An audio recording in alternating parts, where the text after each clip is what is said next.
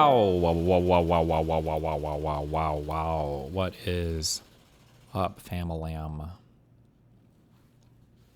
Body so T, I almost thought she was British. I'm trying to... Why?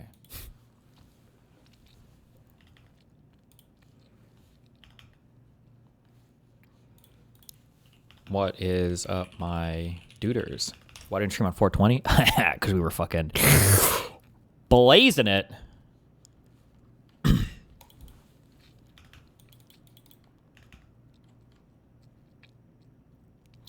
Did you win? Slowly.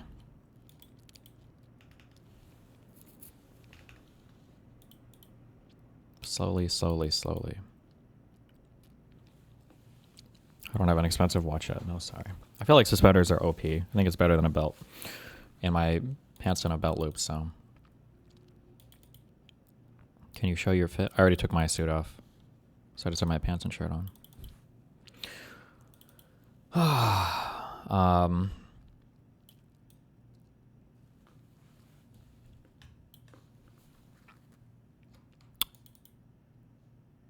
Yeah, I mean, I think it probably went about as well, I guess, as we could have reasonably expected.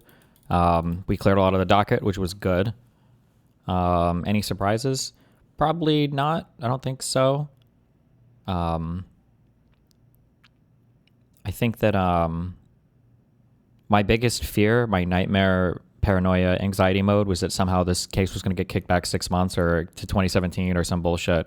But it seemed like the judge... It feels like the judge... well, I mean, every single time the judge has ruled on anything or talked to anybody, it seems like they think this is a bullshit case, which is good. I shouldn't say that, but they're kind of tired of the plaintiff antics. So the...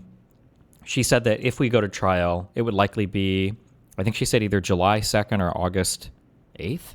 Where she said it would probably be one of those 2 days. But the depositions are forced now to happen within the next 10 days, which is good. So finally, that'll be done with. And then she said she would expect, it might have been July 3rd or August 10th, maybe. So the depositions will be done within the next 10 days. And then she said she expected their MSJ response within that 10 days after, which is nice because they never actually filed a response to our motion for summary judgment. So, and then she said that it's nice. She's very conscientious, I guess, of my legal fees because she said that she would let us know if we're going to trial or not. She said she expects to rule on the deposition, or I'm sorry, she expects to rule on the motion for summary judgment by end of May, early June. So that's good. What if Doe doesn't show for a depo within 10 days? She will. Otherwise, I don't know. The case might get tossed. I don't know. She was pretty upset about the plaintiff. Like, cause she just skipped her deposition and she was pretty, and the excuse they gave for it was ridiculous. And then even after skipping the deposition and not having a good excuse, when she said 10 days, the guy was still like, oh, well, my client is in Illinois. And so, we don't know if she can make it. And she's like, the judge's like, she's got 10 days, figure it out. It's like, what about, can we have 5 more days? Like, bro, is she forced to be deposed first? I don't know. It'll just be, I don't know if there's like an order. I don't know if it matters much or not, but I really don't know. I imagine Doe thinks she's already maximized damage on you, and if she thinks she can't win, couldn't she just drop it before the depo? I don't know what the penalty would be for just dropping the case or not. I'm not sure. Like, if you would just drop it out of nowhere, I don't know if you can do that at this point. But, I mean, I imagine she wants to drag it out to trial. She can. I guess, maybe. I'm not really sure on... I don't know what they plan on... I don't know what they think trial is going to be. Judge Becerra, I think is how you pronounce it, was going over the thing, and she's like, it'll probably be... I don't know if she gave an estimate for how many days the trial would be. I think she said 2 or 3 days. And then my lawyer said 1 day. And then their lawyer was like, we think we're going to need 5 days. A 5-day trial. And the judge was like, what? And they're like, well, yeah, we have so many witnesses to call. And the judge was like, 3 days. Max. And I'm like, okay. Destiny's not in his room. Oh, sorry. Hold on.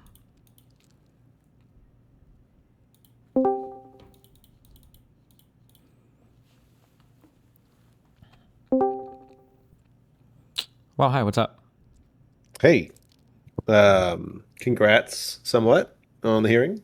Yeah, I It guess. Yeah. was mostly good. Yeah, I think Bretler did a really good job. I felt like it was that one part where he was like, he started just like going in and was like, "There's an issue of subject matter jurisdiction," and the judge was like, Listen, he's a trial lawyer. Okay, he's supposed to be bombastic. Okay, what do you want him to say? "Well, She was no, he smiling. did good. 9 Yeah. out of 10. She 9 out was of 10 she for was Bretler." smiling. She was smiling when she said it. She was like, "You can tone down the language a little bit." And then I think and then he used a different adjective to describe it, and she was like, "Thank you." But, Yeah. But yeah. that was great, and it was like it was funny where the judge was just like not even like he does his spiel about subject matter jurisdiction. She didn't even touch it. She just was like, and so what we're gonna do, and I was like, yeah, that sounds. Well, I right. think because we need party depo, or at the very least my deposition. Yeah. But Well, then yeah, and whenever he was making the argument of like, well, we already had the hearing, I was like, this is a valiant effort that will never succeed. You know, he needs to make this argument, but yeah, no, she will never. oh ever yeah, why do we have accept two this. depositions? We already have an evidentiary hearing under oath, right? Yeah, yeah, Hey, which is listen, a good argument. That's but he no. flew all the way out here. He better be making every goddamn argument he can. Okay, Yeah. that's his fucking job. Yeah. Hell yeah. And then the okay, there were two parts. Okay, I know you want me to be nice to the judge, so I'm gonna try to be nice to him. There are the 2 or 3 parts where it was like, seriously, where she was like, this is a court where we don't litigate via sanctions, all right? So we're just gonna dismiss the sanctions without prejudice. If you need to take up an issue, you can do it at the end of the trial after everything's over. Sure. So That was a little silly well, to me. no. So this is my perspective on it. Okay, is that right now, bro? And then now I had a second guy here who I won't dox or whatever, but who works in the something down here. Yeah. Yeah, I know what you're talking about. The Southern District of Florida is like so swamped with cases, and I mean, you were on the call. You heard that even she was saying like, I think she's got 2 civil cases for her. She's in the middle of a criminal trial right now. Like they have so much stuff.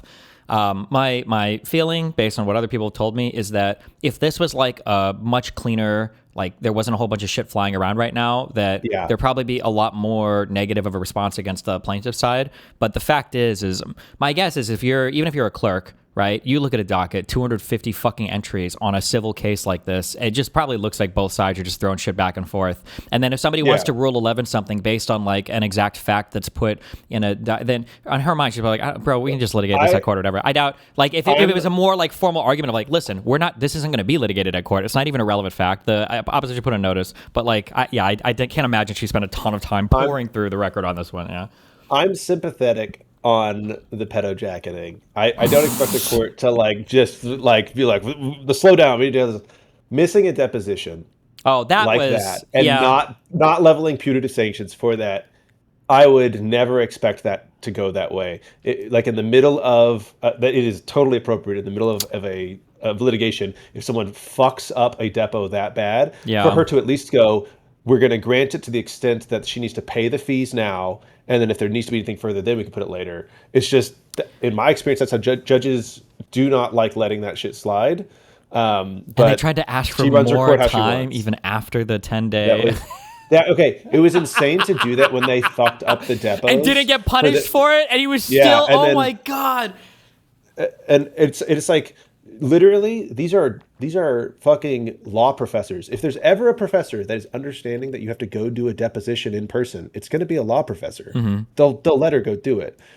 I mean, it's going to be funny for her to explain what the lawsuit's about to her professors, because they're definitely going to ask. So she can just fly down in a weekend. That was a bullshit excuse. She's fucking tweeting. You can go look at her Twitter. She's tweeting like fucking 3 a.m. and going through fucking Reddit threads. She has time to come down to her home state and do a fucking deposition. Okay. She has time to do Twitter Spaces. She can do depo through Twitter Spaces. Yeah, true. But I don't know about anything else. But I mean, no, like I think that the sanctions thing, I was like, really, like it also, to be clear, like the depo sanctions, like the sanctions regarding the depots, that wouldn't be a very complicated. Like they literally discussed it. Like there's not much more to it. You guys got a CNA. You guys were at the depo. She heard their excuse. There's not really a reason to delay it other than she just, like you said, she just wants to move things along, which whatever, that's fine. The part where she was like, she like chewed them out for not responding to the MSJ. That was like, it was funny because it was like she does that and then goes, and so we're going to give you more time to respond. Well, that's just court, bro. I mean, look at all the Trump shit. Like, so I noticed that you guys aren't releasing people when I'm telling you to from habeas claims. I noticed that you guys aren't following through on any of my orders. What's going on? And like, well, we don't know. ICE isn't communicating with us. And the judge is like, it's like the meme, like, okay, well, our entire economy is failing. Everything around the world is fucked. $10 billion more to Israel, right? It's like that meme. It's like, okay, well, none of the litigators are following our orders. Nobody's responding to subpoenas. You have 2 more weeks to comply. It's like, but hey, listen, whatever. I'm not going to complain. It's just funny for a judge. I do agree. To on the record say you didn't respond to an MSJ. That is kind of wild. I don't know why. Yeah. Well, I know why, but yeah. Yeah, if she had said something along the lines of like this discovery request. Well, no, but she even on the record was like your arguments for why the 56D was filed don't make sense. Yeah, she's like, you don't need party depositions because it's to AI. respond to this MSJ. Yeah, it's AI. Yeah. All of the shit they've been. I think around halfway through this court case, you can see the writing style changed a lot, and then the most recent one, 238.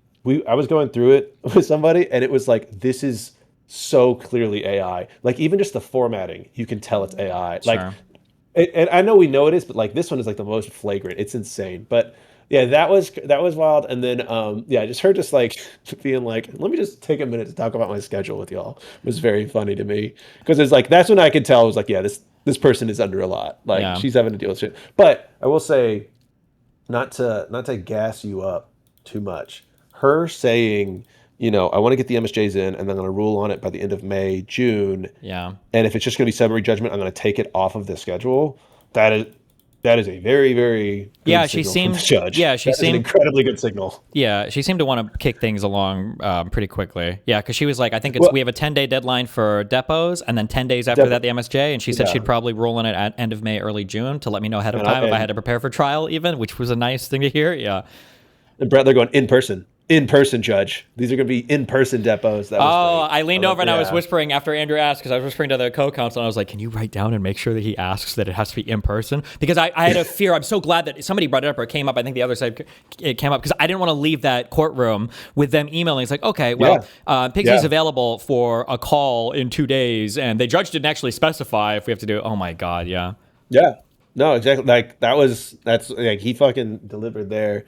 Dude, yeah, to me, the judge saying that stuff about like if this, that, or the other, that means that the judge right now is looking at the MSJ going like, okay, I'm going to grant this, but I don't want to get overruled because you didn't do party depots. Yeah. Yeah, and that appeal would be so. Yeah, that would just be crazy. Yeah. And then also, since you're doing party depots, you might as well get the response. Then there's no like we didn't get a chance to respond. Blah blah blah. Like it is a full like just get through the procedure. But like. Yeah, dude, whenever they were like, how many days do you need for trial? And they were like, 5 days? What do you have? And he named 2 witnesses. What did he even, he had the weirdo expert witness, and then. Yeah. Is he even an expert? Dude, Brettler going in like, he's not an expert, Your Honor. He's not. Funny. I didn't know he just copied Kiwi Farms. Yeah, all they did bring someone in that copy pasted Kiwi Farms. Like dude, the judges, I like how my lawyer's starting to sound like a fucking terminally online dude. The judge was like, "What the fuck is a Kiwi farm? Is he a farmer? What the fuck does that even mean?" That was insane.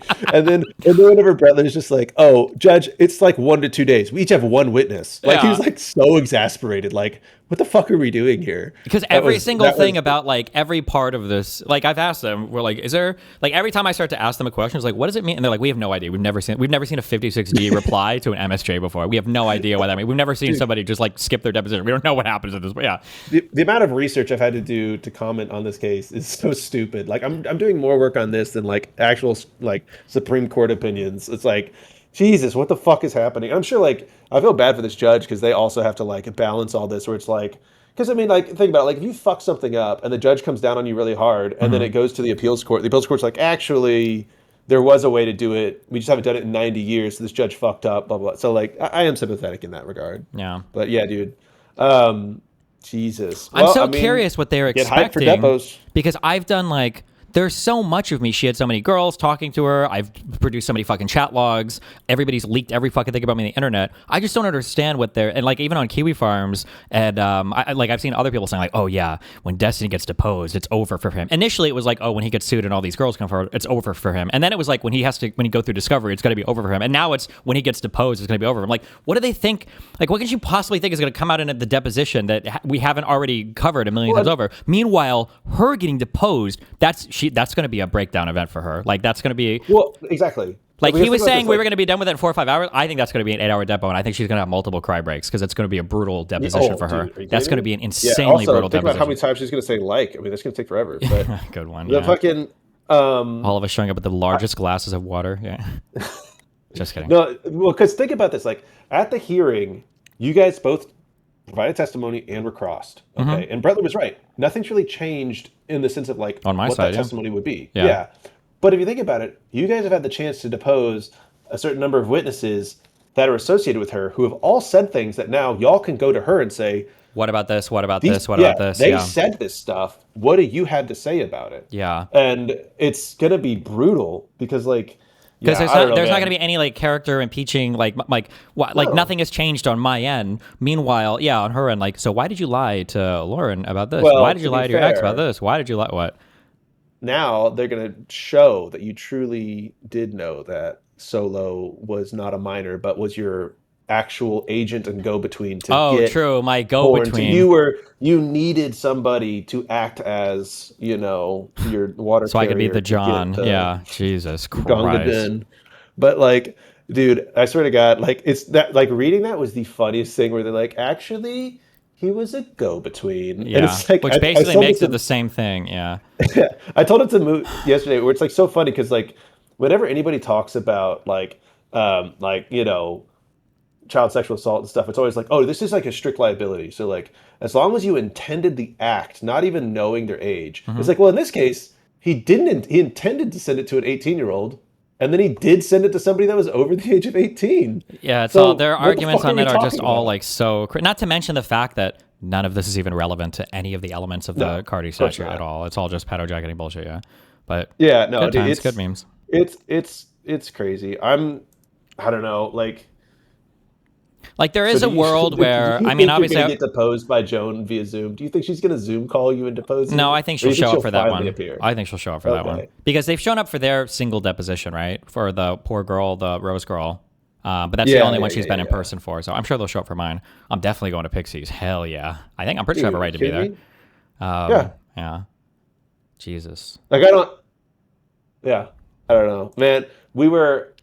I'm really glad you guys fought to get her to not be anonymous at trial. That was so I don't know. I think it's like it's an abuse of the because because the trials that I've seen where like people have not been allowed to be anonymous and like the context of those trials where it's like really like this we need it for this and like not even looking at her like out of court statements and all that stuff and the amount of attention she's drawing to herself. Not even talking about that. Just like the nature of this trial, it needing to be like anonymous at trial is it's just ridiculous. I think I agree with the underlying rationale of the Cardi statute that allows you to proceed under pseudonym if you're bringing a private cause of action just because of the nature of the material. Like how many women would never pursue a court case? Because like think about it, like if it's revenge porn and you don't want people to know about it, but you're going to sue somebody and then plaster your name all over it. But the facts of this case kind of fuck all of that up because one, she has put her name all over it just using an online name, and then two,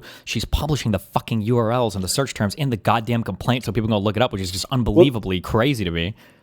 Well, it's that, and then it's just like it's all right. Maybe I'm too jaded from like seeing the like way worse trials, but it's like for me, whenever it's like even if it's like this person didn't want it to be public, but it's like these are like consensual acts. They're not like extreme acts. They're not things that are like so crazy that they would like truly destroy a person. Like sure, I've seen people that like.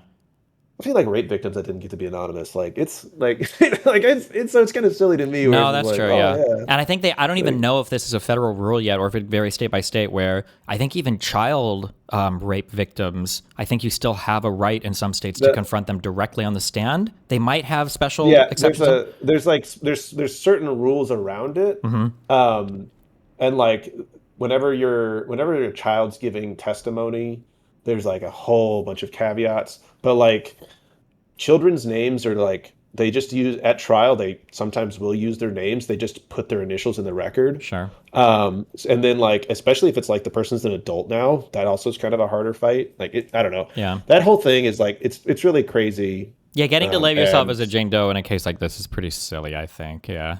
Well, and it also like then whenever you take into account all of her behavior, it's just ridiculous. Yeah. And yeah, I don't know. It's interesting. I'm really excited for like I hope it gets done in summary judgment, but at the same time, like if it doesn't, dude, the pretrial conference is going to be insane. Like that's going to be I might go to the courthouse for that one. Like that's some like I don't mind if like the summary judgment, I just hope the judge writes a lot on it if I do win at summary judgment. Otherwise, I mean like if she says she's going to rule on the MSJ, if it ends up being early June, yeah, she said if she said late May or early June. I mean, like if the trial could have been on July 3rd anyway. I mean, like because obviously it looks better for me to win at trial, I think, than an MSJ. Well, but I mean, as long as she writes enough on the MSJ, like I'm happy with it. Yeah, I guess. I no longer think that there's like based on her statements today, I do not think there's a scenario in which she goes, fuck it, the jury's right there, let's just go to trial. I don't see a scenario that's true. Yeah, that's true. And and she does seem busy. Yeah, she was really encouraging. Oh, and I'm glad she called them out too on their fucking. These guys file so many Twilight Hour motions where it's like like one day or the day of, I think, like discovery closing. They're like, we need to actually keep this open. And it's like, bro, what you didn't know? Exactly. You didn't know 8 months ago that I had an ex-wife in Sweden that you could have put. Why did you wait so long for all of us? And they're like, well, we were waiting for a protective order to file any discovery to do anything. What? Stupid, dude. That was and it's a thing where and I think we discussed a little bit about just their continuance motion for the trial itself, where it was like none of the problems they bring up exist at this point that didn't exist months ago when they could have filed. Yeah, right? And courts are very aware of that and they pay attention to it, and so it's very silly whenever they bring this up. And the judge was like, I don't want to push this back, but like unfortunately we have to. And it's like, yeah, well, I mean, I guess you kind of have to, but at the same time, like, shit, judge, you could have just fucking been mean to her. But it's like, yeah, it's silly. As far as like depots go, so like it was interesting whenever we were talking about it, because like if you think about it, y'all stayed because they were saying like, oh, they stayed Destiny's depot, so like we should be allowed to do it, right? Yeah, and it's just they are correct, like the judge is correct legally in that. However, it is the weirdest thing in the world to stay a deposition and then wait 6 months to reschedule. Yeah, that's the issue for a lot of this stuff. Has been timing stuff, you know? Yeah. So like a lot of like how many of these motions were dismissed basically as moot because it's just been so long, and it's just Yeah, we're going to stay this deposition, and maybe in 7 months we'll know whether or not we're actually going to do it. It's like, okay. Yeah. I'm so happy. Oh, God.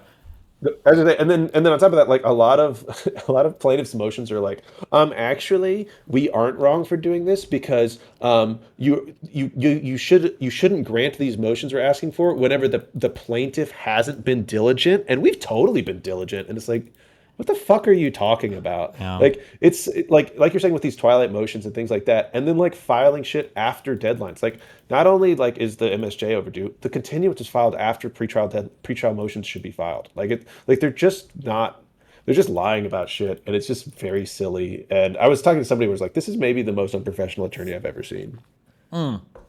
Yes, and also, wait, why the fuck is this Carlos litigation firm? Why are they even involved in this? Because I thought initially, because I don't know why I assumed that Joan was from Puerto Rico or something, or I feel like I looked at that in the beginning of this case, but like she's not. She's registered to practice and everything in Florida. She has a Florida office. She doesn't. She doesn't have a Pro Hoc Vice. Well, 1 second. What? She's doing Pro Hoc Vice not to Florida. She's doing it to this district in Florida. So she's probably barred in Florida, but she's probably not part of the federal bar for that district. For federal courts, you have to be part of the federal district bar of that court. Oh, damn. So she's probably not a part of that bar. So Carlos people, they probably practice in federal court, and they're barred to be in that district. Yeah. Okay. So, but you are making a good point of, if you are in Florida, it actually is weirder that you are doing this poorly. Like if you're truly out of state and not familiar with this stuff, fine. But it's like, no, you practice in Florida. Like, at the very least, you should understand the norms and like care about your reputation and stuff like that, because this is where you work. So yeah, I don't know. It's truly the most just like burning your house down to stay warm kind of situation where it's like, Well, the Joan Schlump Peters is just a fucking family mob lawyer. I don't think she gives a fuck about her reputation. I don't know about the Carlos, his litigation firm. I don't know what their relationship is or why they agreed to. if you're just, pro hoc viching, if you're just that person for somebody, you rarely is it going to blow back on you, even if they're acting out of pocket and stupid. That being said, they are appearing for the hearings. But because Joan won't show up for anything, which is so weird. Why wouldn't you? Yeah, and then Pixie not showing up for anything. Nobody. Yeah, I don't know, man. She's got school and finals. When are finals? Are finals now at the end of April? Is that? You can maybe get finals like last couple of days of April, but usually what happens is April you finish out that last week and then they give you like 2 weeks to study, and then you'll start law school finals like around like like a week into May, and then it'll last for about a week and a half. Yeah. Depending on but also like if you need to reschedule a final, that's like the easiest thing in the world in law school. That's like, and that judge knows, everybody knows that. It's bullshit to try and act like you can't. If anything, she's gonna get more time to study. So, but yeah. No, it's well, I mean, I just want to say real quick, other than the sanctions not being ruled on, I literally predicted all of this, chat, 100% vindicated. That's why I'm fucking the DGG lawyer, all right? Wow. That's me, all right? Down I to the called all date this shit. for everything. Yeah.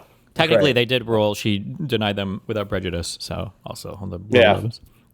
Yeah. But I love no, when they just like fucking file a Rule 11 against just because we filed one too. I just feel like it's goofy. I don't know. I brought that up to somebody You're else. going to sanction me? Well, I'm going to sanction you back for the same thing or whatever. It's like, okay. Yeah, I brought that up to somebody else, and they like another lawyer, and they just like looked at me like, "Wait, what did they sanction them for?" I was like, "Oh, for filing sanctioning the them." sanctions." Yeah, and then they were like, "Well, did they reply to the sanctions?" I said no, and they're like, They don't need to, bro. It's What the cross fuck's 11s, happening? bro. What do you mean? Yeah. Of course. We Of have course you're going to we fire have back. dueling 11s. Yeah, why not? So, yeah. Jesus. I don't know. Then let me see. So here's the hard part. You could argue, actually. though, you could argue that strategically maybe it's working to shit up the docket because, like, Yeah. if that 11 had been sitting there on its own, maybe she looks at it a little bit more seriously, but now it's like cross 11s and all this other shit. She's like, guys, just Jesus fuck, just figure it out. Oh, no, this is 100% a tactic. Sure. Like, you totally do that shit. Oh, who's this fucker?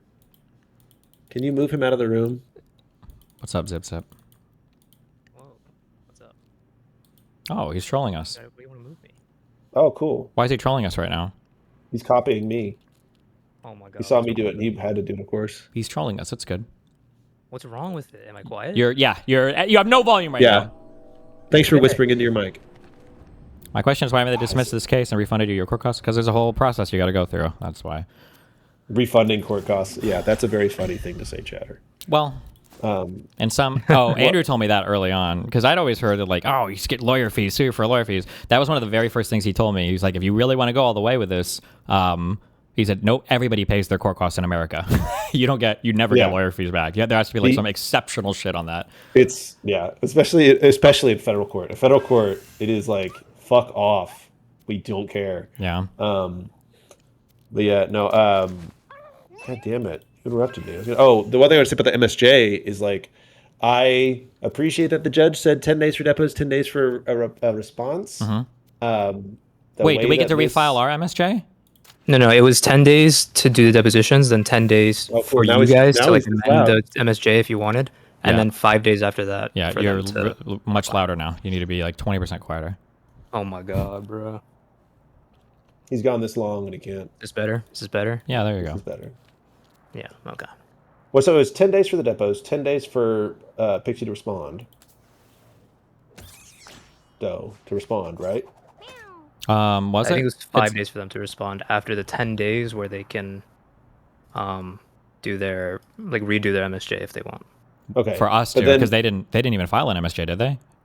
No. Yeah. Yeah, you didn't file it. So but then there's probably going to be a reply and a SIR reply that might delay shit because you all love to just, We love Put shit in to the talk and docket talk and constantly. talk, yeah, fucking legal fees constantly.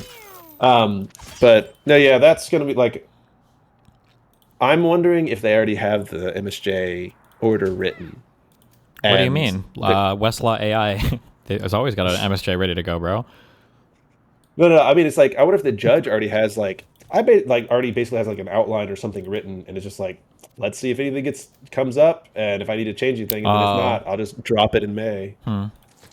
Because like, I don't know, looking back over your MSJ, it's like, it's pretty painful to try and see how they're going to even address any of it. But you know, knowing you, I've seen you in stressful situations and stuff like that. You break pretty easily. So. Oh yeah. Wait, what am I going to break? Yeah. Oh, on the deposition, where I'm just going to suddenly just start saying, I actually. I am so low. Yeah. I actually checked her. I actually did ask her ID. I do have her ID. True. I have a copy of it. The only reason I was talking to Annie was because I thought every single person was underage. That's the only thing I cared about. You actually thought Pixie was underage. True. That's the only reason I was. Yeah, exactly. Video games. Yeah. Stop. We saw the name of the Google Drive. It said all of my pedophile videos. True. Yeah. So, all right. I'll let Zip take over. I have to get back to my real job. Okay. But hey, congrats again. Thanks a lot, buddy. Also, you look really cute in your suspenders. Thanks, buddy. Be careful. Oh, he looked cute in this suit too. You should have seen him. I'm so jealous. Bye. Bye. Guy. Okay. He wanted me to take over. I don't know what. Yeah, I don't know what else to discuss. I think you guys went over it a bit. Yeah. Was there anybody else there besides you two, you and the other guy? Like in the it was just us. Audience? In the gallery there was a couple people, but they seemed like they just worked there, like for the judge or whatever. So I don't think there was anybody else that was stalking or anything. Cool. Well. Okay, I'll head out. Just wanted to let people know. Yeah, I was there again. Good job. Because I'm that guy. Okay. All right. Well, thanks a lot. Be careful. Bye. Bye. Well, what the fuck is this? Hello? Do we not believe in flu vaccines anymore? What? Under the disastrous Biden administration. Oh, we're still talking about him. Okay. This Pentagon waged an unrelenting... Did the judge say something about you not having received any discovery? Isn't that pretty egregious? So I don't think there are many issues we can raise about that behavior there. Maybe it'll come up in the MSJ because we're not like countersuing. So it's not like there are claims that I'm making that are that I'm not able to litigate effectively because I'm not getting the discovery that I'm owed. And it's not like they've been able to substantiate anything they're saying. So it's not like getting more discovery would help me necessarily, maybe. But yeah, it's just harder for me to make the arguments since I don't have a countersuit open, but yeah. Administration. This Pentagon waged an unrelenting war on our warriors on many fronts, including when it came to denying them simple medical autonomy and the freedom to express their religious convictions. In other words, our men and women in uniform were forced to choose between their conscience and their country, even when those decisions posed no threat to our military readiness. You know what I'm talking about, what happened, COVID-19 and the vaccine. 2020, 2021, by the way, still obsessed over it. No more.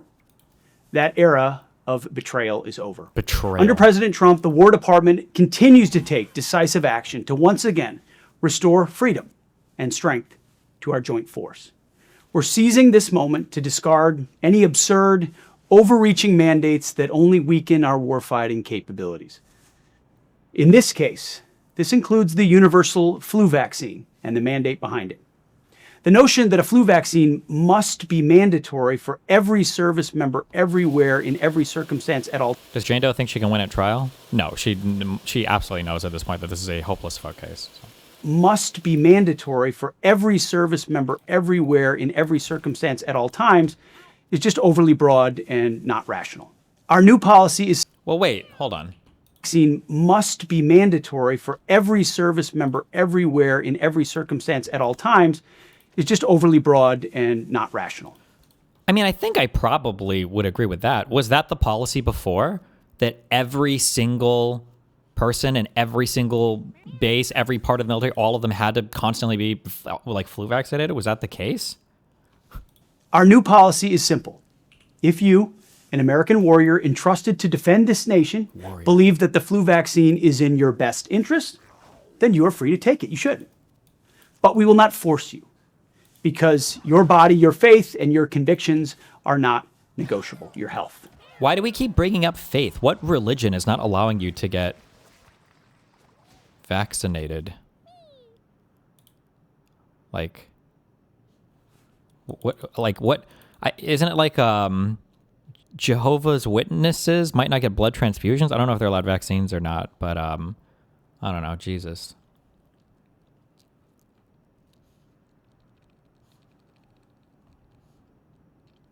Do you think there's a good chance you'll be able to have her pay compensation for your lawyer fees since the lawsuit is so blatantly frivolous? I have no idea about any of that, guys. That would be, I would have to sue her again at the end of this, which, I mean, I'll consider, but it's a matter of like, do I want to, I still would like to sue the actual crazy, horrible fucking person, like the solo guy. I would still like to sue him. And then suing her would mean a whole other however many long year or 2 years over, bullshit. I'm not sure. It's common sense. It's the kind of common sense approach we're undertaking in this department.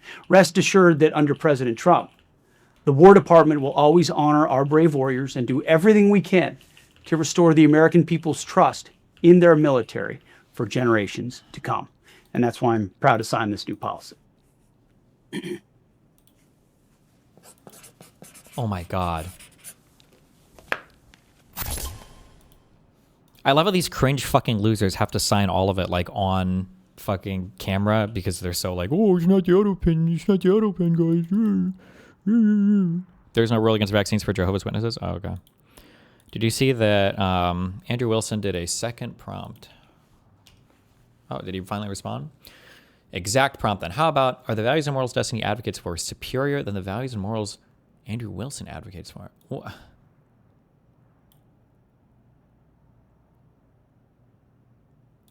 How would you... I'm good. This is retarded.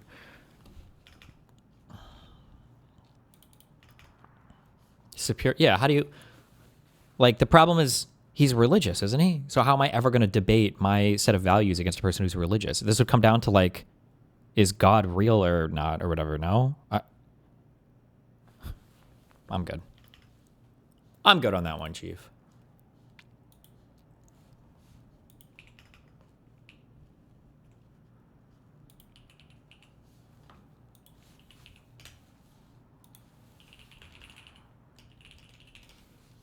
Parody.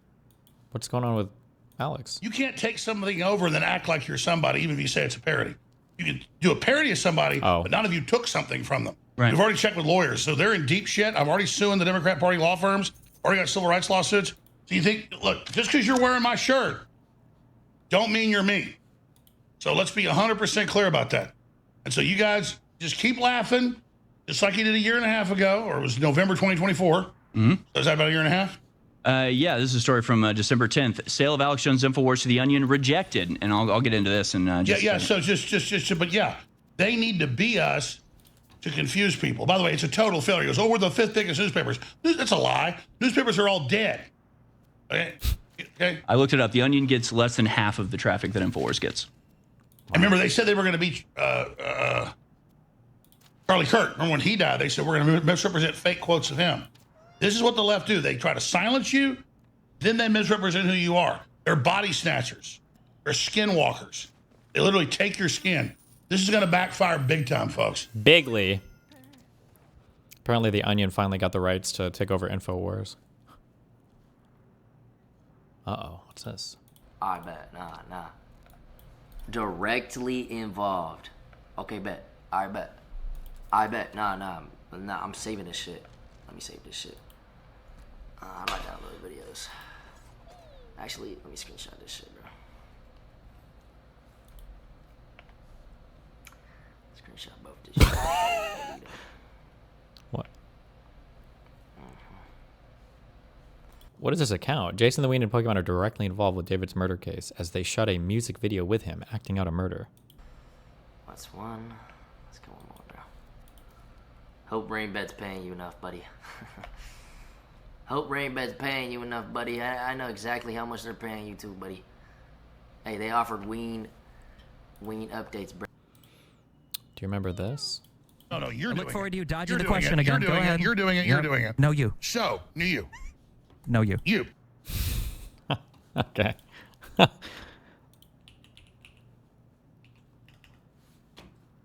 fuck. I'm starting to see I'm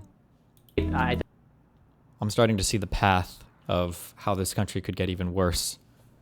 And it involves Tucker Carlson running for president. Oh, God. And everyone else who supported him, you wrote speeches for him, I campaigned for him. I mean, we're implicated in this for sure. Yes. It's not enough to say, well, I changed my mind, or like, oh, this is bad, I'm out. It's like, in very small ways, but in real ways, you and me and millions of people like us are the reason this is happening right now. Yes. So I do think it's like a moment to wrestle with our own consciences. You know, we'll be tormented by it for a long time. I will be. And I want to say I'm sorry for misleading people. It was not intentional. That's all I'll say. But anyway, but the question does present itself immediately, like, what is this? Was this always the plan? You don't want to be a conspiracy nut, but like, clearly there were signs of low character. We knew that. Yes. But it didn't, there are tons of people of low character who like outperform their character. It doesn't have to be. Sort of the norm, actually, these days, I would say. I've outperformed my character a lot. I don't have especially high character, right?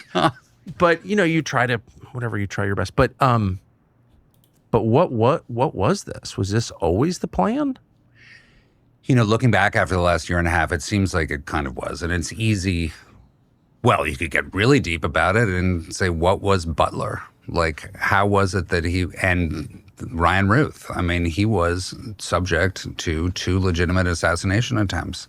Have we ever gotten to the bottom? I know you've talked a lot about this, but have we ever gotten to the bottom of that? I haven't talked a lot about it. I don't know the answer, but I know that those investigations have been stymied. Fact. Yeah, stymied from the very top, from people who actually would have the power to get to the bottom of it. And the motive. Feeling. Yes. Right. Yeah. Very much. So, what things in particular what is he talking about right now? Hassan will 100% carry water for Tucker if he runs and stand wash the fuck out of him for his audience. Probably, maybe. Probably, maybe. I would give that a probably, maybe. They wouldn't be opposed to it. You can see that they, you know, you've got all the Plattner defense that they run because he's on their team. Now you've got them, funnily enough, championing billionaires, right? Where they all seem to be pretty warm towards Steyer in California, which is crazy because these people were like the most like eat the billionaire class people I've ever seen in my life, but now apparently they're chill with it. Conservatives are on the Trump assassination was staged conspiracy now. Oh, okay, well. The enormous amount of money he got from Miriam Adelson now seems suspect to a lot of people at the time. Remember this meme I brought up in the debate with it wasn't Schroer. Doyle. This conspiracy meme. Uh-oh. God from Miriam Adelson now seems suspect to a lot of people at the time. But, you know, there's a lot of money in politics. To run for president requires an enormous, I mean, Cackling Camel Toe went through $2 billion in 4 months. So, sure, there's an argument to be made that you get money from those who will give it to you. It's just the nature of that game. But it's still reprehensible and it's still a big question mark. Why would someone who has obvious and demonstrated allegiance to a foreign power give Donald Trump $250 million while he's running for president? I mean, how is that defensible? It's really not. If Russia had given a PAC for Trump, you know, if the mayor of Moscow had somehow, you know, assembled an enormous amount of money and put it in a 501c3 for Trump's benefit. Wow, LaFrosty, thank you for the tier 5 subber, buddy. I appreciate it. But would that have been acceptable? Of course it wouldn't have been. So what does it's so basic, comes back to the money. Like, what did they get in return for that amount of investment? And it's clear. I get it. No, I mean, of course, I agree with every word that you're saying. I just think, given his behavior and his demonstrated disloyalty and viciousness to previous supporters. Yes. Why wouldn't he display the same lack of loyalty to Miriam Adelson? I mean, that's kind of the question. The only people he's been loyal to are the neocons and his donors. The U.S. is prepared to invade Iran per President of the United States as of 35 minutes ago. Is that true?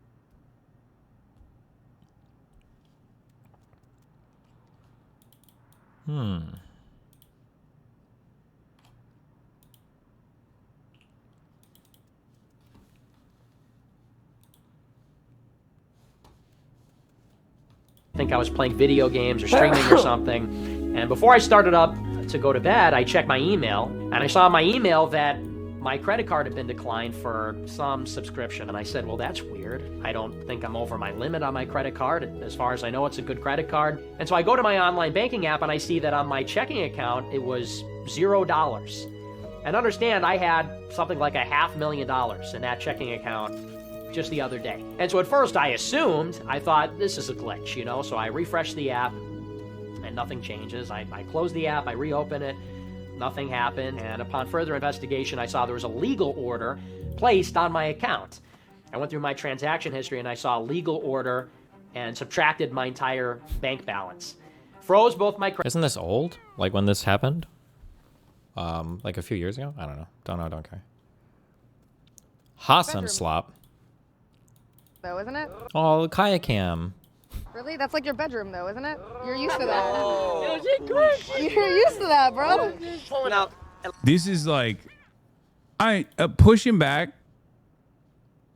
on XUC in front of an audience like this, and also getting them to cheer you on is pretty impressive, especially as a woman. Holy fuck. Is he trying to get re-involved in streamer slop drama to fight XQC? Because he's so mad at it. What the fuck? Okay. Yeah, General DRK. Hassan is so mad that he lost all of his Twitch goons LeMayo. Holy cringe. Them to cheer you on is pretty impressive, especially as a woman. Holy fuck. XUC invited it in when he brought up Bonnie's name. Fuck everyone involved in that current drama cycle. I don't even know what the fuck happened in the drama cycle. All I know is this. Okay? Back in the day, content creators would not personally egg on some of the most like parasocial nonsense. And content creators who did egg that shit on and would purposely wedge themselves into a story in an effort to like get some of the most schizophrenic parasocial stalkers involved would usually be like blacklisted. What? I don't know what the fuck he's talking about.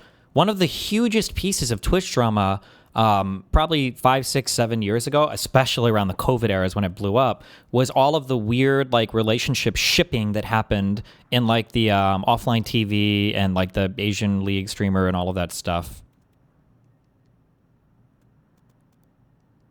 Community. Why are we a little dubbing? What did I say? Oh, 6, 7, good one. Yeah, but that was like a huge thing. There were multiple subreddits made over it. Like every time somebody streamed a game with somebody else, there was like the shipping culture. Ninja, I remember, got in a whole bunch of trouble because I think Ninja tweeted out that I would never ever play a game on stream. I would never do a queue with a woman, I think, like, or play a game with a woman because people would be weird about it or something. And people were like, oh, that's sexist or whatever. Like, this happened with so many, with all the guy streamers. Anytime Soda pop it, remember, I don't know if I would say Soda's current relationship was like shipping related, but like I know that Maya and Miskiff kind of got together because he watched a clip of hers and people like all like forced like the shipping memes super hard. I don't know. This has like always been a part of Twitch stuff, but I think Asana is just desperately trying to get involved in this or something. I don't know. It seems cringe. Schizophrenic parasocial stalkers involved would usually be like blacklisted. The environment changed entirely. Okay? The content creator environment changed entirely. There are a lot of content creators like Asmongold who literally personally lean into this shit and will actively turn stories into massive ordeals. Asmongold? I must be missing something. He can't be this out of pocket. There must be some drama or some shit that I'm just missing. Or I guess. I feel like Asmongold was never much part of it. A lot of people didn't even know he was dating the is it Pink Sparkles at the time? Pretty sure that XQC Cine shit is just lighthearted roasting. I don't know about that. I feel like they were roasting each other, but then it feels like Cine got actually mad and then started to get pretty... There was some recent drama you missed? What did I miss recently?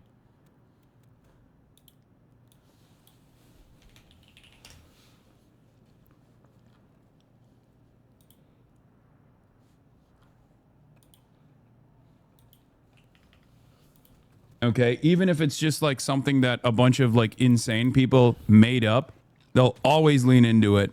XQC does it too. Obviously, back in the day, it was like Sex Pestiny that did it. He still does it.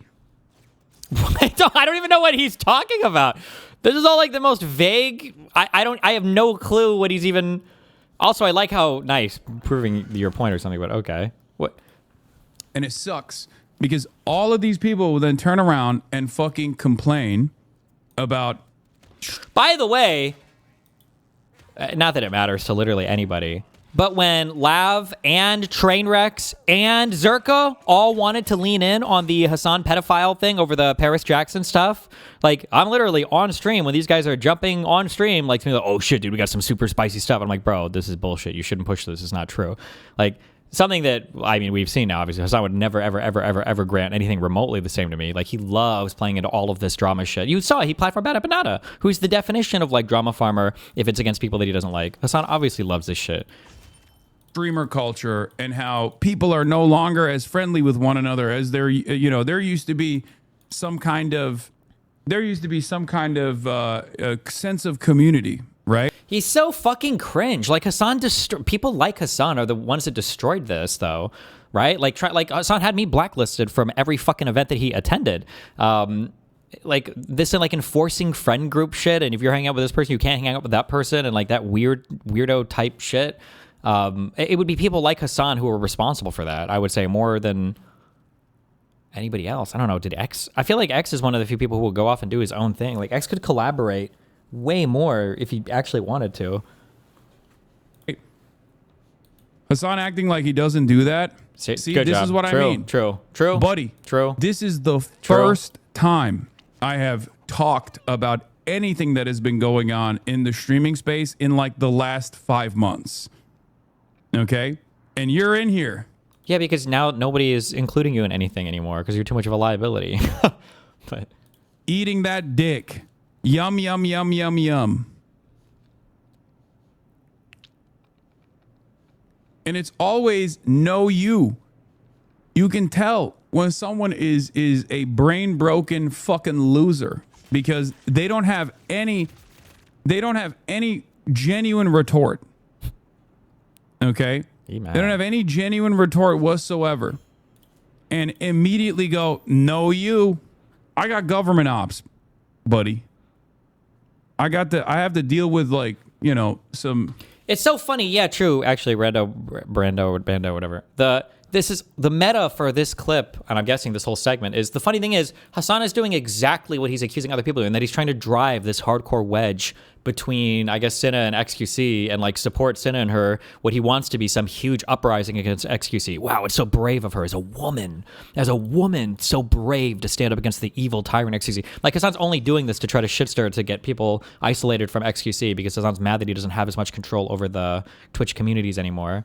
I have to deal with like, some worse shit. What do you have to deal with? Other dumb fuck content. You're such a fucking. He doesn't even have a personal life to go in on because his whole life is obsessively oriented around networking and clout. Like he doesn't even have any. Like what do you go over? The things that you say on stream or what people roast you for? Wow, bro. Creator said about me. Wow.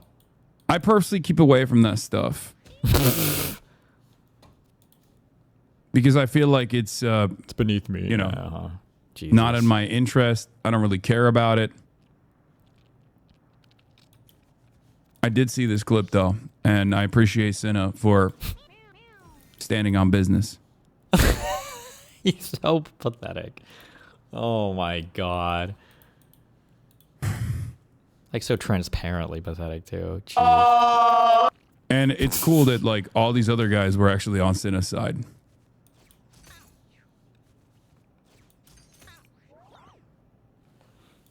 King.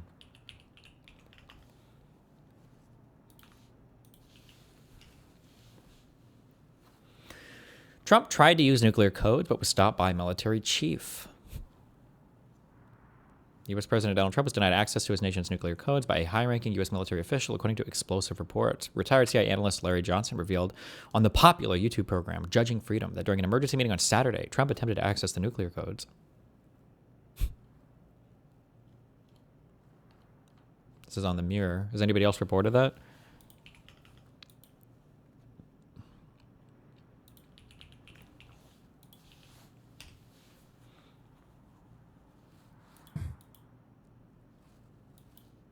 Graphic was from this video. All right. Have you? Oh, it's Devin Nash. Haven't seen Devin Nash in a minute. Is he still homies with Sex Pestiny? Isn't he the guy who? So I don't do streamer drum or anything like that. Isn't he the guy? Oh my god, bro.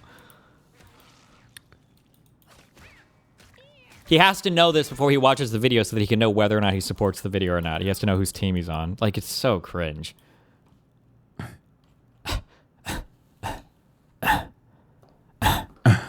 Of course.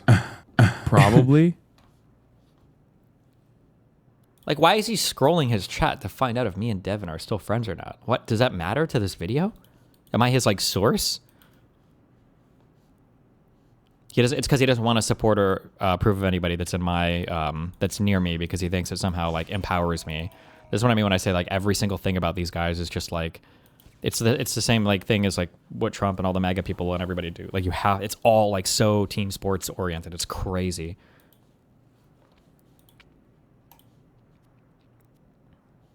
He used to be back in the day. I don't know if he still is. He probably, maybe he isn't. Graphic was okay. King.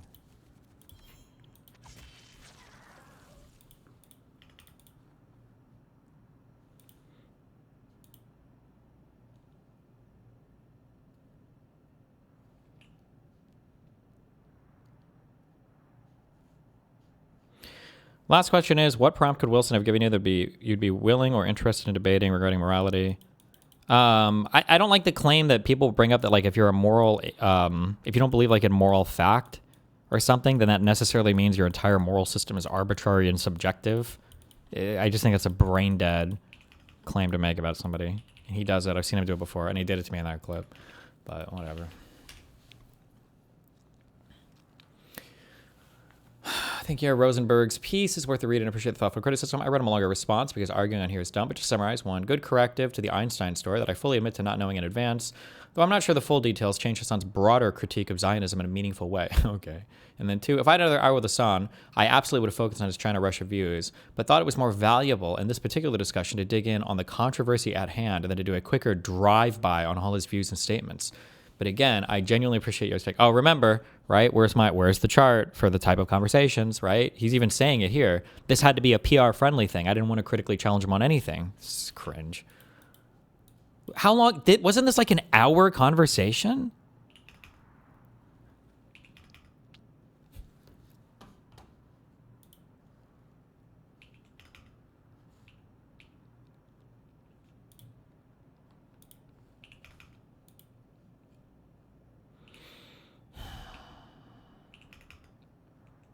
Cringe.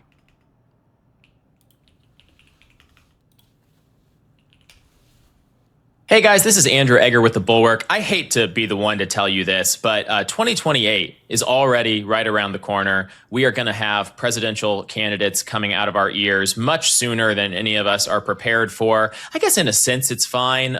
It's starting to look like, at least as compared to this time last year, the odds of a Trump 3 coming down the pipe at us are a little bit diminished. The man is very unpopular. He's very old and tired. It's not clear he even really wants to, but never say never. And there are a lot of other Republicans that we're going to need to be familiarizing ourselves with. So JVL, our fearless leader, he wrote in his triad today, basically an early handicapping of the 2028 GOP field, and we're going to talk about it a little bit. JVL, want to talk us on a little bit? First of all, maybe let's just put it this way: who do you like? Who's in there that's fun and exciting and ready to set aside all of the likelihood things? But is there anybody in there that would set your little Reformicon heart up? So wait, what's the basis for objective moral judgments without moral fact? What would you appeal to that you can claim isn't ultimately arbitrary? I mean, you could invent theoretically any moral system you want based on any number of things that you want. That's not, unless you're going to say something is arbitrary because of like some foundational axiom that you can't prove or whatever. But then, I mean, in that case, we're in ultimate skeptic territory, and then everything is ultimately arbitrary. Like, I mean, like this is one of the few times in philosophy where I will appeal to some degree of common sense. Like to say that, like, it is self-evident that a person cannot believe in moral fact, but still believe there's some guiding moral principle to how they act in their life. Like to pretend otherwise is absurd. There's not a single human being you can point to that would say that like, oh yeah, I don't believe in objective moral fact, therefore everything is okay. Like it's such an unserious statement. You can make other claims that a person might not necessarily have a good philosophical justification or something for the statements or claims they make or something. You could go on that road, but to say that like, well, if they don't believe in objective moral fact, then every single thing is arbitrary and trivial, that's super stupid. Pitter pat going into 2020.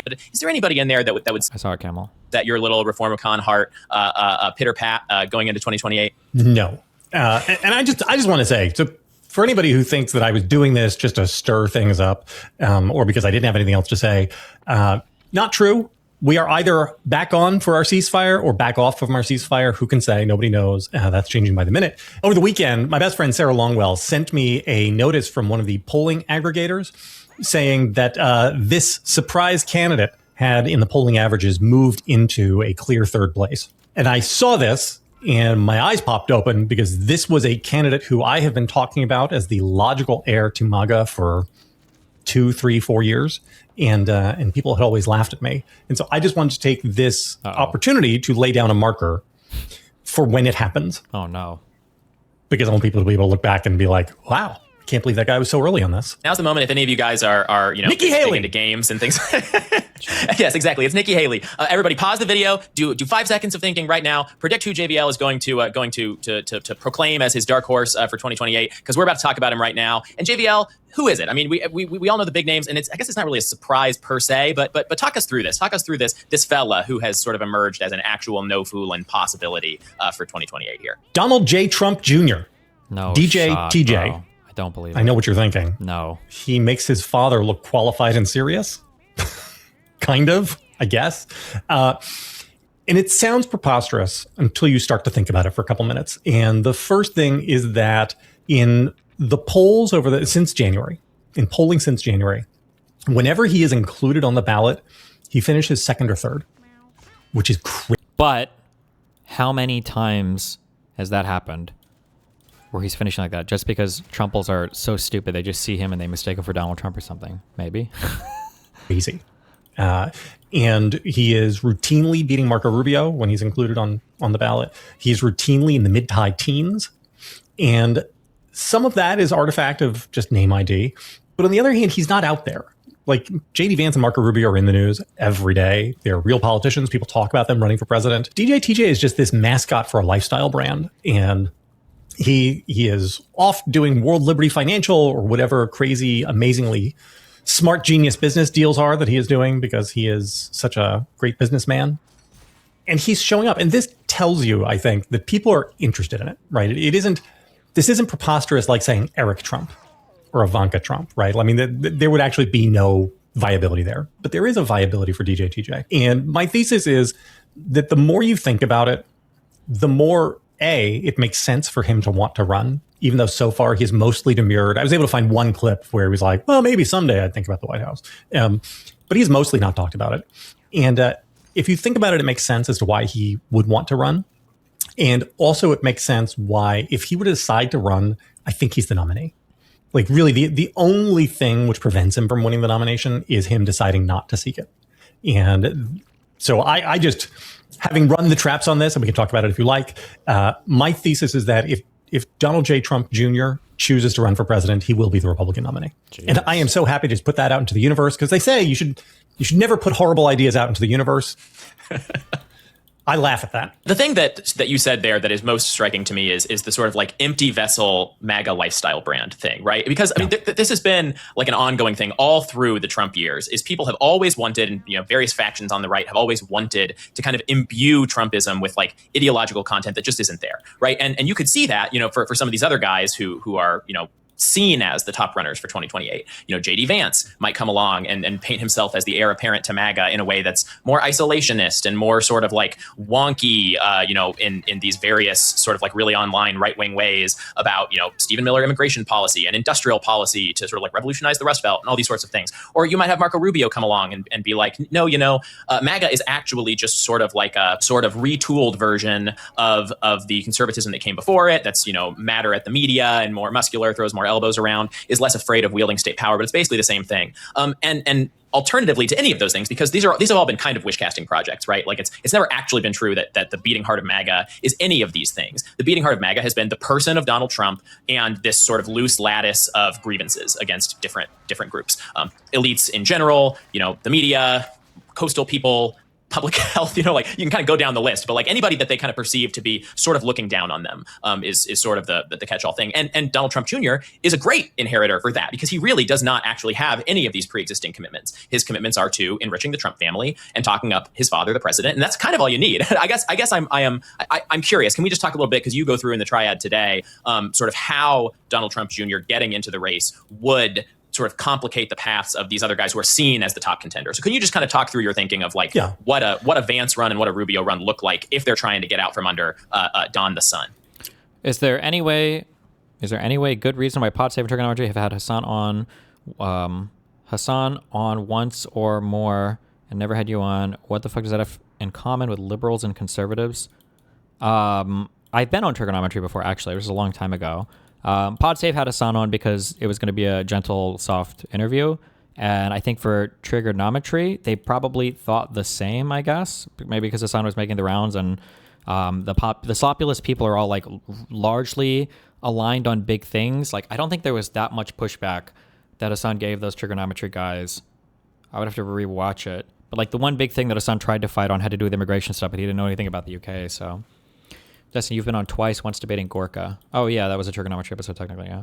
So I don't think they can run.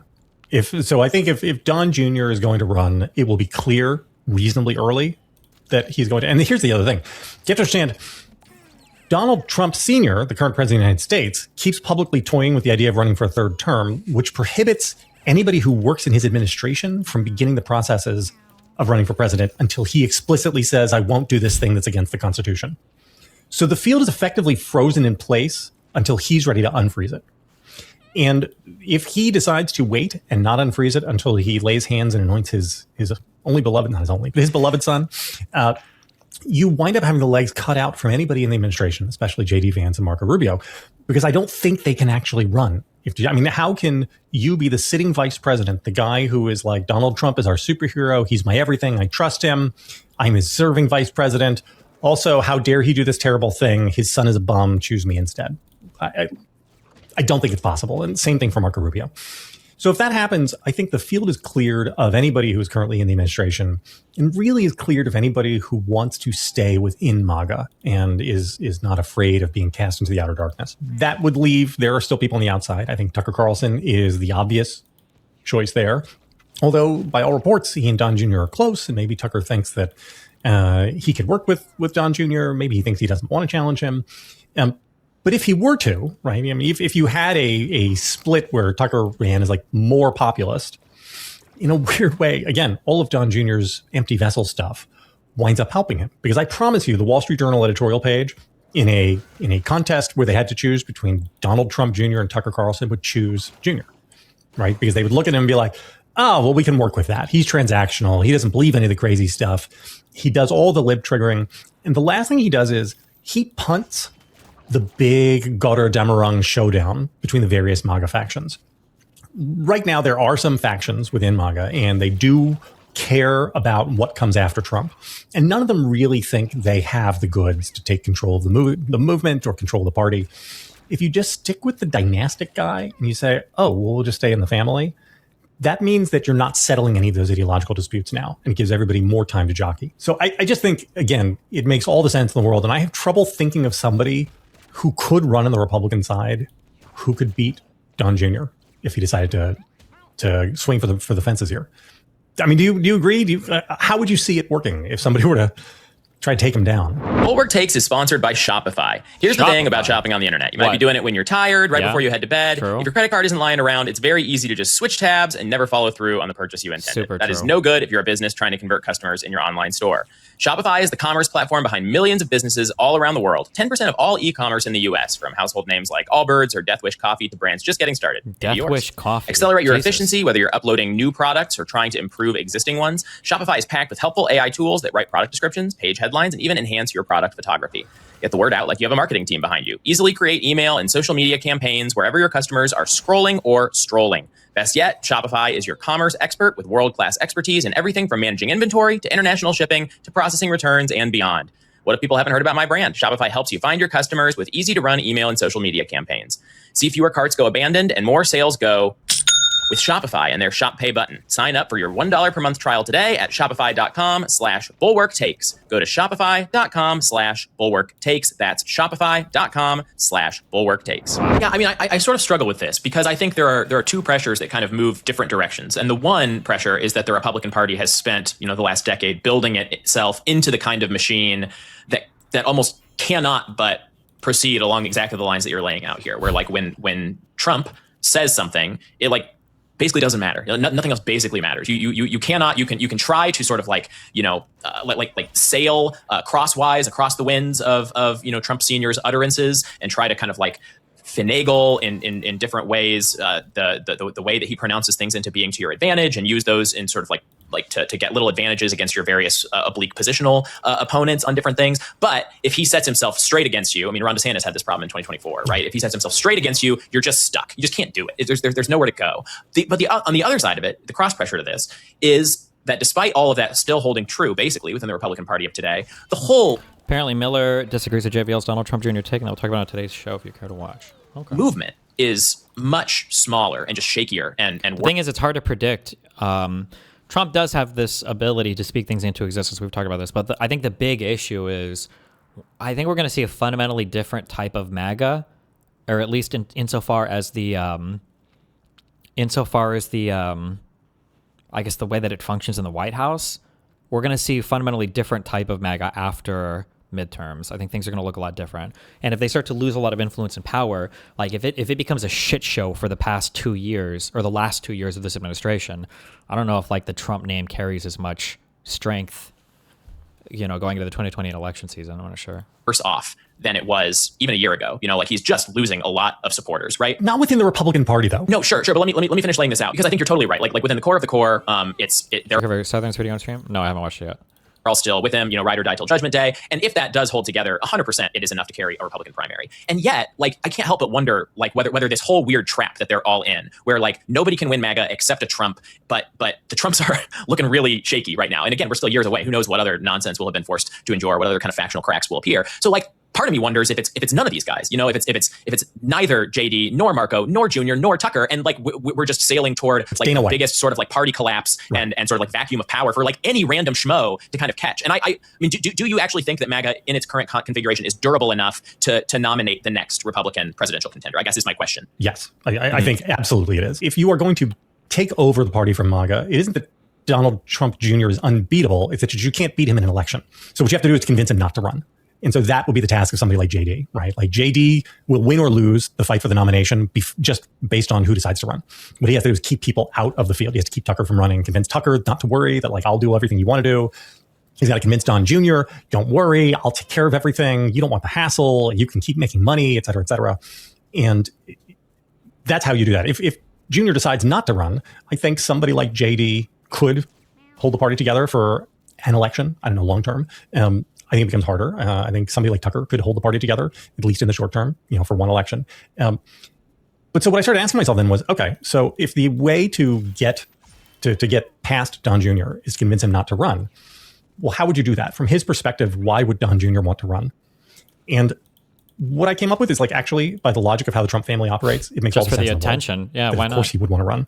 And the answer is our friends at the Center for American Progress have what they call the Trump Tracker, where they keep track of all of the ways in which the Trump family has enriched themselves. And they believe that the Trump net worth was at about 2.9 billion. I want to say 2.9 billion when he took office this last time, and now it's at 6.2 billion. That he has been just sort of given in like hard tangible assets, about $2 billion worth of like gifts and stuff. And this is not paper value. This is like stuff that he's already realized the gains of. And why has he gotten that? Why has the Trump family gotten that? I wish that people understood like the scale of things more. Like the amount of money that the Trump family has made in this presidency has been more than like all the past Congress people's stock trades, maybe all of their net worths combined in the history of the entire United States of America. Like it's just unbelievable how much money these people have made. It's just crazy. And the answer is because they hold power of the United States government. If they don't hold power of the United States government, a lot of that goes away. There'll be some grift. Like you can sell Trump watches to stupid people, but in order to have like Middle Eastern kingdoms thinking it's worth their while to bribe you to the tune of like hundreds of millions of dollars, they're not going to do that if you don't have either a hold on the White House or the potential to retake the White House in the future. And so if you're the Trump family and you're trying to figure out, well, how do we preserve access to that revenue stream? The answer is one of you, either the sitting president or his son, has to be the party's nominee in 2028. And in a weird way, it might be preferable if it was Junior, because if Junior runs in 2028 and loses, so long as he won the nomination, even if he loses the general election, for the next 4 years, he's the presumed front runner for 2032. And so now you're looking at like 6 more years where you're able to plausibly represent to other parties that it is worth their while to pay you. You are uttering the most unspeakable sentences right now, JBL. What do you mean? Is it wrong? No, I'm not ready to sit here. It's just grim. It's just really grim to hear that. It is kind of fun to contemplate. It just has a logic all of its own, doesn't it? Yeah, 100%. But I like the idea of Don Jr. and Don Sr. basically switching roles. You know, you have Jr. going to the White House, and then it's Sr. who just gets to sort of schmooze all over, you know, Qatar and the UAE and sort of rake in the deals. He runs the Board of Peace, and and maybe the Iranians do a lot of work on their toll booth and see if they can get some of that proceeds. Because I just assume that the end of this war comes when Iran realizes that all they have to do is say, we're proposing a $2 million toll and we split it with you, Mr. Trump. I am sorry, whatever else they want to do, if they propose that deal to Donald Trump, he's going to take it. Right? Let me return really quickly to the structural question of the. I'm going too far out there even for nomination. I just don't want to even think these thoughts right now. You know, it's Monday. Save it for the middle of the week or something. But I just wanted to ask about because there's 2 other things about the nominee. I feel like you've basically convinced me that if he wants it, he has an absolute straight shot to the MAGA lane in this primary, which is, you know, until proven otherwise, the winning lane. But I did want to just kind of kick around the 2 other possible types of candidate that you could see, which is, you know, the kind that we got in 2024, which was, you know, the sort of like fossilized old Republican Party kind of kicking up Nikki Haley to be like, you know, let's see if she can do anything. And obviously she never posed a challenge, but she did, you know, when it was finally just her and Trump, you know, she was still pulling like 25, 30% in a bunch of primaries. So there's some energy there, right? And then the other potential faction is the cast-offs from MAGA, you know, the exiles, the people who have been cutting bait over various actual policy things, who are unlike JD unlike JD Vance in the sense that while JD looks at something like the war in Iran and is privately horrified, but, you know, has absolutely no choice but to sort of stick with it. You have people like Marjorie Taylor Greene and Candace Owens and, like you said, Tucker Carlson, who potentially represent, you know, a sort of breakaway faction to the more nativist side, to the more isolationist side, to the more sort of conspiracy brand crank side. And people like this are plainly sort of gathering steam to actually make some noise in Republican primaries from here on out. You know, Nick Fuentes and guys like this. So you could see a world where you know this MAGA faction, which is locked down if he wants it by Donald Trump Jr., it has to deal with these 2 flanking pressures on both sides. I mean, do you see that as an actual problem if he gets there, or is this just going to be another situation where it's like 20%, 60%, he's the nominee? I mean, I gotta say, so you know, we often joke that never Trumpers, the Republicans who refused to get on board with Trump, represented a vanishingly small percentage of the population, right?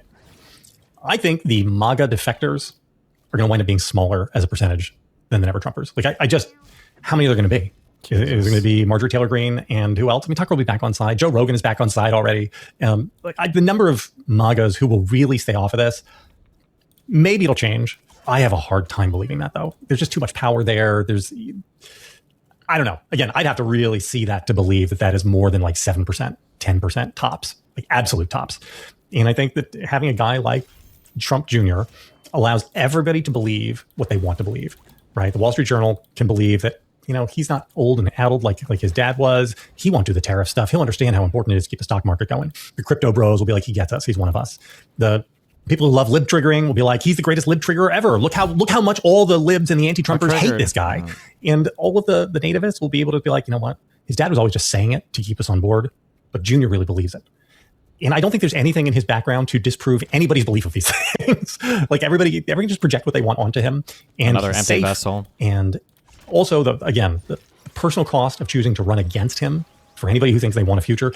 All they have to do is look at what happened to Ron DeSantis and Nikki Haley and Mike Pence and Chris Christie and say, do I want to become one of those guys? Because those guys are roadkill. Like, we now understand that if you run against the Trump family, you become political roadkill. Right? It was untested before 2024. We just thought it would be that way. The thing that happened to Ron DeSantis in particular. Yeah, there should be a huge deterrent effect in here, I think. We're going to keep following all this along, you know. Putting it out into the world, Andrew. As 2028 gets closer and closer, we will unfortunately have to talk about all of this stuff more and more. But we can leave it there for now. We have already, like I said, put enough unsettling thoughts out there into the world for our people to sort of become poisoned by. I find it almost too horrible even to think, like, this idea that you're putting forward that, like, we may end up in a world where 5 consecutive presidential elections have a Trump as the Republican nominee, dating from 2016, what was it, 16, 20, 24, 28, and 32. So, but it's I'm poking at different parts of the logic train, and I'm coming up empty so far. So we'll come back to it. I'll try to think of some good reasons why this should not keep me up at night from now until 2032. Tell us in the comments if you can find any holes in it. I want to hear it. Thanks, JBL, for coming and talking through your early handicapping of the 28 contest. Obviously, there's also plenty of other problems, more immediate things. We have to deal with the Strait of Hormuz and 96 other more pressing authoritarian issues. So maybe we can maybe those will just sort of shove all of this out of our brains for a little while yet before we really have to swallow the bitter pill and really start thinking about it. But thanks, JBL, for coming on and talking about it. Thanks to you guys all out there for watching. Hope you subscribe to the channel on YouTube or on Substack, wherever you are. Go subscribe to the Triad. JBL wrote this stuff down, and it's lovely. It's a great newsletter. So that's over at thebulwark.com. But thanks, everybody, and we'll talk to you soon. Being an American right now is a wild ride. Donald Trump and his administration. Shut up. Vouch memes. I'm not going to be satisfied until everyone who watches me understand that everything happening right now would be happening if Kamala Harris won. Not what? Everything? The executive orders targeting law firms? The deporting people to CCOT? Alligator Alcatraz?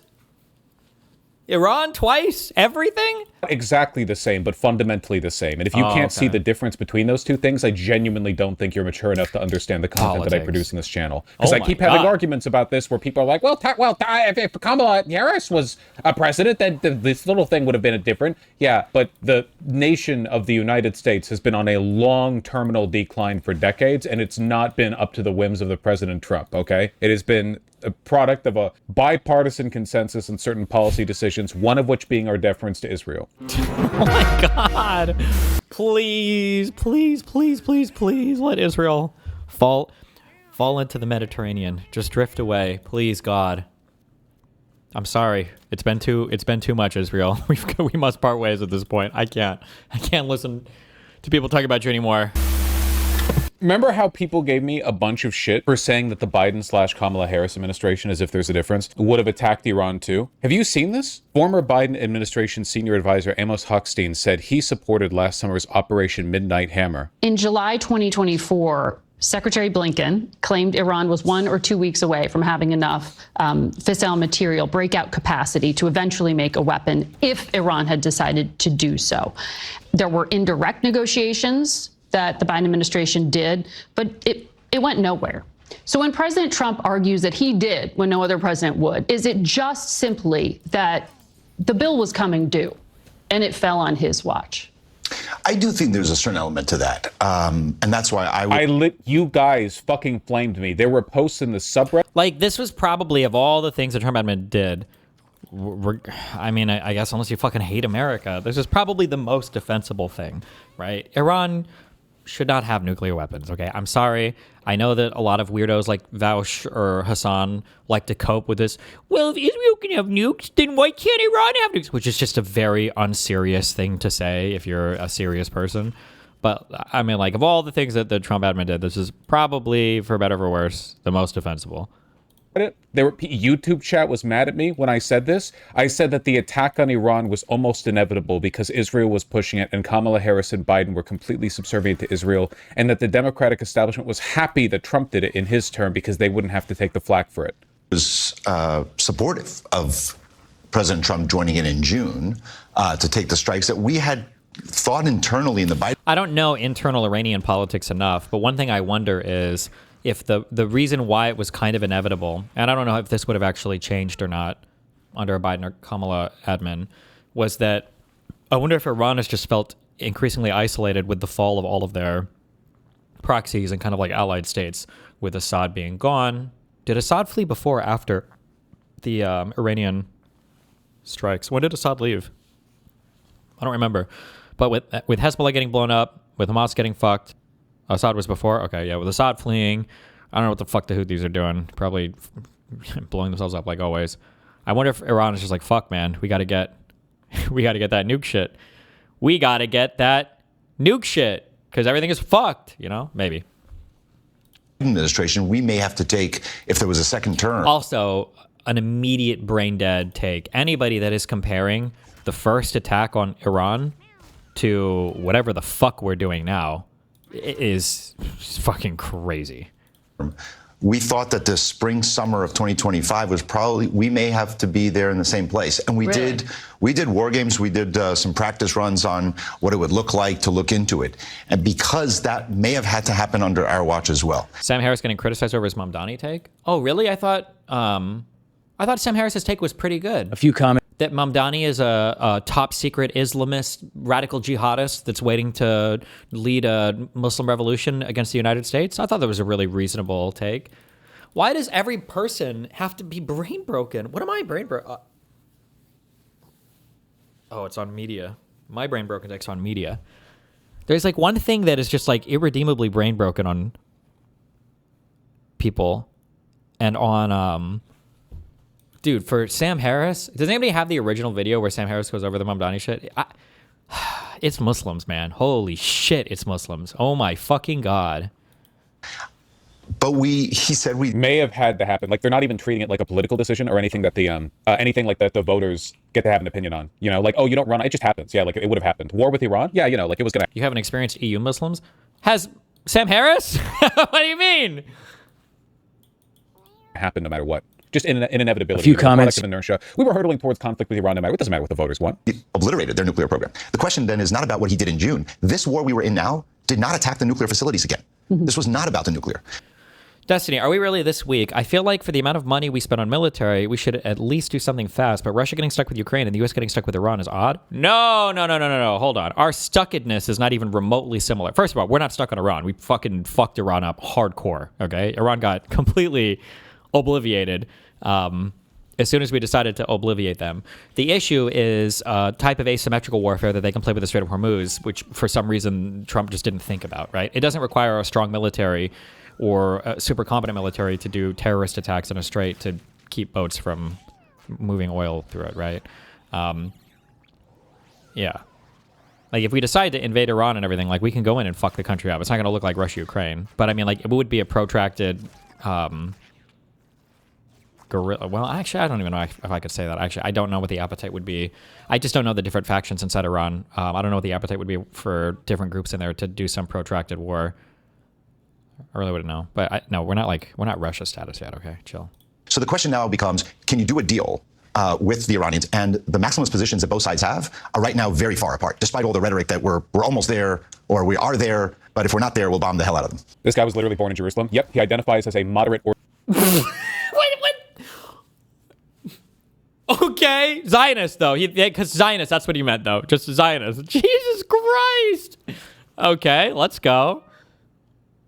Or we are there, but if we're not there, we'll bomb the hell out of them. This guy was literally born in Jerusalem. Yep, he identifies as a moderate Orthodox Jew. Also, he worked as a lobbyist. So, you know, whoever the, you know, just classic Biden administration staff. They did not get obliviated. They still have 78% of their drone and stockpiles left. First of all, drones are easy to make, number one, okay? Number two, I'm pretty sure, like, day 30 of the Ukraine-Russia war, Zelensky was invited to Europe or the United States, and Zelensky was out there publicly saying, I don't need blankets, I need bullets or something.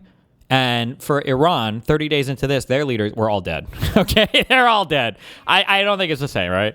Not to say that we've accomplished our objectives in Iran, but like I don't think it's the same type of conflict, right? In March 2017, he joined Tellurian, a private Houston-based liquid natural gas company, where he served as senior vice president of marketing until his departure in September 2020. On August 10, 2021, Anthony Blinken announced he'd be appointing Hochstein as the senior advisor for energy security. I love the deep state. I love the deep state. I'm going to keep beating you all with this bat until we accept it, so I don't have to deal with the fucking blowback. There was a Fuentes video that I tweeted out recently. I wish there was a name to like describe this type of thinking, this type of conspiratorial stuff, where you basically you walk through a person's life and you just like connect a bunch of dots, but you don't actually go as far as to show that there's some type of like causal link, where like this person told this person to do this, or this person is working with this person to, you know, achieve this outcome. But it's like when he went to school in 1997, his professor was Epinenstein Joblagenstein. And then afterwards, he went to work for an oil company. And his boss there was Jalopinstein, who worked in Jerusalem and was a member of the Akalopenstein family. And then when he got to his new place of work, one of his coworkers, two of his coworkers actually, were the Gleptenstein brothers. And they actually worked with oil in the Middle East with the Glopenstein family. And then once he graduated, and it's like, okay, like, that I'm going to get in 2027 and 2028, where I correctly point out the Dems and Republicans are fielding the same candidate. Okay, he served in the IDF. Well, he was born in Jerusalem, so yeah, I would assume so. Republicans are fielding the same candidate. Okay, he served in the IDF. Well, he was born in Jerusalem, so yeah, I would assume so. Okay. Everyone serves the IDF. Unfortunately, I have to agree with you. You were right. I didn't want you to be. Yes, got another one. Yes, it's great. It's very depressing. You know, it's very depressing. For more on that. And we're joined now by Amos Hochstein. He was a former Biden White House senior energy advisor and Middle East negotiator, and he's now managing partner at the investment firm TWG Global. Good to have you back here. It's great to be here. So President Trump okay, wait though. He's now managing. He does have a little bit that Netanyahu smile. It's in there. I do see it a little bit. Am I crazy? Am I seeing Jew everywhere? A little bit, just a little bit. Partner at the investment firm TWG Global. Good to have you back here. It's great to be here. So President Trump said current gas prices are not very high, but regular gas costs are average like $4.05 a gallon. Last time we saw that was under the Biden administration when Russia invaded Ukraine. So if you were advising President Trump today, how do you make sure this spike isn't... Kamala Harris also said she would not have gotten in this war. Yeah, so who do you believe? Kamala Harris, who says, who while campaigning said she was going to be harder on Iran than Trump, but now, after the Iran war has actually, begun, said that she would not have gotten us into this war. What is why does nobody ever take apart the context of any of these statements, though? Like, think about it. Has Trump been... Like, it's a weird thing. When we say, like, Trump and being hard on Iran, like, I mean, in a way he is. He went to war with them and blew their shit up and killed all the leaders, but then he also wants to cut a deal with them that is so much more favorable than any deal that fucking Obama or anybody had ever cut with it. So it's like, it's never going into the context of any of these statements. Or the Biden energy advisor, who says that Biden in his second term probably would have had to do this anyway. Who do you believe? Long lasting. Well, we're at over $4 now because we have a real disruption. In the Russian invasion of Ukraine, we had a concern of a disruption that never actually happened, and it went all the way up to 5. For the president right now, any continued duration of closure of the Straits of Hormuz will have to have a spike in prices. When you have an energy crisis like the Strait of Hormuz, it's very slow moving, and then it's like falling off a cliff. Because when you close the straits, the world still has all the tankers that were on the water before. Mm-hmm. And that could take 25, 30... All these economies get hit. I mean, in Europe, they're saying... The administration's been saying, we have plenty in the U.S. Great. Been saying... Managing partner TWG Global. True. I found the easiest question to find out if someone is mind broken on the Iran war shit. What do you think would happen if the U.S. adopted the IRGC mentality for 24 hours? If they can't admit that, then the entire country would be glass of their brain broken. Oh, sure. You can say the same thing for the IDF, though. If the IDF were to fight like Hamas for 2 weeks, do you think that it would look better or worse for the Palestinians? I don't know if they would even answer the question. Born in Jerusalem, works for a Houston-based liquid natural gas company, briefly gets to be energy advisor to Biden, then goes back to working. God, man, oh man, I'm getting real sick of it, man. By the way, it wasn't just the Biden administration. He worked for Hillary Clinton and Kerry as Secretary of State. Like he's been involved for a long time. He's tapped in, yeah. We have plenty in the U.S. Great, but if you leave the U.S.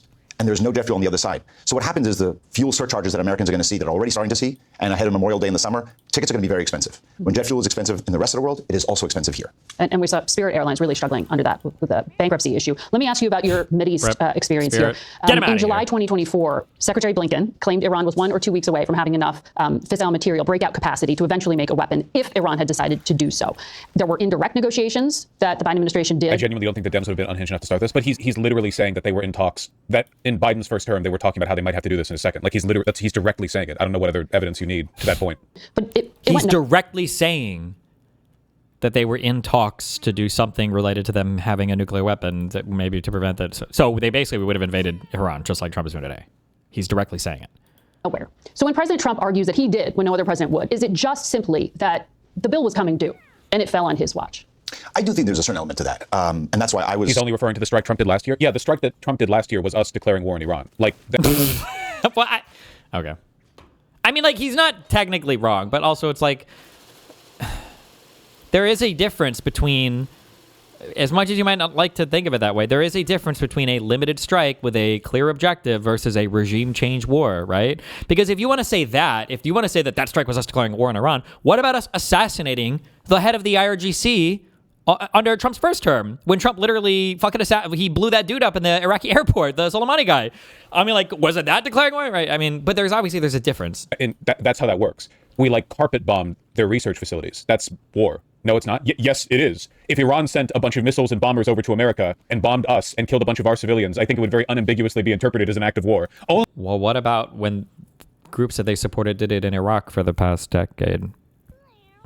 Only in the Americanoid mind can this be interpreted as like a... It's not like you're... Also, wait, does that mean Hamas declared war on on Israel? Or striking Yemen or some other failed state or whatever. Like, Iran is a cohesive, organized, militarized state, you know? We did it. It was an act of war, you know? Whether or not Congress authorized it is not really relevant. Congress doesn't authorize shit. Supportive of President Trump joining in June to take the strikes that we had thought internally in the Biden administration we may have to take if there was a second term. We thought that the spring, summer of 2025 was probably, we may have to be there in the same place. And we did war games. We did some practice runs on what it would look like to look into it. And because that may have had to happen under our watch as well. But he said talking about it was what every admin does. We probably have a military plan to invade Antarctica. Yeah, we have a military plan for everything, but he's saying that he might have had to do it. They're talking about strikes in a nuclear facility. He was an advisor to the Department of Energy. Like, this was his department. Why are you not taking him at his word? This is like a Biden admin deep state guy who's worked with the Democrats for 20 years. Biden admin deep state guy. Like, very straightforward. This guy was the sole foreign policy dictator in the whole Biden admin. We probably would have had to do this too. I don't know, like, why not take him at his word here? You know, if you think he's an arch Zionist who's incentivized to lie, then okay, why the fuck did Biden hire him? Why did Democrats hire him for like 20 years? You know, obliterated their nuclear program. The question then is not about what he did in June. This war we were in now did not attack the nuclear facilities again. This was not about the nuclear. So the question now becomes, he's a Zionist, it's hard to take them at their word. Unless their word is them saying they want to attack Iran, in which case I think that it's okay to take them at their word. Deal. Jesus Christ. With the Iranians, and the maximalist positions that both sides have are right now very far apart, despite all the rhetoric that we're almost there, or we are there, but if we're not there, we'll bomb the hell out of them. Right, or who knows who's going to show up or not show up from the Iranian side to negotiate with. I thought that was interesting that the ambassador acknowledged that. Well, look, Margaret, when you have a negotiation that's being done loosely. Hello?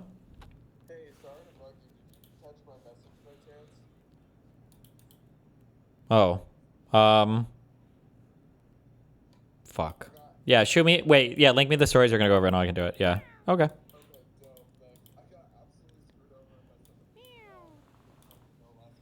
Yeah, you're good. Yeah, just shoot me an email. Okay. Bye.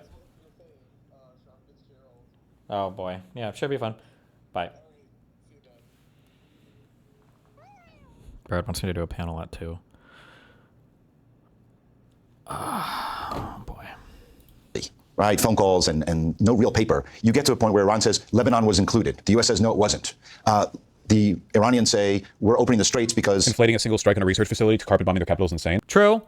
It wasn't a single strike. It was a carpet bombing in the research facilities. Also, I'm not conflating them. I'm saying that they're admitting they would have engaged in military action against Iran under a second... I hate Voosh, okay? But notice how... God, I hate Hassan so much. Notice how Voosh, when he reads criticisms from chat, at least he can like read a strong criticism and then he can respond to the strong criticism. As opposed to Hassan, who will read the most retarded thing from chat and then try to respond to that. But I think Voosh's responses are bad, but... Was a carpet bombing in the research facilities. Also, I'm not conflating them. I'm saying that they're admitting they would have engaged in military action against Iran. So it was a carpet bomb. What does he think carpet bombing means? Okay. Under a second Biden term. Why the fuck are you defending this? I'm not saying that Biden... You liberals, you always defer back to this Mott and Bailey position where I point out the underlying policy position of both admins would have been the same, and your point is like, well, they wouldn't have done exactly the same thing. I'm not saying they would have done exactly the same thing. I'm saying that both admins would have been deferential to Israel's interests and would have attacked Iran, which would have led to similar... What about all of the actual statements, though, from like world leaders or from Israeli and U.S. leaders that say that Biden did not explicitly follow through on exactly what Israel wanted, or that Obama didn't explicitly follow through on what Israel wanted? Like... destabilizing consequences in the region. Like, an admin that was willing to bomb their nuclear facilities is also an admin that would be willing to engage in follow-up action that would lead to the closure of the strait. We fucked up. We shouldn't have bombed their nuclear facilities either. Like, what? You're just rolling the dice every time on whether or not they close the strait? Does that sound like a good foreign policy to you? The result of the attack of the facility was not the death of tens of thousands and destroying the world economy and strengthening Russia. Are you simple? It led to that. What are you talking? No, it did not. They didn't. Did they do anything in the strait? I'm trying to think. When was it Midnight Hammer? I hate these stupid operation names. Did Iran even threaten the strait? I don't remember. When we did the very first set of bombings? About. That's like the A led to B. The attacks on the nuclear facility were a deference to Israel's foreign policy interests by continuing to maintain aggression against Iran, which led to the follow-up. The Trump administration also didn't say that they would bomb Tehran and kill the Ayatollah. Do you not see the underlying pattern of deference, the similar wavelength? You're arguing like a counterfactual that can't be proven or disproven. Well, just because this guy admits that he would have gone 50% as far as Trump doesn't mean he would have gone 100%. It didn't lead to it, even though they're related. You're actually fucking retarded. I'm sorry, dog. This is an insane level. That guy is true. He's right. Even though they're related, it didn't really necessarily lead to it. We didn't have to invade or do what the fuck we're doing now. Of Democratic dick sucking. That's fucking crazy to me. We're literally looking at an advisor being like, we would have done much the same. And you're like, well, he didn't say they do all the same things. What do you... Well, didn't he say we would have done the strike on the nuclear facilities possibly, but we wouldn't have done the same? But Voosh is arguing it's all the same. Whatever. Okay. It's crazy. What are you talking about? Crazy. By the way, the Biden admin defended the Mossad pager attack and the bombing. They defended everything Israel did, man. They defended everything Israel did. Wait, do these guys ever have to defend why they were against the pager attack? I always felt like the pager attack was like the one thing where it's like, okay, so there's literally nothing Israel can do where you guys are okay with it, right? There's literally nothing that, because I feel like that was like the most targeted attack. Wasn't it? Was it one civilian killed? Or was there ever more than that announced? Versus how many Hezbollah people killed? Like, was that too much? The 1 to 1,000 ratio? That was unacceptable? I don't know. I don't know if it means much, but didn't Kamala put up a big statement fully condemning military action in Iran? Yeah, when she's not the one leading it. Yeah, no shit. That's the point. The Democrats are happy that Trump is taking the flak. But the Biden administration and the Democrats now, both, they don't argue against the underlying logic of the Trump administration. They also think that all means are on the table when it comes to keeping Iran from developing a nuclear program, which means they're also in favor of strikes against Iran. If the Democrats believe that you should be able to do anything to prevent Iran from getting a nuke... Do you think Voosh is trying to become Hassan's waiting room lately? He sounds more unhinged. We're talking about Israel colluding with the Democrats. No, I don't think so. I think he's pretty happy in the little corner that he's carved out for himself. But Israel is just, it is the brain breaker.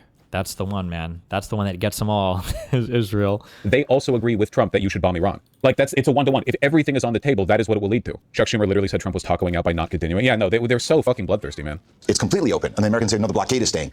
If there's no paper, no serious negotiation on this, and we're trying to do it really quickly to assuage markets, then you get to these misunderstandings. And now we're in a worse position. Dems probably would have done the 2025 strikes. No way in hell they would have done the 2026 strikes to get the straight close. Do you people, okay, genuinely, do you not understand cause and effect? The reason the 2026 strikes happened was because Israel wanted to maintain pressure against Iran. The original strikes in 2025, Operation Midnight Hammer, were a deference to Israel's foreign policy interests. 2026 was a follow-through from 2025. The only reason 2026 happened was because in 2025, we already indicated that we were willing to strike Iran in order to prevent them from developing nukes. The original pretext for striking in 2026 was to, again, prevent them from getting nuclear weapons. If you have already acknowledged that you see to the logic of we can strike Iran to prevent them from getting nukes, that is where it leads to. That is where the logic leads to. Democrats already defended Israel's aggression against Syria and Lebanon. Like, the idea that Democrats would have put a hard line down here, I don't know. Would they have done things slightly differently? Sure, maybe. But like, the underlying problem, which is warring in the Middle East, would have continued. Do you not see that? The reason they did these things is preserved. It's the same idea. Very serious issue. Come on, guys. And I think it shouldn't take just 3 days to do a nuclear deal. It's really, really critical. Right. But if the straits are not opened soon... Dems didn't even care when Israel bombed Qatar. Yeah, I don't know if you guys remember what it was like in the Biden admin post-October 7th, but every day you'd wake up to a headline of Israel illegally bombing like one of 8 neighboring countries. Like Gulf states, Syria, Lebanon, Iran. It didn't matter, man. They were doing all of it. And every day you get the fucking Department of State briefing where they would pretend to not know anything and then defend it anyway. Like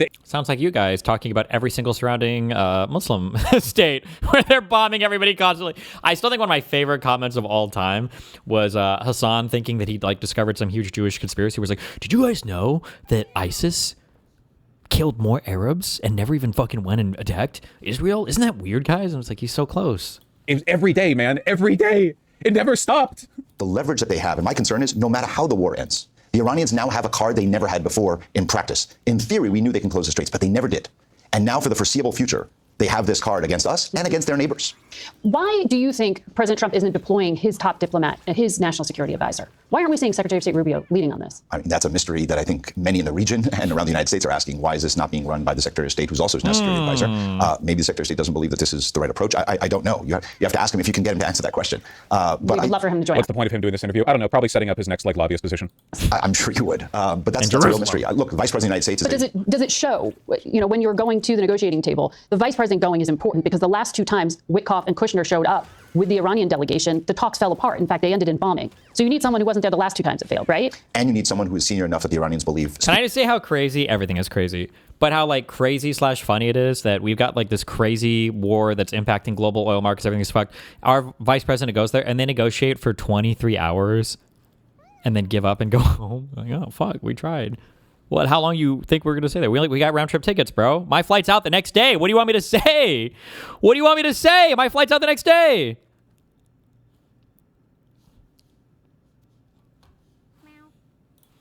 Check this clip for the type of speech you were talking about. Destiny, concerning the Patriot attack, there is an apparent harmless object rule in the CCW. For rules of war? Oh, no. If you're talking about like rules of war, the Patriot attack was 1 trillion% illegal. You're not allowed to, you can't booby trap shit and have it explode on people who aren't like active participants in combat. Yeah, I was just talking about, but I mean, none of these people care about the rules of war ever. The pro Hamas side or whatever, they're always making excuses for it. I've started without you. I hope you don't mind. You British. What is it with your obsession? I've watched this before. Did we watch this on stream or was this on my own time? I don't remember. I've started without you. I hope you don't mind. You British. What is it with your obsession with chips? We don't obsess over chips. Only the weather. Now to business. I understand you're interested in a certain Russian by the name of Petrov. What do you know about him? He's been passing sensitive information to MI5 for 10 years. So he's an asset? No.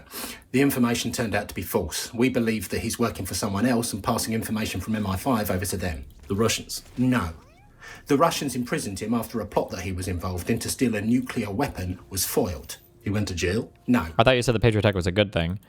Well, with like respect to the region, technically you shouldn't really be doing that, but everything over there is fucked up. A doppelganger was put in his place and he fled to Oslo. It was there where he met his wife, Linda Purcell, a multimillionaire big in diamonds. Now, our satellite detected a detonation in Siberia 3 weeks ago. The following day, Petrov and Purcell flew directly to that site. On the way there, the plane crashed. Accident? It was hit by a missile. We salvaged fragments of the missile and traced them back to a weapons company in Germany called Schmertelsfolger. Never heard of them. That's because they don't exist. At least, not yet. What do you mean? 2 days before the detonation in Siberia, we intercepted a phone call between Petrov and a man called Darian Burkar to start a weapons company in Germany called Schmertelsfolger. Darian Burkar, the scientist? I thought he was dead. He is dead. Or rather, he isn't. What does that mean? He's dead, but he won't be. Yeah, I still don't. Have you ever heard of Cecil's theorem of quantum mechanics and the possibility of ripples in the space-time continuum? Of course, but it's never been proved. We believe that it has. In Siberia 3 weeks ago. What about the plane crash? The plane crash didn't happen. Or rather it will, but it won't yet. And even if it does, there's no evidence to suggest that the people on board died or are yet to die. What does this have to do with Schmertelsfolger? That's what we want you to find out. We believe that the answer may lie in a painting at the National Gallery. What? 23 years ago, the Fighting Temeraire by... Okay, we get it. It's the plot of Tenent, okay? Speaks for the president. So I think that it's important that the vice president or someone go. I think it would have been great if we could. Not to mention, nothing outside of nuclear weapons could destroy all the Iranian enriched uranium in the mountain tunnels. Yeah, like that. If the Democrats agree that you should be able to attack Iran in order to prevent them from getting nukes, does that not lead to continued attacks on Iran anyway? Like, doesn't that make all of this inevitable? Because we know Israel wants to attack Iran. If the Democrats also believe it's okay to attack Iran to prevent them from getting nukes, doesn't that give them like infinite justification into the future? So Operation Midnight Hammer buried their enriched uranium. Okay, well the excuse for the 2026 attacks was that they were also close to getting a nuclear weapon because they still had the enriched uranium. Like, wouldn't it just keep? It would just keep going. It's gonna keep going until a Democrat acknowledges that whether or not Iran gets nuclear weapons isn't our fucking business. To a point where we have preparatory talks and you send the vice president at the end of the process in order to break the logjam. Wow. Stay with us, if you would. I do have to take a break, but I have more to finish on this topic. On Friday of this past week, we saw the president announce 10 days of pause to halt the fighting between... Basically, Wait, was what she's saying a little gay? I don't understand. On Friday of this past week, we saw the president announce 10 days of pause to halt... I'm sorry. the fighting between. Basically, we the liberals in chat aren't saying Democrats aren't subservient to Israel. We are saying they're less stupid than Trump. Probably sufficiently unstupid to prevent the strikes from happening in the first place. The strikes were just too dumb. Okay, but this is like genuinely, this is the lowest bar imaginable. And also, you're basically saying like, well, the Democrats would have raped us more like kindly, I guess. Like the Democrats would also enable a nonstop state of war in the Middle East where Israel gets to attack their neighboring countries and Democrats lie to defend them nonstop. But at least they would have been like slightly more intelligent in their defense. If that's the best argument you have, I genuinely, and I'm not kidding, would prefer the Republicans because at least they're retarded enough to make a spectacle out of it. Jesus. I would rather Republicans like do the same thing but stupider, so at least everyone can pay attention to how bad it is, rather than the Democrats like ineptly, feebly going through the same, you know, rigmarole, but doing it with a modicum of competence so we get to maintain the empire for another 20 years. Like what we're doing is bad. That Trump is doing it stupidly is, I guess, like a multiplicative factor, but the underlying equation, like you can multiply it times 1.5 all you want. If the starting number is bad, the end number is going to be bad. We need to fix the underlying problem here, man. Like, isn't it bad that the Liberal Party, the Democrats, is in favor of unpopular permanent war in the Middle East to be deferential to the political and military interests of Israel? Like, isn't that bad? Is that not a concern? Isn't that illiberal? Like, at least the Republicans are doing an illiberal thing, right? Like, that's on brand for them. They're not liberals, so they're doing something illiberal. But the Democrats are also doing something illiberal. But they're supposed to be the liberals. I don't like. Isn't that a problem for you? I don't know. I feel. Plot of Tenent. There it is. The Democrats should be proposing some kind of meaningful alternative a little bit. Hezbollah and Israel, which is basically linked to the big deal he really wants to get to with Iran. What do you make of this truce? So a few things. One, I'm glad. Yeah, it'd be like SPD fans in the 1930s being like, well, we were going to do the Holocaust too, but we were going to do it non-violently or whatever. We were just going to deport them, not kill them. Like, and then people in the subreddit and chat are like, well, it would have been better than what the Nazis did. Like, yeah, I guess. I don't know if that's a good position to start from. That the fire is halted, even if it's a pause. The worrisome part is that it was seen as a ceasefire that was brokered by Iran by insisting on a Lebanese ceasefire before they would show up to talks in Pakistan. That's a disaster because the one thing we have always been emphasizing, Iran does not control Lebanon. It has none of their business what happens in Lebanon.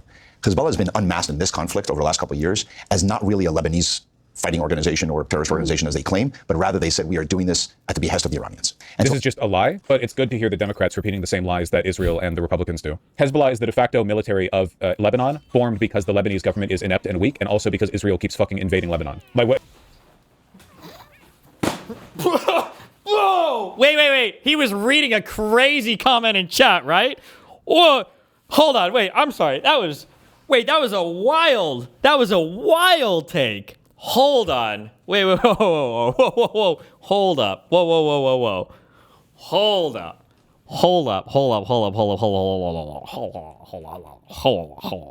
Because the one thing we have always been emphasizing, Iran does not control Lebanon. It has none of their business what happens in Lebanon. Hezbollah has been unmasked in this conflict over the last couple of years as not really a Lebanese fighting organization or terrorist organization as they claim, but rather they said we are doing this at the behest of the Iranians. And this is just a lie, but it's good to hear the Democrats repeating the same lies that Israel and the Republicans do. Hezbollah is the de facto military of Lebanon, formed because the Lebanese government is inept and weak, and also because Israel keeps fucking invading Lebanon. Like, so for him to repeat that, like again, the underlying logic remains the same, doesn't it? Whether it's Republican or Democrat, the logic here is, well, attacking Hezbollah isn't really attacking Lebanon, you know? Yeah, it might be an army hundreds of thousands of people strong that defends and represents the interests of the majority of Lebanon, and the official Lebanese government is too weak to do anything about it, and, you know, in large part, power and legitimacy in governments derives from a monopoly on the ability to commit violence. But, you know, forget all of that. They're fake. It's like a fake group. Just a few 100,000 people and a bunch of weapons and rockets and missiles and stuff. Don't worry about it, you know? Allowing the Iranians to dictate terms. Like,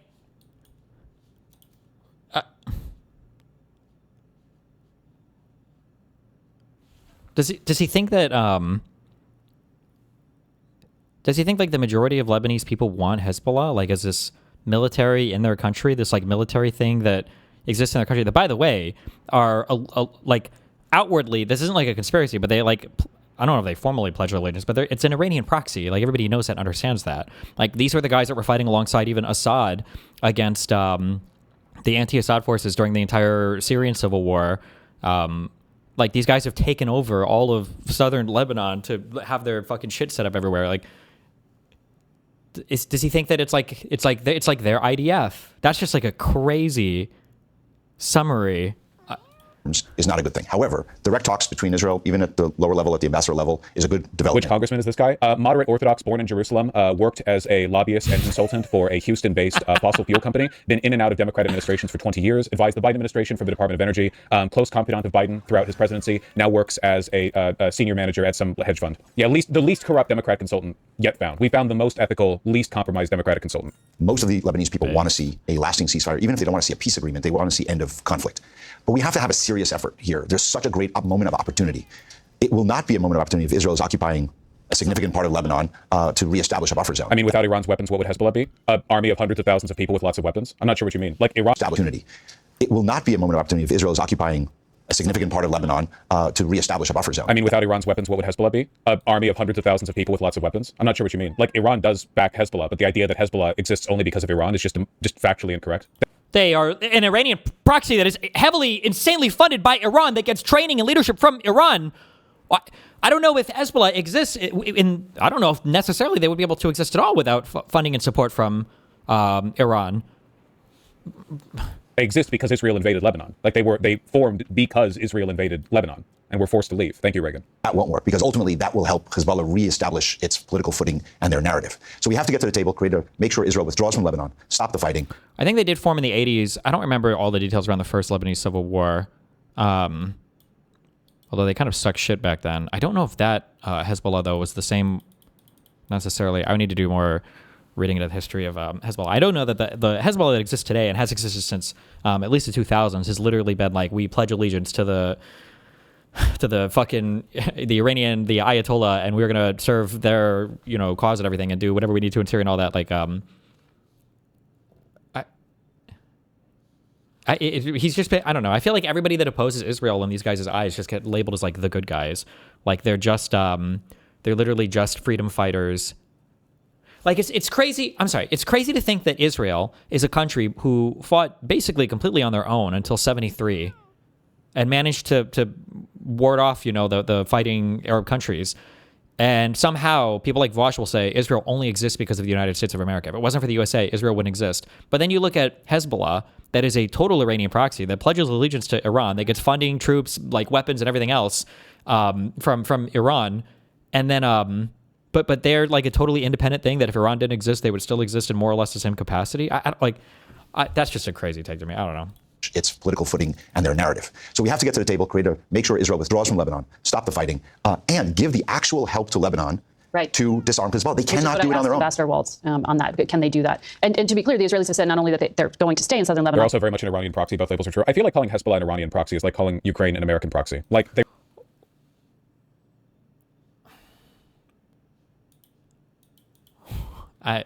It's just the Israeli brain breaking stuff. I don't know what you would say. His brain is broken on this topic, but it's Israel, bro. What are you going to do?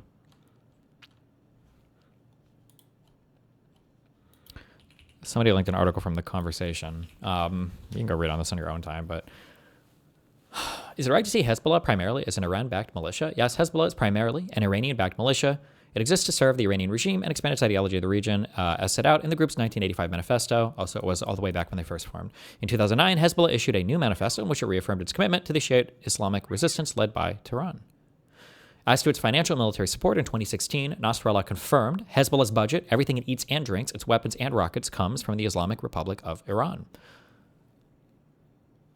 Furthermore, with the backing of Iran, Hezbollah was able to create and expand its own illegal financial network through money laundering, drug trafficking, and other unlawful activities.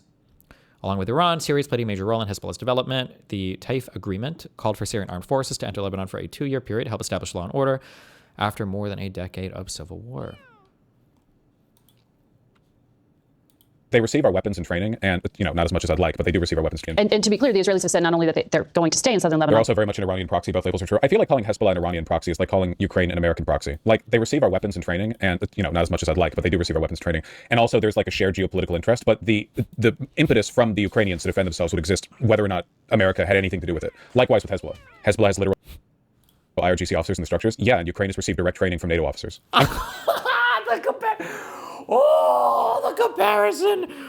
Even he can't even speak the sentence to make it even sound the same because he knows how ridiculous this claim is. Oh my God.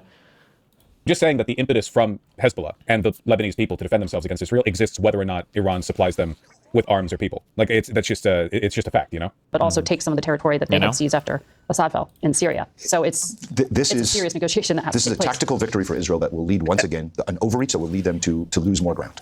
I want to ask you, as a Democrat, there was this extraordinary... Why does he even deny Hezbollah being an Iranian proxy? What grounds does he gain from that? Because it's like Israel is bullying everybody and fighting everybody, and these poor surrounding states are just trying their best to defend themselves against the evil, crazy Jew. I mean, Zionist, sorry.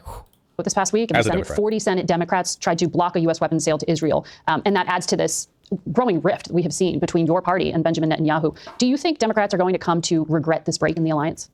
So I hope that it's not a break in the alliance. I think this, what it really demonstrates is for the last several years, Prime Minister Netanyahu has sacrificed Israel's interest in the United States. The most important asset Israel has is not its military or its intelligence. The framing, the framing there was crazy. Do you think Americans will come to regret not supporting Israel? What the fuck do you mean by that? Hey, what the fuck do you mean? Excuse me? Who's the fucking superpower here? I'm sorry. Do you think Democrats will come to regret no longer defying the wishes of their constituency by supporting a tiny Well, like, it's not about who's in charge. I mean, like, Americans, I think, should come to regret not supporting Ukraine. But it's not like Ukraine is stronger than us, so we, you know, are going to get bullied by them in the future. But okay. No state in the Middle East that has like 1/20th the population of the United States and is totally dependent on American aid and political support. You think we'll regret that? It's the relationship, the special relationship with the United States that has been bipartisan for so many decades.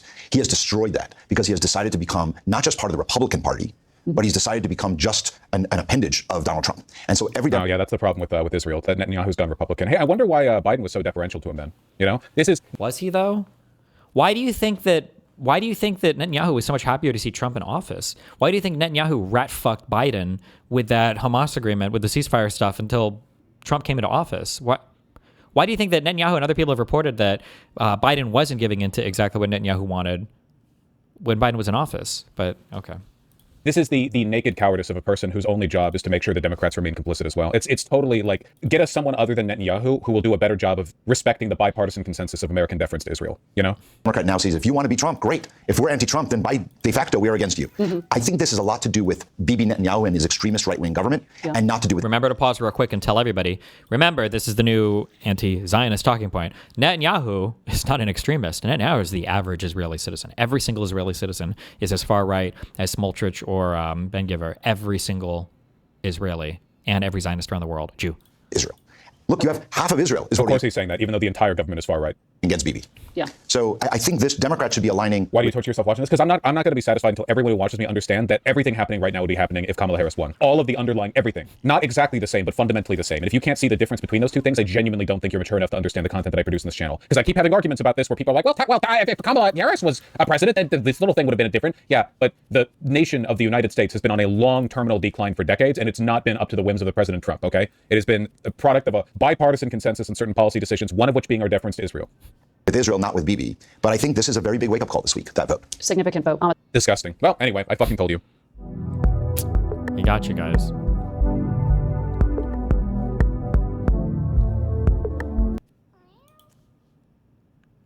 Here is candidate Mally McMurray. No, I'm good. Jesus Christ. A few comments here. I'm sorry, but Sam, equating Mamdani to Trump is insane. He's infinitely more ethical than any person in the Republican Party. What do you have to say for yourself? So apologies for one point of confusion there, which really is confusion. He's not the equivalent of Trump. He's a very different sort of character than Trump, right?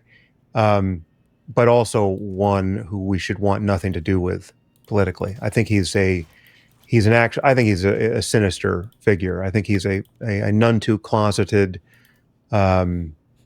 Islamist or at minimum apologist for Islamists.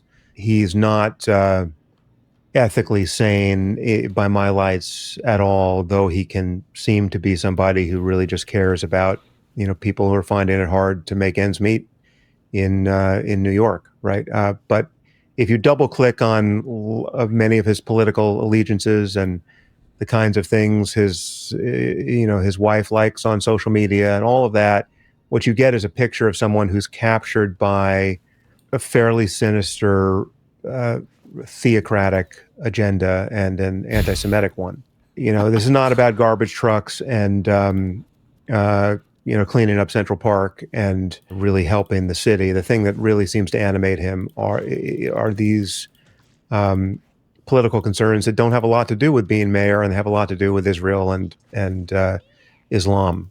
He's not the worst person you might find. It's so funny because I feel like, unless being honest, maybe I've missed some things, but I feel like Mamdani tried really hard to get away from talking about like Israel Palestine. Like it feels like every time he was on like a debate stage or people would ask him, there was that whole thing like, are you gonna go visit? Are you gonna go visit Israel? Are you gonna do blah blah blah? And I feel like he just tried to avoid most of that. Now maybe he's made some crazy statements that I've just missed, but mind in that vein, but he's far too close to being a shill for Islamist theocrats, then I would want. Mamdani is a shill for Islamist theocrats? Did I miss all this?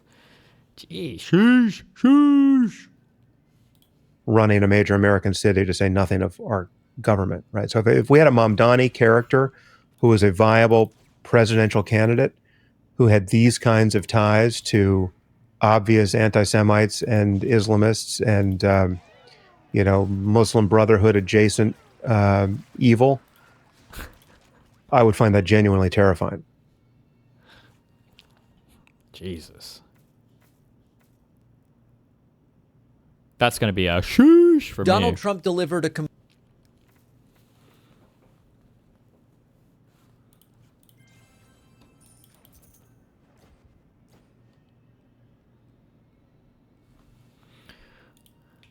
Worth reading this Mamdani Act?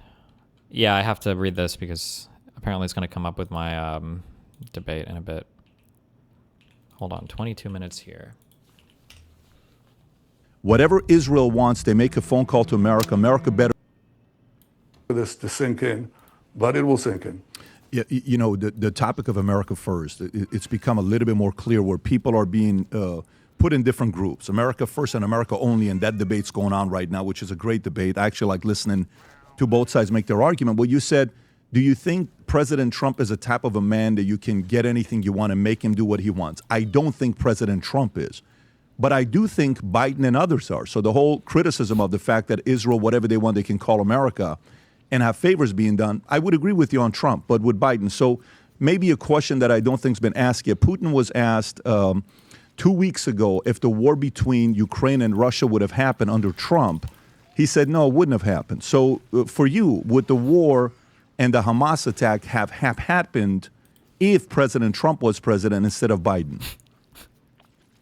I don't know. It's a good question, but you said something about Biden that I should just point out the facts. In fact, President Biden supported us in the beginning of the war after this horrific massacre, and he came here, and I very much appreciate it. But as the war progressed and the vilifications of Israel, the distortions on the media began to pile on, he began to take a different course.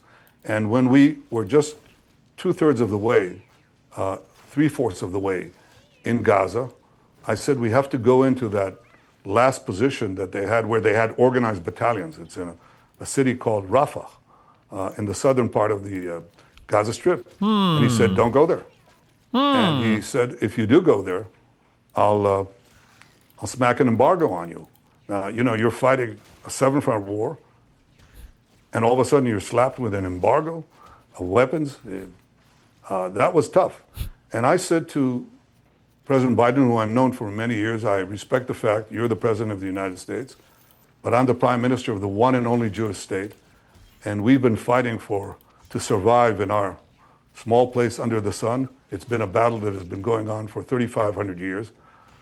So I'll have to do what we have to do. And then a few days later, Tony Blinken, who was the Secretary of State, came to Israel, and he said, the president is serious about this embargo. And I said, Tony, I know it's serious because you stopped all the weapons. You slow walked them before, but now you've stopped them. And then I said to him this. He said, well, how are you going to do it then? I said, Tony, we'll fight with our fingernails if we have to. But we're not going to leave. It's like the Allies would leave a quarter of the German battalions in place and not go into Berlin. And I said, would you take that? Would you take that, Patrick? Of course you would. So we didn't take it either. We did it against the opposition of the American president. So much for Israel controlling the United States. We don't. But we do. I like how PBD got the exact fucking opposite answer he was looking for here, by the way. Seek to control our destiny. And when somebody commits a crime like they did on October 7th, decapitating our men, raping our women and then murdering them, burning children alive in front of their parents, taking 255 hostages, grandmothers with their grandchildren, this horror, and pledge to do it again and again and again. Well, what choice do we have? We have to fight them and their Iranian patrons, and we did just that. No. We did that first with American help, then with American opposition, and when President Trump came in, with great American help, which I truly appreciate. And I think President Trump does what he thinks is good for America. I don't think that. I know that for a fact. He's a great leader. So going back to that, I want to clarify this again. So you said you don't know whether Hamas October 7 attack would have happened under Trump. So you're saying Hamas would have had the audacity, even under Trump, to have attacked, or no, they would have feared him? Probably not, but it's hard to say with these maniacs. You can't quite tell. He's such a dick rider for Trump, dude. Oh my God. Iran would have been more careful, and Iran is the patron. Would they have controlled completely their client, their proxy? Maybe not. Maybe they would have, possibly.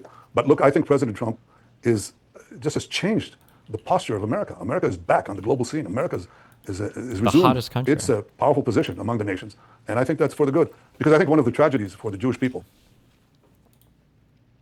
Here, this is Fan's voice right here. Think about the fact that there's at least one person jacking off right now.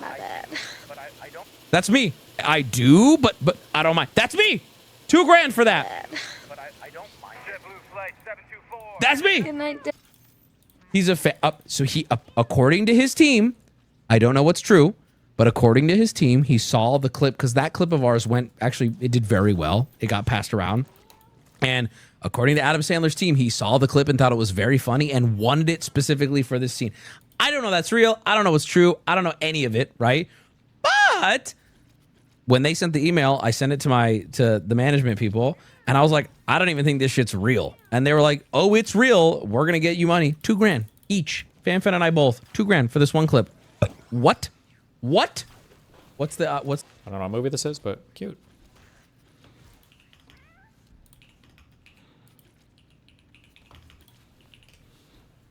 It's traditionally been understood that financial markets exist to allocate capital to its most productive uses. Recently, however, the definition of a productive use has been expanded to include betting on whether a reggaeton artist will wear a dress to a football match. In the past, if you had wanted to place a bet on Bad Bunny's wardrobe choices, or perhaps the precise timing of an Iranian missile strike, you had to find a man who conducted his business behind a local pub.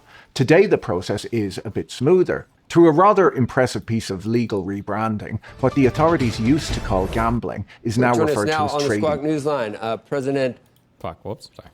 Event contracts. What the authorities used to call gambling is now referred to as trading event contracts. This means that when you inevitably lose your money on these platforms, you're no longer a degenerate gambler. You're a retail liquidity provider contributing to a truth machine, which sounds much more respectable. I wouldn't necessarily put it on your CV, though.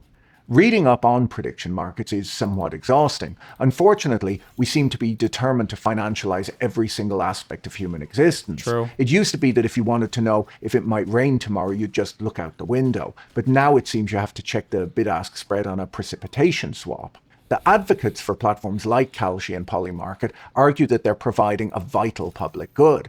The theory is that by allowing people to bet on anything from congressional control to the next Federal Reserve decision, the information fed back will be far more accurate than traditional polling, which is a lovely idea. But looking closely at how these markets actually work, it appears that we haven't so much invented a truth machine as put a glossy user interface on a 1920s betting shop. And to make it even better, invited a group of quantitative algorithms to come in and extract money from the public. Today we're going to look at how these markets actually work, the legal absurdities surrounding them, why the commodities regulator is suddenly interested in elections, and whether any of this makes the world a better place. Wait, quick meme break. That as a no as will. I'll take that as a no as will. My So assets Donald before I Trump take has office. made clear that he does not want an independent Fed. In fact, he has said, and I quote, "Anybody that disagrees with me will never be Fed chairman." And he's made clear that you are his sock puppet, saying last week that interest rates will drop, quote, "when Kevin gets in." Yeah, I think they do. Not when economic conditions change, we'll get lower rates. Not when the economy needs it. Nope. He said, when my guy, Kevin Warsh, is in there, we'll get the interest rates that I, Donald Trump, wants. So independence takes courage. Let's check out your independence and your courage. We'll start easy. Mr. Warsh, did Donald Trump lose the 2020 election? What is the line, the talking point? Biden was the president in 2021. Biden was in the White House in 2021 or whatever. That's what they always say to this. They can't do this. Start easy. Mr. Warsh, did Donald Trump lose the 2020 election? We try to keep politics, if I'm confirmed, out of the federal. I'm just Oh my fucking God. asking you a factual question. I need to know, I need to measure your independence and your courage. Senator, I believe that this body certified that election many. Or this is the other one too. They certified the election, so Biden was able to be president. Years ago. That's not the question I'm asking. I'm asking, did Donald Trump lose in 2020? And I'm suggesting you in 2020, the Fed made a huge inflation problem, and you certified the election. So let me ask you another out question. of monetary policy. In our meeting, So crazy that none of the new cabinet people acknowledge that Trump lost in 2020. This is just absolutely fucking unbelievable. Wait, quick break. Or, wait, fuck, Trump called in today. Wait.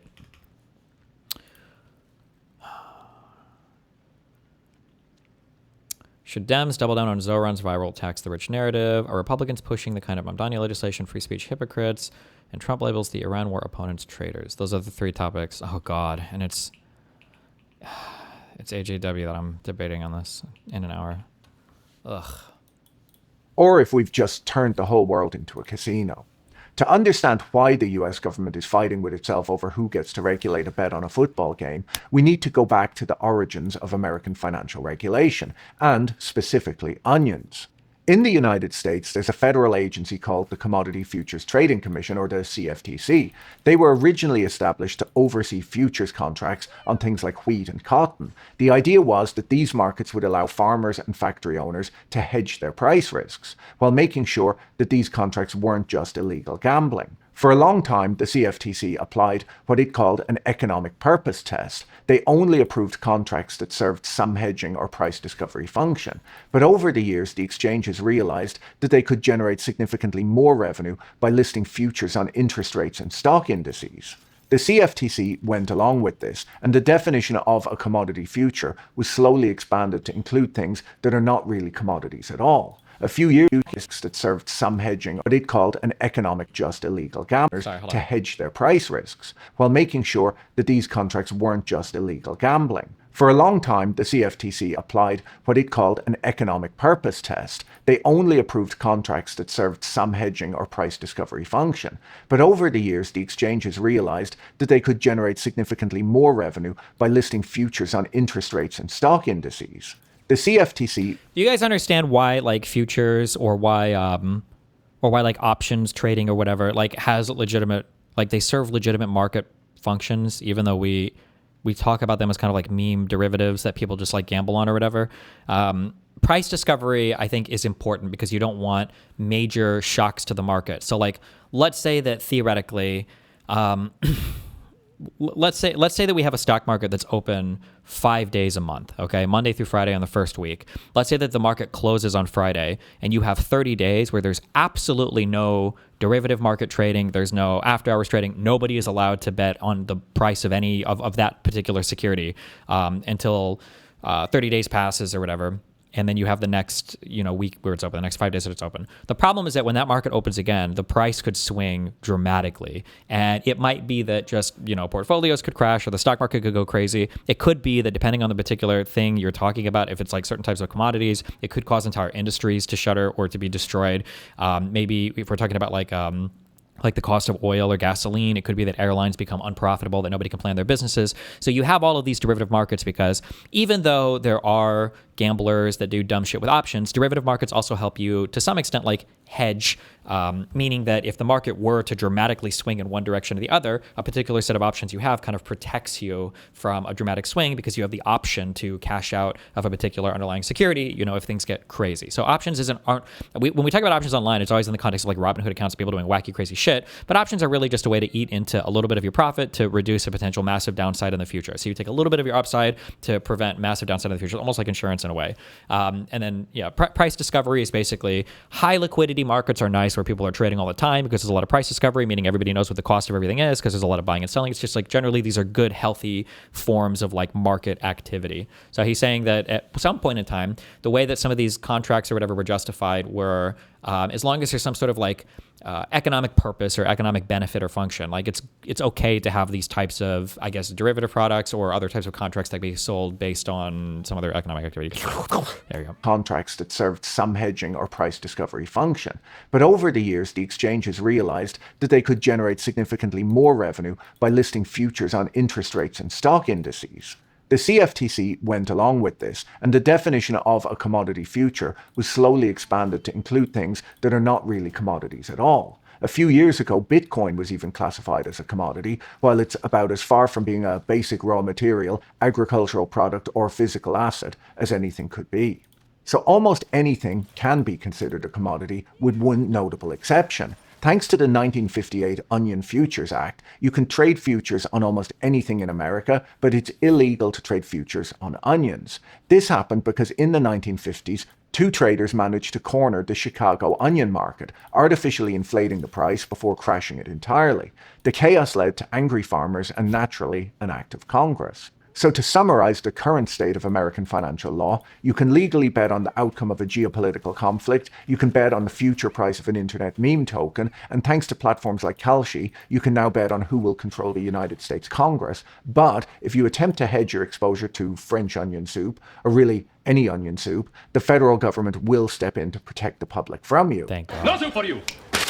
Now, regulators used to frown on gambling, but things have changed. But before we dig into why, let me give a quick shout out to this week's video sponsor, Plaude. If you're trying to stay sharp in the AI era, this is one of those tools that just quietly upgrades how you work. The Plaude Note Pro is a credit card-sized AI companion device that captures your conversations, meetings, calls, even in-person chat Fucking with a single AI press of a icon. button. I've been using it as part of my everyday carry, and honestly, it changes how present you can be. Instead of worrying about notes, Plaude records, transcribes, and turns everything into clean summaries, action items, and key decisions, all searchable later. It even recognizes different speakers, so you can actually go back and understand who said what. And the best part, you can ask Plaude questions across all your conversations, so over time it basically becomes a second memory.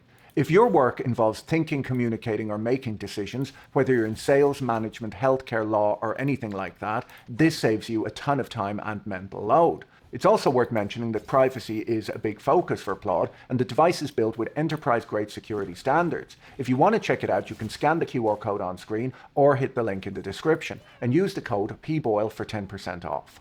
Now, up until recently, the CFTC has been quite skeptical of what they call event contracts. They explicitly banned contracts involving war, terrorism, assassination, and gaming. They also tried to ban election contracts, arguing quite sensibly that approving them would effectively turn the commodities regulator into an election cop.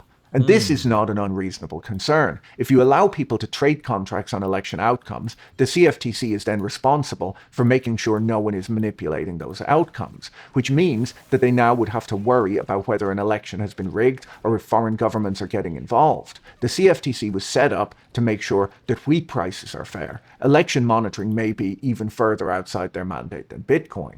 One way or another, the prediction market platforms decided to... You're not ever talking over or skipping the ads, so you're essentially advertising for free. Ever thought of that? I mean, kind of, yeah, but I mean, I'm literally stealing this guy's content for free, so I feel like the least I can do is play their ads, no? Jesus. Push back. They took the regulator to court, arguing that predicting an election is not gaming, and somewhat surprisingly, a federal judge agreed with them. Having established the right to offer election contracts, the prediction market platforms naturally decided to push their luck. Their logic is fairly straightforward. If a presidential election is just an event, then a football game is surely also just an event too. So earlier this year, Kalshi began self-certifying sports contracts. They started offering bets on the Super Bowl, the NBA, and the Masters. I say bets, but Kalshi would obviously prefer if I said event contracts. The distinction is important to them, if not to anyone else. This came as something of a surprise to the individual American states. Since the Supreme Court struck down the federal ban on sports betting in 2018, nearly 40 states have spent a great deal of time and money setting up highly regulated, heavily taxed sports betting regimes. They have set up state gambling licenses, compliance departments, tax collection, the whole thing. No sooner was that done when these tech companies turned up offering what appears to be functionally identical bets, but they're claiming that they're completely exempt from state gambling laws and state taxes because their bets are technically federal commodity swaps. If you are a state gaming regulator who has spent the last 6 years building out a licensing framework, you might find this argument somewhat frustrating. A number of states have responded by sending cease and desist letters. Arizona has gone a step further and simply filed criminal charges against Kalshi for operating an illegal gambling business, which is a bit of a step up from a cease and desist letter. Ohio has taken an even more creative approach. A company there is suing Kalshi using the Statute of Anne. This is a British law from 1710, passed during the reign of Queen Anne, which allows third parties to sue to recover other people's gambling losses. The theory is that if Kalshi is operating an illegal sportsbook in Ohio, any enterprising person can sue them to get the losing bettor's money back. It's the sort of 18th century legal instrument that you would expect to find in a museum and not in an active federal lawsuit against a Y Combinator startup, but this is where we are. Now, you might expect the Federal Commodities Regulator to step in at this point and clarify that a bet on the New York Knicks is not in fact a vital financial derivative, but they have not. According to the Financial Times, the CFTC has mostly just been avoiding the question. Well, it's actually a bit worse than that. Under the new administration, the CFTC and the Department of Justice have gone to federal court to block the state of Arizona from enforcing its gambling laws against Kalshi. So the federal government now appears to be deploying its legal resources to defend a tech platform's right to operate what Arizona considers an unlicensed sportsbook, overriding state law in the process. Whatever your views may be on prediction markets, you have to agree that this is a rather unusual use of the Department of Justice's time. Now, if you're wondering why the new administration might be so accommodating to these prediction platforms, there's one small detail that's probably worth mentioning. A fellow named Donald Trump Jr., who seems to be some sort of relative of the sitting president, is currently serving as a strategic advisor to both Kalshi and Polymarket. I looked up this fellow's background, and he appears to have no real work experience in either strategy or advice. He seems to be a reality TV star who also worked for his dad's real estate company. I can't think of why they hired him, but I suppose it's still worth noting that the president's son advises the companies that the federal government is currently shielding from state prosecutors. I'm sure that it's all a coincidence. Anyhow, if you ask the executives at these firms why they deserve special treatment from regulators, they won't talk about the strategic advice they've received. They'll instead talk about the truth machine. The core argument in favor of prediction markets is that they provide more accurate information than traditional polling or expert analysis does. The idea is that when people have to back their opinions with their own money, they strip away their biases. They bet on what they think will happen, not what they hope will happen. The idea is that the market absorbs all available information and prices an objective probability of an event occurring. It's the efficient markets hypothesis applied to everything, not just stock prices, but elections, wars, weather, and apparently Bad Bunny's wardrobe. Now, this might sound great in a university lecture hall, but the problem is what happens when these ideas meet reality. Because prediction markets are often quite small and thinly traded, it doesn't take too much money to move the odds. And if the media is treating those odds as objective truth, then buying the odds might be a really efficient way of buying positive press coverage. This has happened already. During the 2012 US presidential election, a single trader lost around $7 million systematically buying contracts on Mitt Romney to artificially inflate his chances on a platform called InTrade. The goal wasn't to win the bet, the goal was to make the race look closer than it actually was, and to keep voter enthusiasm high. $7 million is a lot of money to spend on something that isn't a bet, but as a media strategy, it's not bad. Cable news covered InTrade's odds constantly. More recently, in 2021, a YouTuber named Brian Rose ran for Mayor of London. During the campaign, he was accused of gaming the odds on the betting exchange Smarkets by allegedly having people place bets on his unlikely victory. He could then point to those betting markets as evidence that he was a serious candidate with real momentum, which journalists then reported. So if a wealthy individual or a political campaign can spend a few $1 million to move the odds on a thinly traded prediction market and then point to those odds as evidence of public support, you haven't really built a truth machine, you've built a PR tool, but one that comes with a chart. So if prediction markets are not entirely reliable as truth machines, what are they actually for?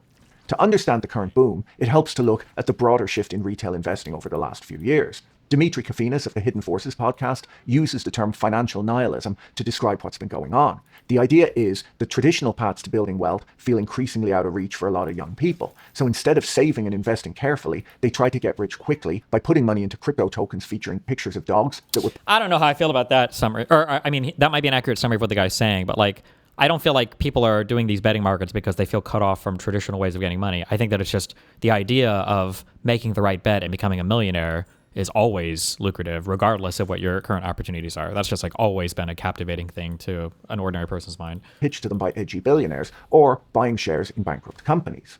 Prediction markets slot in perfectly here. If you go back 5 years, crypto was the exciting product that everyone was talking about. But crypto is kind of dull today. Bitcoin is up about 25% over 5 years, which sounds okay until you realize that a money market fund paying 4% with no risk at all would have gotten you most of the way there. Your dad has achieved triple the return of Bitcoin over the last 5 years with his index fund, and he didn't have to check his phone at 3 in the morning or pretend to understand what a layer 2 roll-up is. Michael Saylor is desperately trying to make crypto seem exciting again by structuring leveraged payouts that could give you a return of 10%. Oh my God.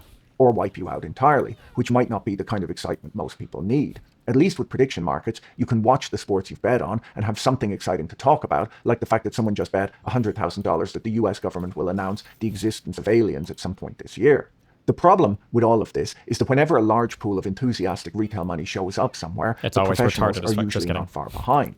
According to the Financial Times, large quantitative trading firms like Susquehanna and DRW, firms that normally act as market makers on stock exchanges, are now setting up dedicated prediction market desks. They're reportedly paying traders base salaries of $200,000 a year to build algorithms that systematically identify mispriced contracts on these platforms. So on one side of the trade, you have a person betting on the Super Bowl because it seemed like fun, and on the other side you have a machine that does this 24 hours a day and never gets excited about anything. This brings us to what the gambling industry calls the sharks and fish problem. In the early 2000s, there was a huge boom in online poker. Millions of amateurs, the fish, logged on to play, but it didn't take long for the professionals, or the sharks, to show up. The professionals didn't play for fun. They played the odds methodically, and eventually they deployed bots to do it for them around the clock. The survival time of a new recreational player on these sites was eventually reduced to not very long. The amateurs worked out that they were no longer really playing a game. They were donating their money to a server farm in New Jersey. They stopped logging in, the liquidity dried up, and the whole ecosystem collapsed. The sharks had eaten all of the fish and then starved. Today, prediction markets are full of retail money, and the platforms are growing quickly. But unlike trading a meme stock where the price is just whatever the next person is willing to pay, an event contract eventually resolves to either true or false. There is an actual answer. And if you're a retail trader betting on a geopolitical event based on a feeling, and the person on the other side of your trade is a gamma-neutral algorithm being run by a multi-billion-dollar hedge fund, the odds are not in your favor. This is not a skill gap that can be closed by doing more research. It's a structural disadvantage. When the quants have extracted enough money from the retail public, the excitement will wear off. The platforms will likely be left with sports betting, which the states will eventually either regulate or shut down, and a few novelty contracts that exist entirely for marketing purposes. You'll still be able to bet on whether Bad Bunny wears a dress to a football match, but the truth machine will be mostly empty. Now, in fairness, there is one thing prediction markets do better than the traditional alternative. If you walk into a sportsbook or open a DraftKings account and you start winning consistently, the sportsbook will reduce your bet size, restrict which markets you can access, or simply close your account. This is standard practice. The house is your counterparty, and a winning bettor is bad for business. Wait, is that true?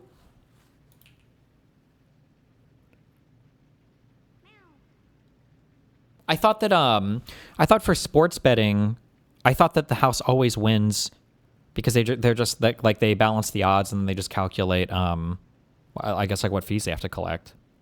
How do you lose on unless you're calculating the odds incorrectly? It's not sports betting. Sports books is not sports betting.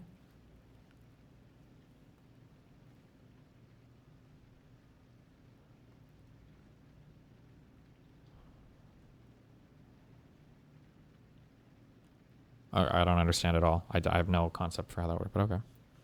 Your account. This is standard practice. The house is your counterparty, and a winning bettor is bad for business. I just don't understand those businesses where like the house is the counterparty. I thought when you were doing bets online, I thought that the counterparty was other bettors, and I thought that's kind of how the odds were determined, but maybe not. I don't know. States have tried to pass laws making this illegal, which tells you how widespread it is. Prediction markets don't do this because the platform isn't your counterparty. It's a peer-to-peer exchange. It just matches buyers and sellers and takes a small fee. If you're winning, the platform doesn't care. Someone on the other side of your trade is losing, and the platform collects its fee. That's what I assumed every sports bet was. Way. So in that sense, prediction markets are structurally fairer than sports books. Of course, the reason you're winning on a prediction market is most likely that you're a quantitative algorithm. So this is primarily good news for quantitative algorithms.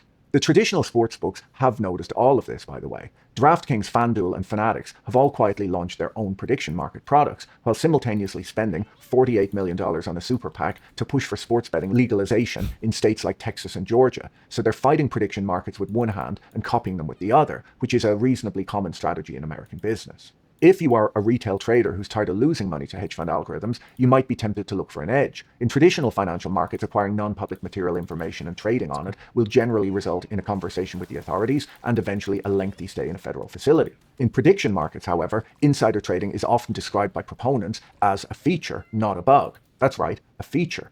If we look at recent events, this feature appears to be working remarkably well. Last summer, a Polymarket user operating under the pseudonym RicoSuave666 made a series of highly precise and highly lucrative bets regarding the exact timing of military strikes in the Middle East. It later turned out that RicoSuave666 was not just a very astute reader of geopolitical tea leaves. The Israeli government arrested 2 men, including an army reservist, for allegedly placing bets using classified military intelligence. So to be clear, a soldier with advanced knowledge of when bombs were going to be dropped used that information to win money on what is essentially a crypto gambling website, which is not really what people have in mind when they talk about the wisdom of crowds. We saw something similar with the capture of Nicolas Maduro. Shortly after the United States announced the operation, someone placed a series of very large and very confident bets on Polymarket that he would be removed from office, walking away with a few $100,000. It's not clear who placed those bets, but they appear to have had a better understanding of US foreign policy than most of the US Senate. Now, if you ask the operators and advocates of these markets about this sort of thing, they are surprisingly relaxed. They argue that insider trading is actually a good thing. The logic is that the insider brings valuable information to the market, which makes the price more accurate. That's unreal that somebody would say that.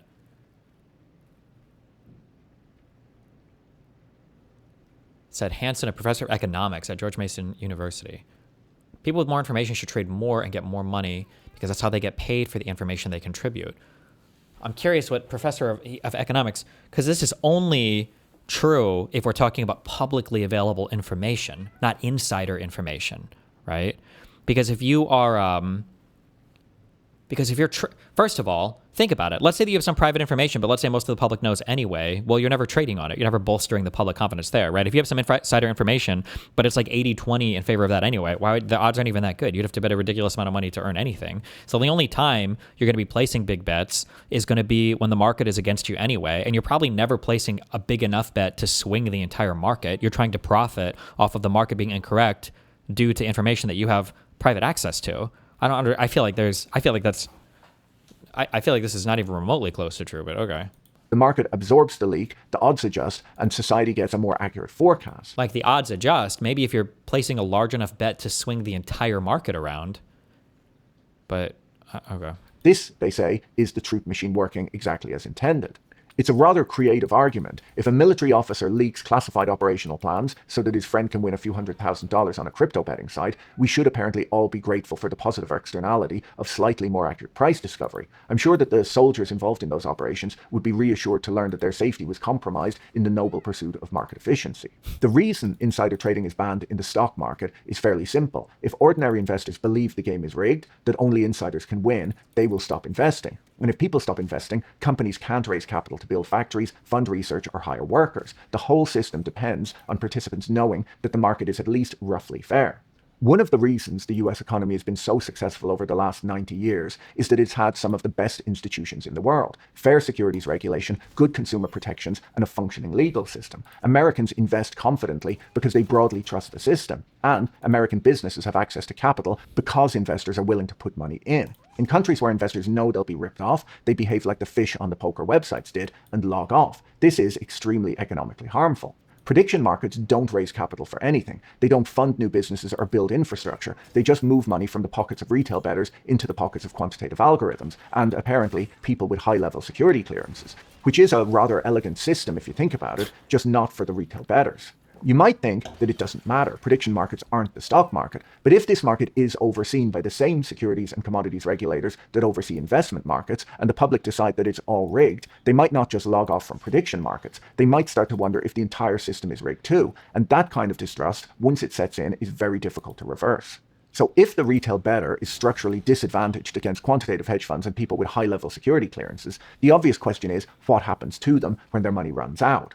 Since 2018, when the Supreme Court cleared the way for states to legalize sports betting, the United States has essentially been running a large-scale experiment in what happens when you make it very easy for people to gamble from their phones. Now that we've added prediction markets to the mix, that experiment has now been expanded to cover politics, pop culture, and monetary bets. You can now lose money on almost anything at any time of the day without even getting out of bed. The results of this experiment are starting to come in too, and they are not great. Recent academic research, highlighted by The Economist, shows that the introduction of online betting in a state is associated with a roughly 12-point drop in average credit scores, along with higher rates of personal bankruptcy and loan delinquencies. If you make it incredibly easy for people to gamble from their smartphones 24 hours a day, it turns out that a rather large number of them will do exactly that, right up until the point where their credit cards are declined. Now, you could argue that adults in a free society should be able to spend their money however they like, and I mostly agree with that. I don't want to be told how I can spend my money. It's mine. If someone wants to bet their rent money on I agree with that. I don't want to Ice-T Fan Club, Vintage Posters, Sire Records. be told how I can spend my money. It's mine. If someone wants to bet their rent money on a basketball game or the exact date of a Federal Reserve rate cut, that's their right. The prediction market platforms would certainly agree with this. They describe themselves as neutral marketplaces facilitating price discovery, which is a very dignified way of describing a website where you can bet on whether it'll snow in April. The problem is that when millions of people simultaneously damage their personal finances, it stops being a private problem. Loans start to go unpaid, mortgages default, and eventually the costs get absorbed by the broader financial system, and the individuals who fall into bankruptcy end up relying on state and federal safety nets funded by taxpayers, who in many cases were sensible enough not to gamble their rent money on a basketball game. So when you look at the mechanics of the whole thing, prediction markets start to look less like a truth machine and more like a wealth transfer mechanism. The platform takes a transaction fee, the quantitative algorithms extract capital from retail bettors, the insiders extract capital from everyone, and society picks up the tab for the bankruptcies and the unpaid bills. It's a wonderful business model for everyone except the people using it.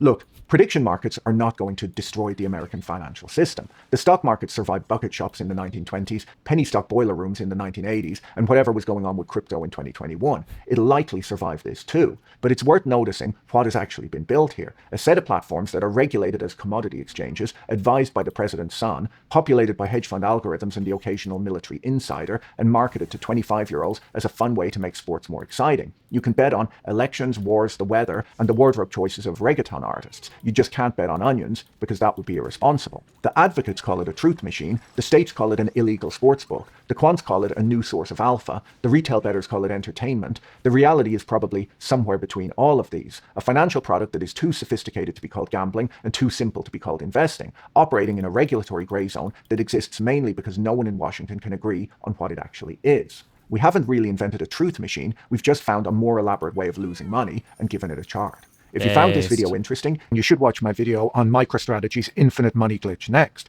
Don't forget to check out our sponsor Claude using the link in the video description. Talk to you in the next video. Bye.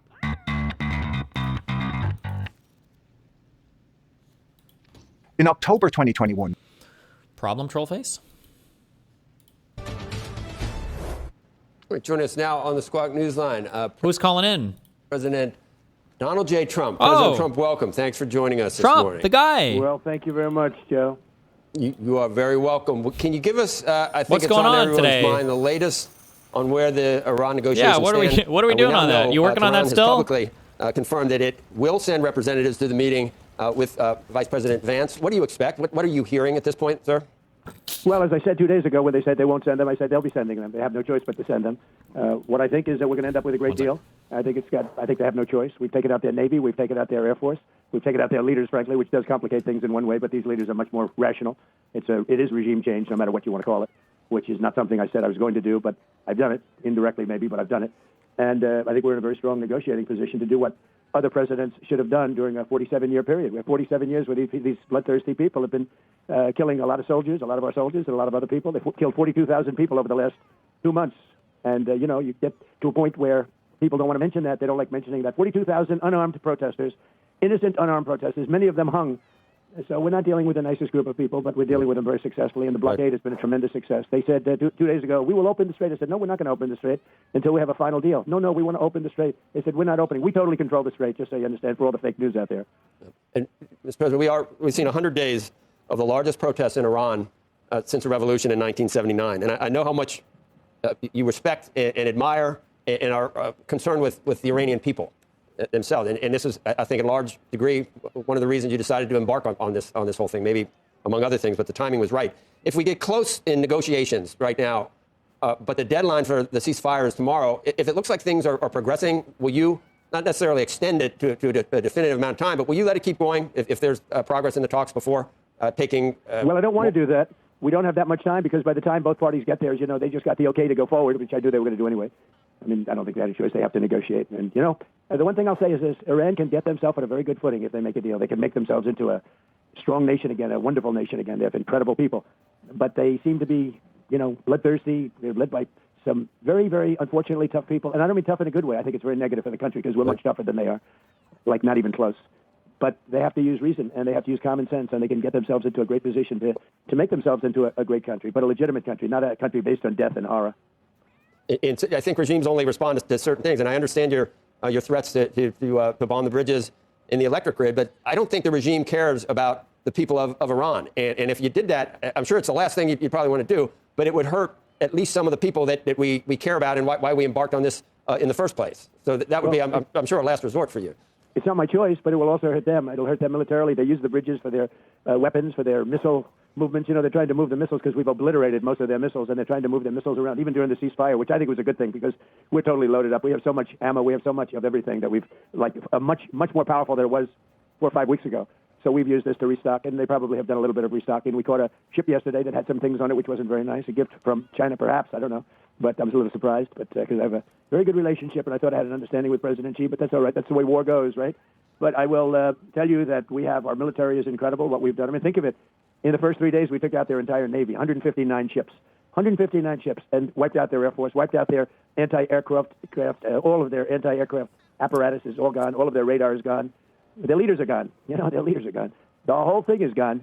And frankly, this should have been done a long time ago. It would have been a lot easier because they were a lot less lethal a long time ago. So to be clear, you're saying that you need at least a prospects for a signed deal today and tomorrow, or else you would resume bombing Iran? Well, I expect to be bombing because I think that's a better attitude to go in with. But we're ready to go. I mean, the military is raring to go. They are absolutely incredible. You know, I built the military in my first term. I'm using it now. The military, when I took it over from Barack Hussein Obama, it was so depleted, so sad.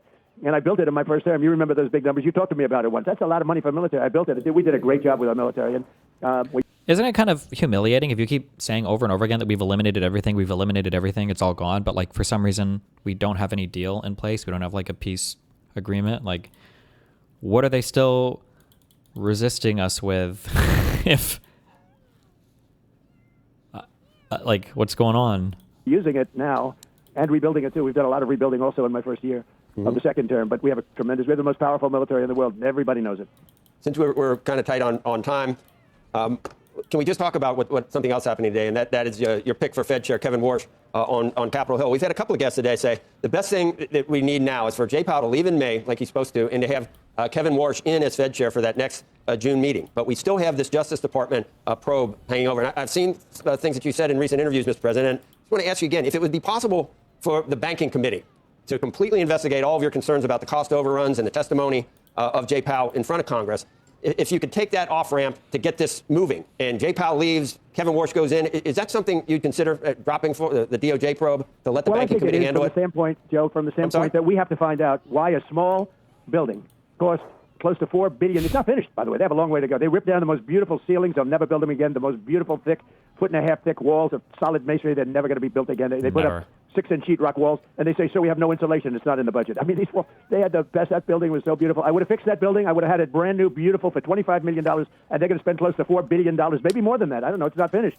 In fact, I looked at it the other day. I'm afraid Kevin will have to have an office next to me in the White House because that building's not going to be done. He's not going to be able to use that building for a long time. And, you know, he had a complaint. He said, I didn't realize this. He said the saddest thing is they ripped down the best building. He said there was a building that had beautiful boardrooms that he used many times when he was there, that beautiful boardrooms and meeting rooms. It was so beautiful, the nicest in Washington. And he said they ripped it down. The nicest building in all of and D.C. maybe they did that to save money, like the Gavin Newsom, the railroad, where they made it shorter in order to save money, but it's still 25 times over budget. But the worst I've ever heard is the railroad in California, and I think this might be worse. Think of it. I would have fixed that building, beautiful, quickly. $25 million would have been like a brand new building. All the ceilings would have been left. All those beautiful thick walls with gorgeous moldings would have been left. You're going to get a sheetrock ceiling, a sheetrock wall without insulation. They said, sir, insulation's not in the budget. Insulation costs you $100 a room. The whole thing is crazy. And they're at $4.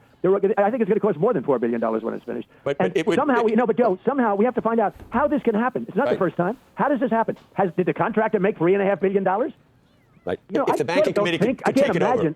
I can't imagine that Too Late is taking money on construction. I can't. But it's possible. But we have to find out why is a job that should have cost $25 million costing billions and billions of dollars. I built the hotel. It's now the Waldorf. I sold it to Waldorf, and it's now the Waldorf. I built it for $201 million. It's a bigger building than the federal, and it was hotel rooms with bathrooms and partitions, and it's much more expensive to build a hotel room than it is a nice empty office space, right? You can't get a word in.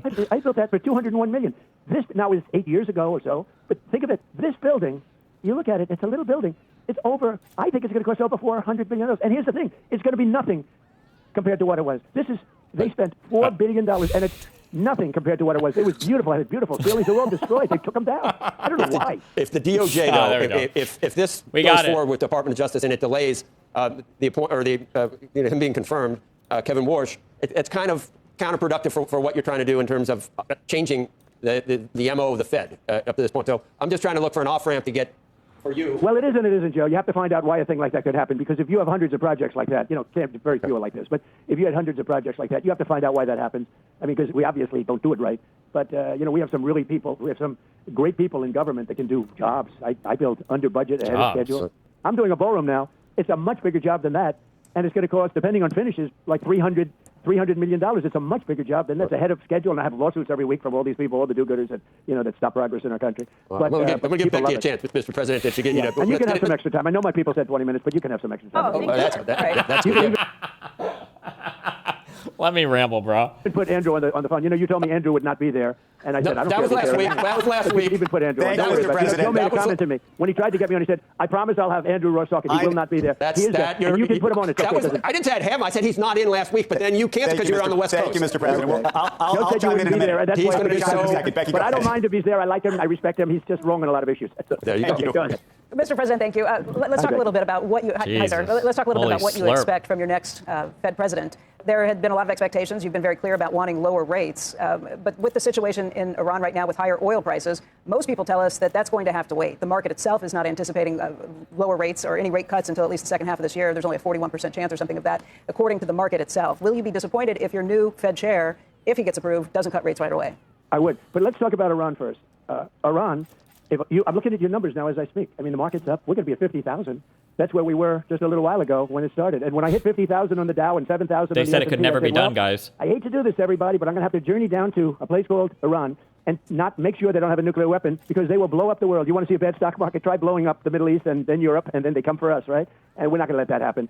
So I said to my people, they're all gathered, all these wonderful guys, Scott Bessent, the whole group, Howard, they're all doing a good job.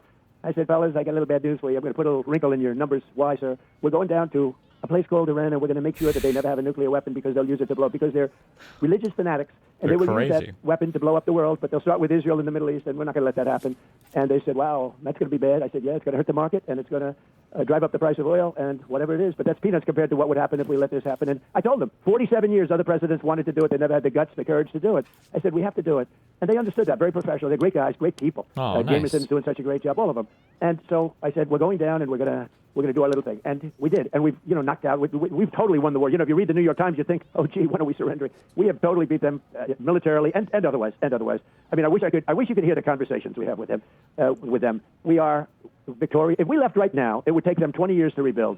And they can't get the nuclear dust because it was obliterated by the B-2 bombers that went in. They never got the credit they should get. They've tried to get down there. Wait, was he supposed to say any of that? Wait, so we don't have to go in and get the nuclear material? It's all blown up now? It's all gone? Or what? Hello? We have cameras from Space Force on it all the time. They've tried to get down. They can't get down. That place was obliterated. They did such a good job. The left tries to make it, tries to demean all the time, like, oh, well, maybe it wasn't totally obliterated. It was, and they can't get it, or they would have tried to get it. But the fact is that we took this little journey. And if you would have told me that the Dow is almost, I'm looking at your thing, I mean, literally we're at 50,000. And if you would have told me that oil is at 90, as opposed to 200, I would be frankly surprised. And you know what is happening? Boats are finding other sources. They're going up to Texas and Louisiana. They're going to Alaska. They're going to other places.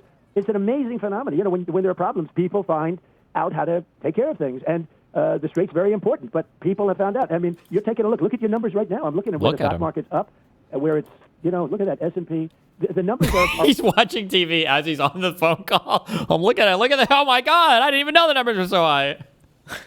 what they were when we started this whole thing. I thought they'd be down 20% or down a very substantial amount. Even when it was down more a couple of weeks ago, I was surprised. I thought it would be down much more, and I thought the oil would be much higher. And I'm very happy to say that it wasn't. And when it's over, and it will end, when it's over, they want it to be over immediately. And I just looked at a little chart. World War I, 4 years and 3 months. World War II, 6 years. Korean War, 3 years. Vietnam, 19 years. Iraq, 8 years. I'm 5 months. Okay, 5 months. I would have won Vietnam very quickly. I would have, if I were president, I would have won Iraq in the same amount of time that we won, because essentially we've won here. Okay, I mean, people can play games. The Democrats can say, well, we should have done better. No matter what. If I did it in 1 week, they'd say, we should have done better. Look at Venezuela. I took it over in 45 minutes. It was basically a 45-minute. And by the way, a very strong military country. And we took it over in a day, but let's be nice. But we basically took it over in 45 minutes. We took it over during the attack in 45 minutes. And they would say, I'm surprised I haven't said it. He's speaking right now. He's speaking right now. Please shut the fuck up. But we can't let traitors. We can't let traitors like Schumer put pressure on you where they say, we want out. Think how bad that is. I'm negotiating with these people, and they're telling us, we have to get out now, we have to get out now, we have to get now. And they were in a war for 18 years. They were in a war for, think of that, Vietnam, 19 years. Iraq, 8 years. So I want to make a good deal. I'm not going to be rushed. I have all the time in the world. I want to make it, not a good deal. I want to make a great deal. I don't want to do this, go through this. And, if you look at this, what we've suffered in terms of losses, we lost 13 men, and that's terrible. I wish we didn't lose one. But if somebody would have said, we've done this and obliterated that country, obliterated it, and we lost 13 men, people would have said, that's not possible to have done that. It's not possible. So we've done a great job, and I don't want to be rushed by people that are really treasonous as far as I'm concerned. Where they're, I watch this low IQ guy, Hakeem Jeffries. He's a totally low IQ person, and he's always ranting and raving, oh, this war is so terrible, terrible. They shouldn't be saying that when we're in the midst of a negotiation, because it does hurt us somewhat. It gives the other side some hope, and I don't want them to have hope. Mr. President, I wanted to ask you about Anthropic, if I could, for a second, because this is a company that your administration has declared a supply chain risk. And I want to understand the determination for that. There's a view by some that it's political, but more importantly, at the same time that this is happening, reportedly, the NSA and other parts of the government are using Claude, which, of course, is the large language model of Anthropic, and how you square that. Well, Anthropic is a group of very smart people, but they started telling our military how to operate, and we didn't want that. And they tend to be on the left, radical left, but we get along with them. In fact, they came to the office. They came to the White House a few days ago, and we had some very good talks with them, and I think they're shaping up. They're very smart. And I think they can be of great use. I like smart people. I like high IQ people, and they definitely have high IQs. It's one of those things, and I think we'll get along with them just fine. So do you think a deal will be made so that Anthropic will be allowed to be used inside the Defense Department in the future? We want the smartest people. Now, in the meantime, we replaced Anthropic with somebody else. You know who they are, and they're very, very smart people. Sam Altman. They're a very, very smart group. We have a lot of smart groups. We have some brilliant people. We have the most brilliant people in the world. President Xi told me that. He said Silicon Valley. Yep, he called it Silicon Valley. During the conversation, I have a great relationship with him. He said, you have the smartest people in the world. And we do. You take a look at what's happening with Jensen and all of these people. And it's a great honor to be working. I think Tim Cook, I see he's retiring. I wrote a piece about him today. And I got to know him very well. He's a fantastic person. Did an unbelievable job. And I say it respectfully, but if Steve Jobs had lived and ran the company, it might have done good, but it wouldn't have done, I think, nearly as good as the job Tim has done. And I got to work with Tim, so I really know it. I know what I'm talking about. He's a very unusual guy. He gets things done.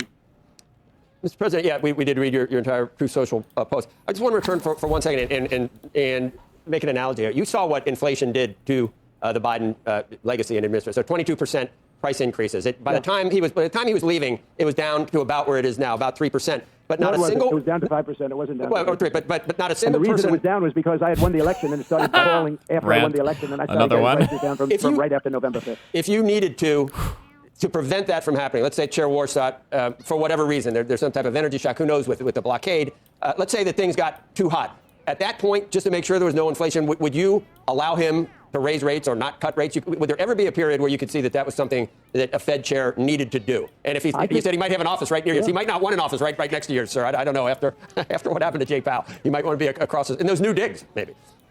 Maybe I'd like him next to me. Actually, it's not a bad idea. Maybe Jay Powell did us a big service in retrospect. I call him too late. He's just too late. He's always too late, except when it came to before the election, but that didn't quite work out well for him. So the answer is I want Kevin. I think Kevin's great. He's central casting in a true sense. Okay, I think he's going to do a great job. Yeah, if there's time for, I've been in favor of interest rate rises to stop inflation. I think it sort of is effective. But there's one thing, and nobody ever talks about it but me, unfortunately. So I'm sure it's not correct, but I think it is. We should have the lowest interest rate in the world. When I was a young guy growing up, we always had the lowest interest rate worldwide. We always did. And then 15 years ago, 20 years What? ago. I don't think that's even where remotely true, but Switzerland okay. and other people had lower rates than us. And I just had a thing with, if you take a look at some of the, let's call them like elite countries. What year, what decade was it where housing interest rates were like fucking double-digit percentages? They're only elite because we allow them to walk away with $30 billion and $40 billion a year, but I don't do that so much anymore. I sort of put a clamp on that with the tariffs and charges that we charge them because they were elite because they were making billions and billions of dollars from the United States, larger, and other reasons that they run a good operation. But it's easy to run it good when you make that much money, where we have these massive deficits with, you take a look at some of the countries. But Switzerland is one. They talk, oh, yes, we are a small and brilliant. Well, they're brilliant because they pay us almost nothing. Now they pay a little bit. They should pay much more. We'll get that up a little bit. But if you take a look at Denmark, you take a look at all these countries, they think of them so good. They pay such a low interest rate. Well, if we charge them, and what happened with me is I charged some of them, and they squawked like you wouldn't believe it. They called, and we are a small country. All of a sudden, I realized they're not elite. We're elite. We're being sucked dry. And we can't do that. And you'll see that. We had a little setback with the Supreme Court. They said I could charge tariffs, but I have to do it a different way. And because of what they did, we have to pay back $160 billion. All they had to do is add one sentence, just one sentence. And that's, you don't have to pay anything taken in thus far back. But because they didn't add, and by the way, it was a close call, too. There were justices that were powerful that I was right on the tariffs. But because we lost by just 2 votes, just little vote, 2 votes, we have to pay back $165 billion. They could have, with a little one sentence, you don't have to pay back tariffs that have already been received. You start from this point, and you do it a different way. So we're doing it a different way. We're going to end up with the I can't believe they wouldn't change their entire part of this ruling for me. Just for me. It's so sad Mr. President, the Supreme Court didn't want to save our country with one sentence, let him talk. $165 billion. And Let we're giving him a lot speak. of that money back to people that hate our country. So I'm not happy with the Supreme Court, I'll be honest with you, okay? Mr. President, on that topic, there's a whole number of very large companies, including Apple and Amazon and others, that have not sought reimbursements yet for the tariffs. I mean, they haven't tried to collect refunds. And from what I understand, part of the reason that they have waited is because there is a worry about, frankly, offending you.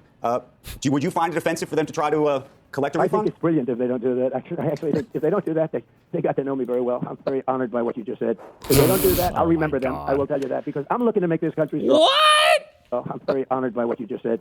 If they don't do that, I'll remember them. I will tell you. Like, it's just like open, blatant corruption. If they don't seek a reimbursement that the Supreme Court said that the customer... By the way, that's kind of sort of our money, right? Like, I'm pretty sure... I don't think Amazon is picking up the tariffs for us. I'm pretty sure that's passed on. Like, you have to sign for it and pay a check and all this other bullshit.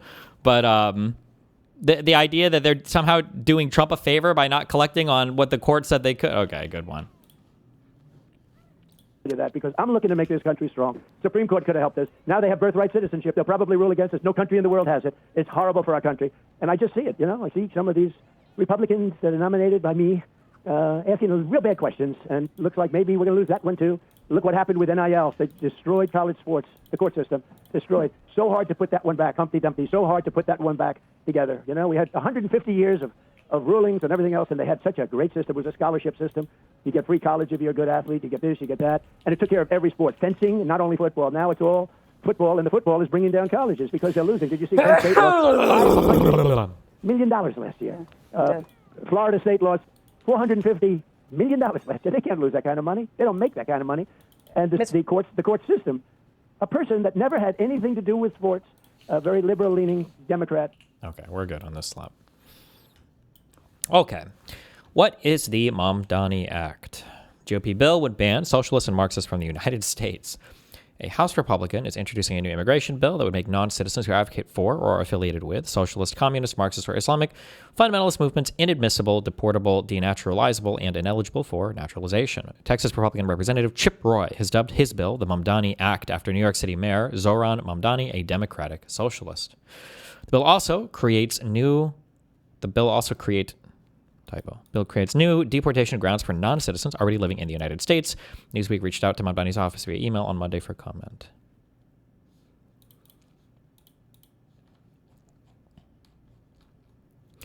Under the Mamdani Act, deportation provisions, a non-citizen already in the United States could be removed if they engage in advocacy for socialism, communism, Marxism, or Islamic fundamentalism, distribute or publish material promoting those ideologies, or hold membership in affiliated organizations at any point after admission. Jesus Christ. Crucially, the bill would strip the courts of the ability to review any determination made under its provisions, meaning deportation, denaturalization, or inadmissibility decisions would be final with no avenue for legal challenge. Roy told Breitbart News, "Why do we continue to import people who hate us? Not just for the last 6 years, but for the last 60 years, our immigration system has been cynically used to disadvantage American workers' competitiveness in favor of mass importing the third world. This has not just led to higher crime and lower wages, but also the promulgation of hostile ideologies fundamentally opposed to American values. By targeting the Red-Green Alliance, this legislation deploys new tools to fight back against the Marxist and Islamist advance that has devastated Europe and has now arrived on our doorstep, especially in my home state of Texas. Oh my God.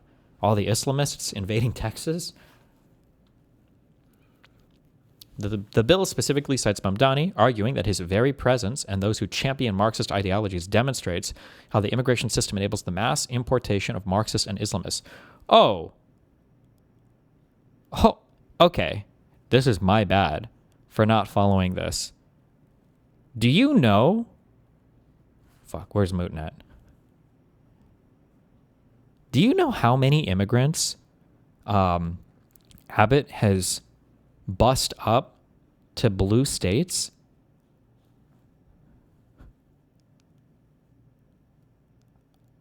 I thought that I thought he did it a few times as like a meme or whatever, like I don't know, maybe a few hundred or like 1,000 or whatever. It's like over 100,000 people.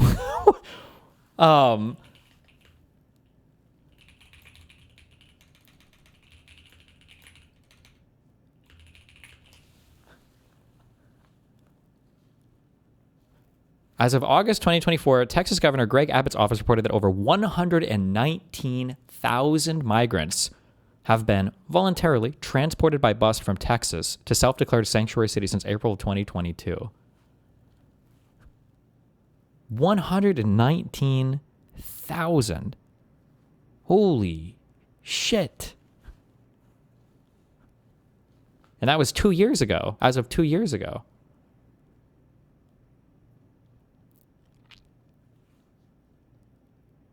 God damn.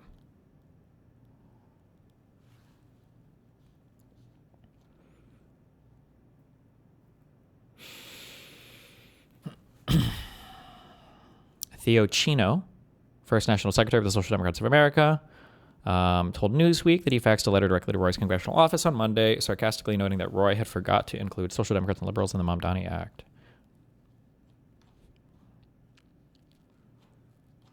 There's no way that actual Justice Warrior is going to defend this, that Sean is going to defend this.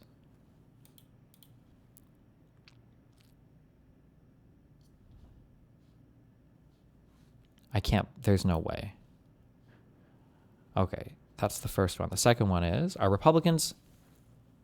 Oh, wait, no. The first one is, should Dems double down on Zoran's viral tax the rich narrative? Oh. And then 3, Trump labels Iran war opponents traitors. Oh, yeah, we saw... I think we listened to him talk about that.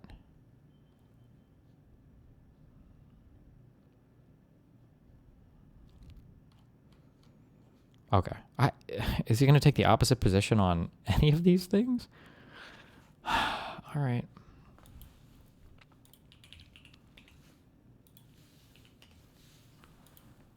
Okay. 2. Okay. This is Jen Cena reporting live for the Cracking News Network. We're here with Timmy 2 Canes. Timmy. Fuck! What the Okay. Trump Labor Secretary Lori Chavez DeRemer resigns amid misconduct investigation. RIP. Be ready for the Chris Murphy tweet. Wait, what is the Chris Murphy tweet? Link.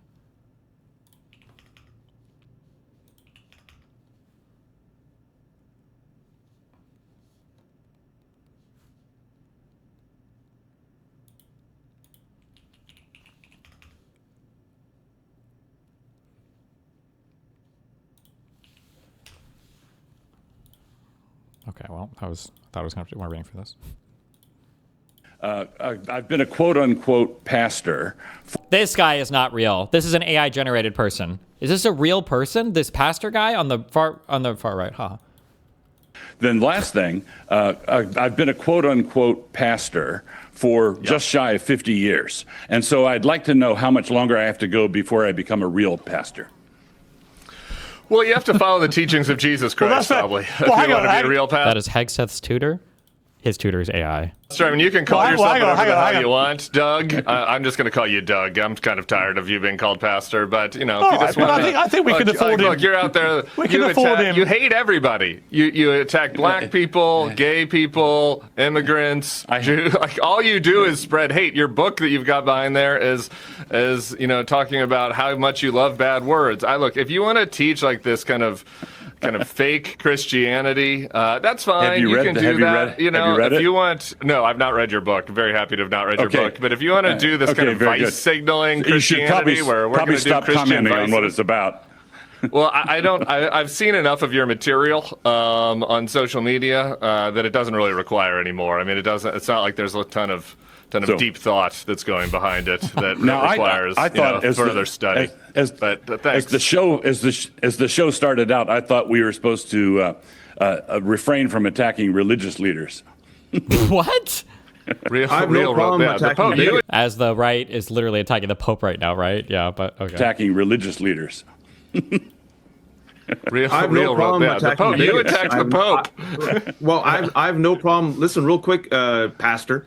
I have no problem attacking wolves in sheep's clothing. I have no problem attacking a man who wrote that American slavery was mutually harmonious between the slave master and the slave. That's you. I have no problem attacking a man who proudly says he wants to do away with the 19th Amendment, which gave women the right to vote. I have no problem attacking a man like yourself who sits here incoherently supporting an incoherent, unwinnable, illegal war in Iran. I have no problem attacking you, a man who is the religious leader of Pete Hegseth, a man who's a cosplay crusader, who's leading some type of crusade, probably you put him on, as a Secretary of Defense, getting Americans and innocent civilians killed. I wish you would be a better Christian. I wish you would open up the Bible. I wish you would meet the Jesus that I met when I went to an all-boys Jesuit Catholic high school. The Jesus that took care of the sick, that took care of the poor, that welcomed the immigrant, that welcomed the marginalized, that helped them. But instead, you've used Jesus as a mascot for, I don't know, your white Christian supremacy, your cruelty, your misogyny. And I'm so glad that people are finally waking up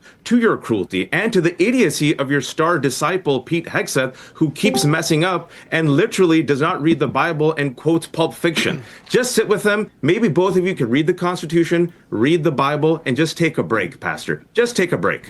Yeah. Do less. Yeah, All right, Pastor, What? What do you want? What are you up to? I'm about to do a panel in literally 3 minutes. Did you go over court stuff? Did I miss it? Yeah. Not that exciting, but decently exciting. No, it was good. It was good though. I think the judge was on your side pretty. Yeah, you think pretty so? hard. Can I get Yeah. Can I get 5 more days on that, please? Yeah, Please? like Just- begging. Please, just Your 5 Honor, more days, please. She's in law school, Your Honor. She's in law? She's You in law really school. think in She's 10 in days? Illinois. 10 days. She's got a tweet at 3 a.m., Your Honor. They're Please, doing finals. 10 days. Can we just get 5 more days? I thought she was about to say like, you know what? Fuck it. She's got 5 days. No. I don't think she was very happy with. She was being nice, but I don't think she was I too think she happy was a about little her too memory. nice. Yeah. I don't know. I'm okay with it. She was. Yeah, I was talking to Kafka. I wanted her to grant the MSJ because they didn't respond to it, and apparently they didn't respond. So like technically it's unopposed. So Yeah, she could have but- just been like, yeah, but that's probably pretty memey. It's again without party depositions. Like they have a semi-valid Yeah, she avenue said- to appeal and say like, well, we didn't even get to depose him, so is that a fair MSJ? And but I mean that could have She been something literally they said brought like, up. I don't and- know what I don't know, you know, like so let's fucking hear it. So yeah, 10 days, I guess. You guys all gonna schedule that, and then you'll do the depots. That's when finally they'll get all of their good evidence. When I admit to the 50 million horrible illegal things I did, they just didn't uncover it until You're now. gonna be like Tyrion. I did it. I am a did it. monster. Yes. True. What's the panel on? I don't know. Just the most retarded Trump shit. Classic. Is it Wick or? No, it's the Brad guy. It's gonna be with Sean though, AJW. Oh, the Brad like who owns the radio show or whatever. Brad Polumbo. That guy? I don't know if he owns a radio show, but he does YouTube stuff. I'm thinking of the radio show guy that you met. Oh, you're thinking of Brad Shapiro? Yep, that's who it is. Yeah. Where the fuck was our stream today? I had a shit sleep. I woke up And then I was like, all right, I'm going to listen to Steve's thing. I can't stream that or record that, so fuck it. Base. Fuck it. Yeah. Hell yeah. But I listened to your whole thing. That was interesting.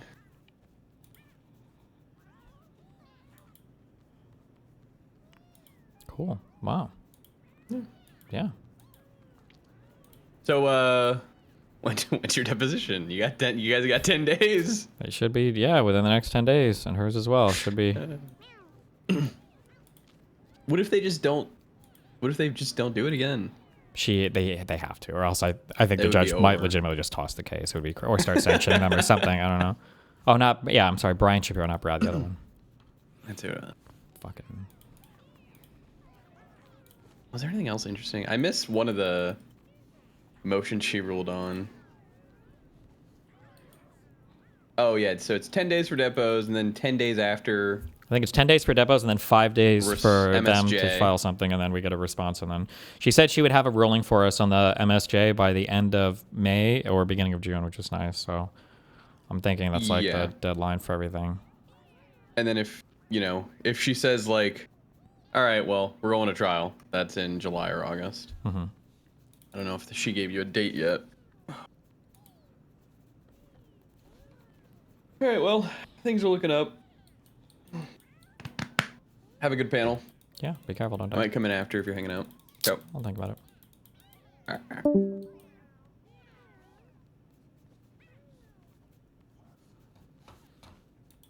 Seeing this viral trend of people challenge themselves to try and infiltrate the Scientology HQ as deep as possible. Out! Get out! Get out! Get out! What are you doing? Get out of the building! Now! You're trespassing! Go! This is retarded.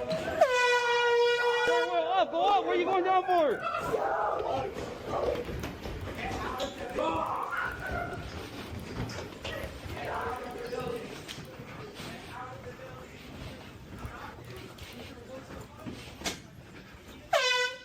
Hey! Come on, push! Get out! Get out! What are you doing? Get out of the building! Now! You're trespassing! Get out of the building! Get out! Get out! Stop it! Get. Oh shit, he emailed me a link. Alright, I'll be back while I set this up.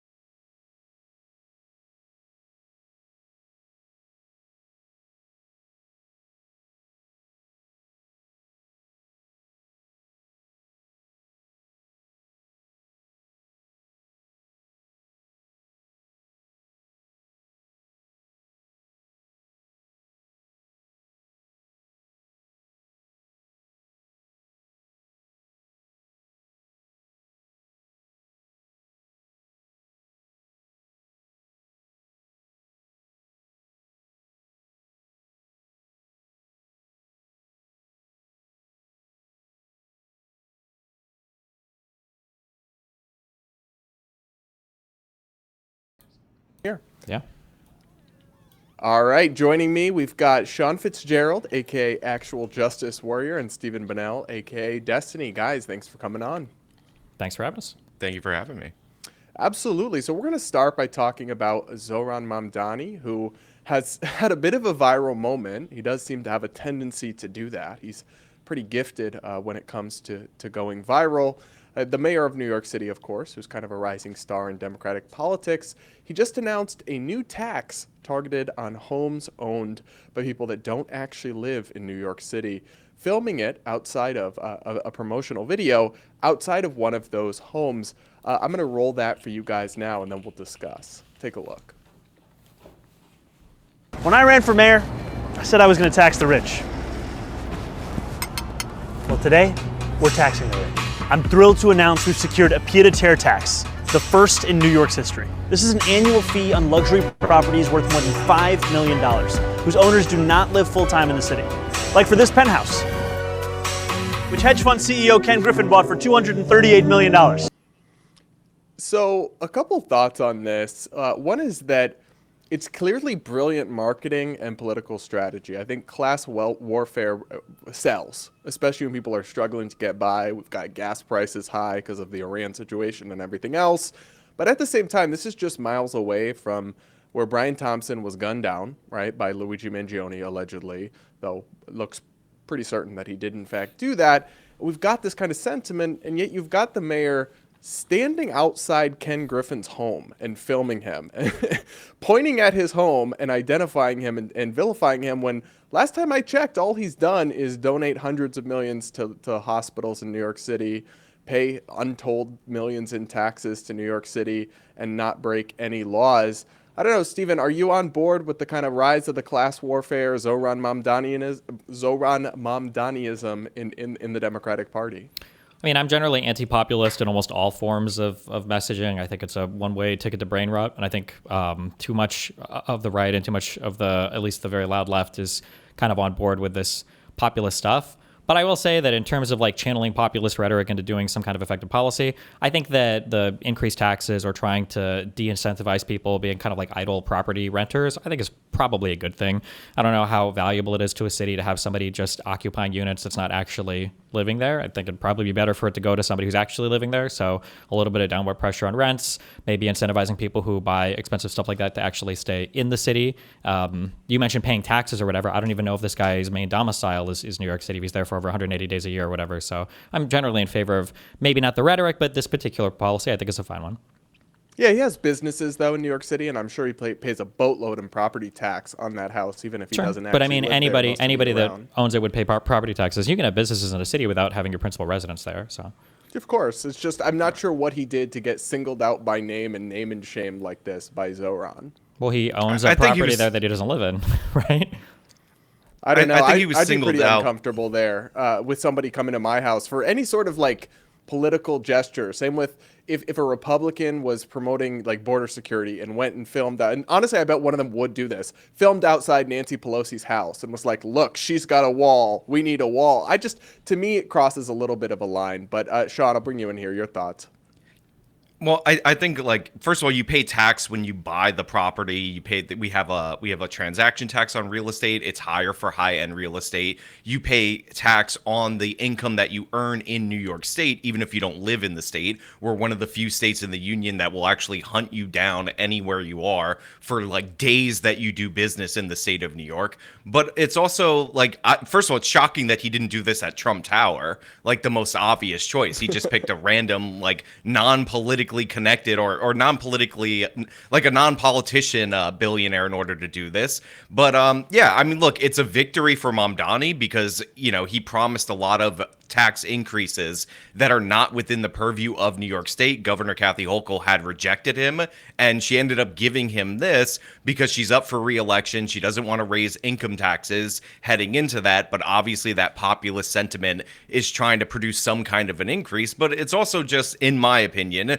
like gross to see anybody celebrating tax day. Like, I don't know. I know Stephen obviously pays more in taxes than I do, but like, I pay all my taxes in one shot, and I had to do that last week. So seeing this like smarmy guy smile into the camera about taking people's money, not a great feeling as a New York City resident, if I'm being perfectly honest. Well, and I think you can count on both the fact that Zoran is like a super popular figure with progressives and the Democratic base, and the mainstream media is kind of heralding him and giving him all this gloss. You've got mainstream Democrats teaming up with him, like Obama just did an event with him that seemed harmless enough. But then you can count, of course, because he is Muslim, because he is a socialist or arguably like a Marxist communist, you can count on the conservative media engine always being trained on him.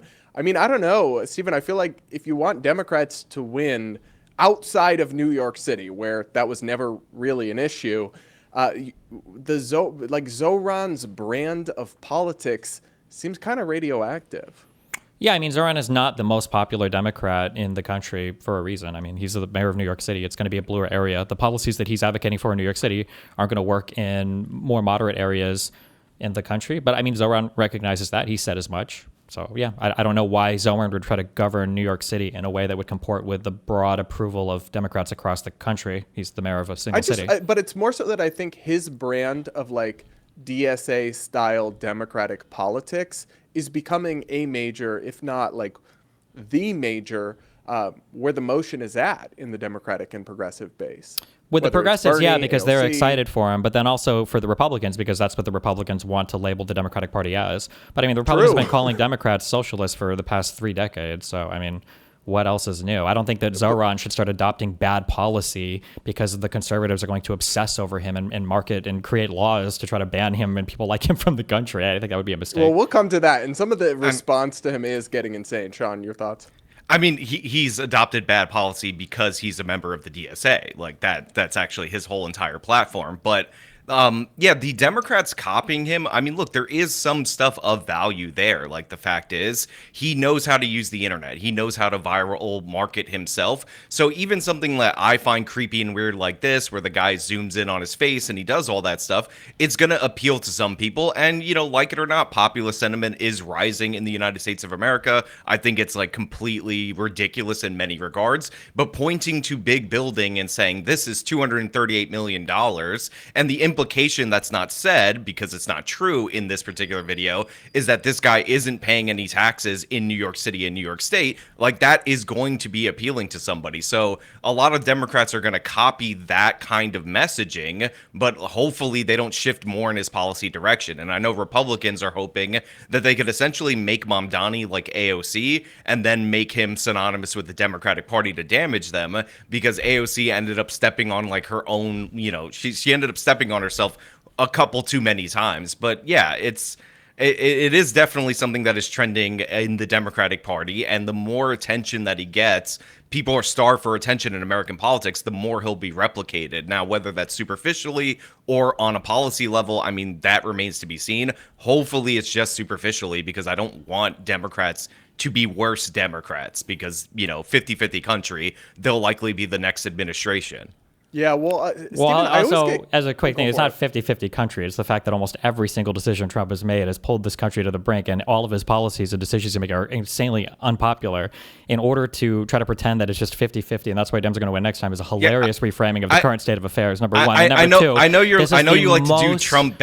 I'm not doing Trump bad. You're the one. I know that you said like to do 50-50. Trump bad, but my point is that the country is actually split in terms of presidential elections. We only have a few swing states, and we're talking about tens of thousands of votes. It's not me talking about Trump's popularity or lack thereof at this moment in time. Like, just relax, calm down. I'm super relaxed, but I mean, Republicans have played into this like populist rhetoric as well. I don't hear anywhere near the same amount of complaints about all the tariffs that Trump did, which are way worse than this Mamdani targeted tax. I think they're bad towards. policy. Sure, that's fine, but none of the other Republicans are saying that, so it's kind of hard for them to think in an honest environment for them to kick up a whole bunch of dust about what Mamdani is doing. Also, it's not like this is just a random dude that Mamdani is pointing to. This is like the single most expensive piece of like personal property, I think, in the entire country. And I don't think the guy's even principally residence in New York City. I'm pretty sure his principal residence is down here in Miami. So it's not like he just randomly chose a place to go after. Like, I think it's a perfect, or at the very least, a really good use case scenario for like, this is the type of tax I want to implement. This is the type of property that it would target. And this is the kind of person that is arguably abusing this ability to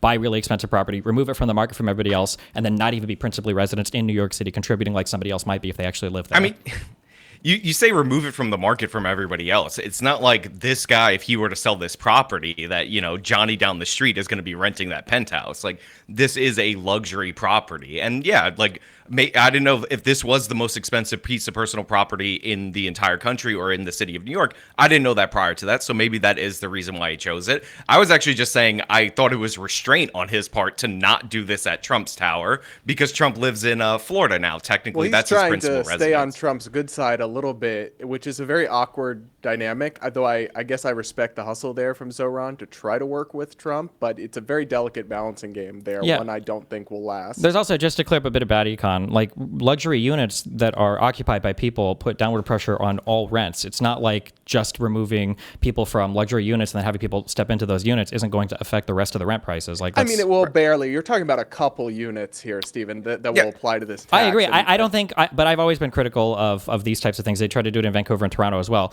Like, generally, there aren't very many vacant units that are sitting, that are just occupied by idle tenants or whatever. But I mean, like, insofar as like a wealthy tax, like, I better this than like a wealth tax or some other like ridiculous thing. Sure, but this is not the root. That's what we mean when we say it's like populist demagoguery. It's not unlike the Republican nationalist economics in that it's scapegoating and rooted in bad economics. But then also it's like not the core problem. The core problem with the New York City rental market is not a few luxury I somewhat agree with you there, but it's not bad. At least it's not the type of policy that is like largely destructive or corrosive. Like on the aggregate, this is a good policy. I don't think you want very many idle landlords or idle tenants in your city. I think it's a decent policy, and it's not the type of like all holistic destructive econ policy like we see Republicans that love to engage in that for who knows what reason.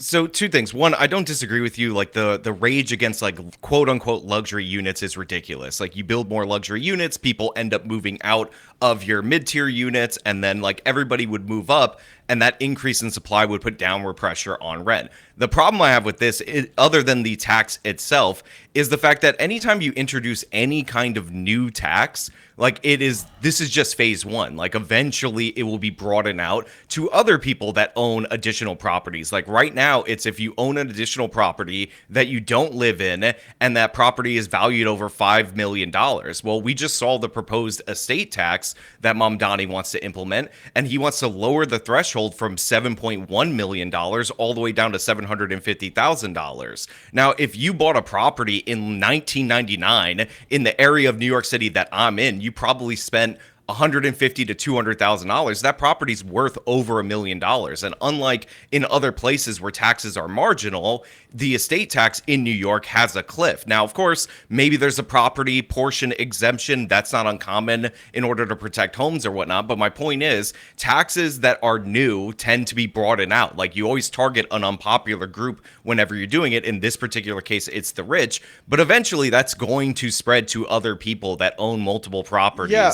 And if you're trying to incentivize building more apartments and you're going to tax unoccupied dwellings that are owned by people who aren't living there, then eventually that will turn into yet another terrible housing policy in New York State, which is an undefeated run for the last 10 years. I just think that the problem in New York City is not lack of tax revenue funded by the wealthy, right? They already pay vast amounts, hugely disproportionate amounts of the income taxes and property taxes. And even this tax, he says it will raise $500 million. I highly doubt that. I think people will probably it will probably raise significantly less revenue than expected, and that's not going to get him anywhere close to funding all the programs that he wants to fund or closing the multi-billion-dollar gap. I just worry it's part of this really rancid class warfare sentiment, tax the rich sentiment that's also divorced from empirical reality, or the fact that we already have a wildly progressive federal tax system that I do think is going to become the kind of forefront. You look at Bernie 2016 and how he had such a different message than Hillary Clinton, but now the Democratic message on economics is much closer to where he started. And I think it's going to keep moving that way.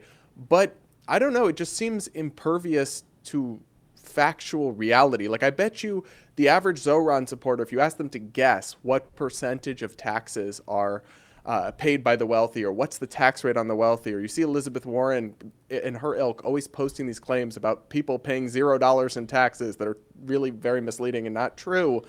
I don't know, Stephen, I find this curious because whenever we talk about Zoran, you seem kind of you don't always support. You might distance yourself from some things, but you seem like not particularly concerned. But what's interesting about that to me is that like you speak out so vociferously against Hassan Piker and like the Hassan Piker flank of American politics, and I agree with almost everything you say about that.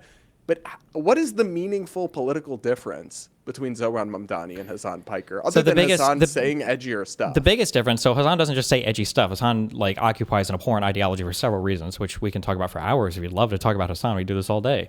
But the nice thing about Zohran Mamdani is Mamdani acknowledges that there are different types of Democrats that are appropriate in different sections of the United States. He said that explicitly alongside AOC. This is a good statement to make, that Zohran can govern New York City as a very blue city because it is a very blue city and he's the blue mayor elected of that blue city. But that doesn't mean that we have to demand the same thing as a senator from, Pennsylvania or as a mayor in another city across the country or whatever else. So I think acknowledging that difference is good, number one. Number two, I think it's good that as much as I don't like the populism, slopulism stuff, as much as I don't like further left economic policies, like it seems relatively narrow in scope. I don't think I would ever say this tax that might be good is bad because it could expand to a bad thing in the future. That just seems like a slippery slope excuse to literally not do anything ever. So, I think that taxing idle tenants, I think is good. I think that you want those units to be used. You want it so that if you have apartments available in your city, that you actually have people living in them, because that's kind of what they're there for. And the idea that it's going to disincentivize, like builders in the future, like they don't need incentives to build. You just zone for it and they'll build.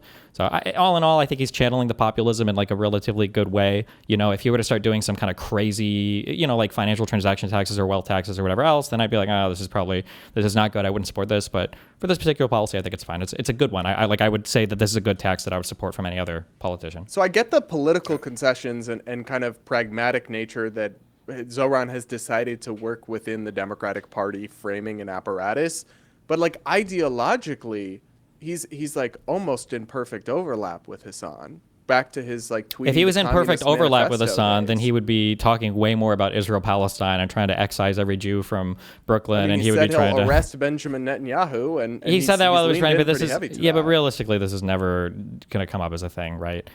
He distanced himself from that globalize the Intifada statement. I think he's talked more about like that from the river to the sea thing. Like for the most part, it seems like he's distanced himself from the more radical rhetoric. He disavowed Hassan, directly. So I think that he disavowed Hassan. When he was on the campaign disavowed trail, the statement. The statements. He said on the debate stage, actually. But just the America deserved 9/11 statement. Is that what you're talking about?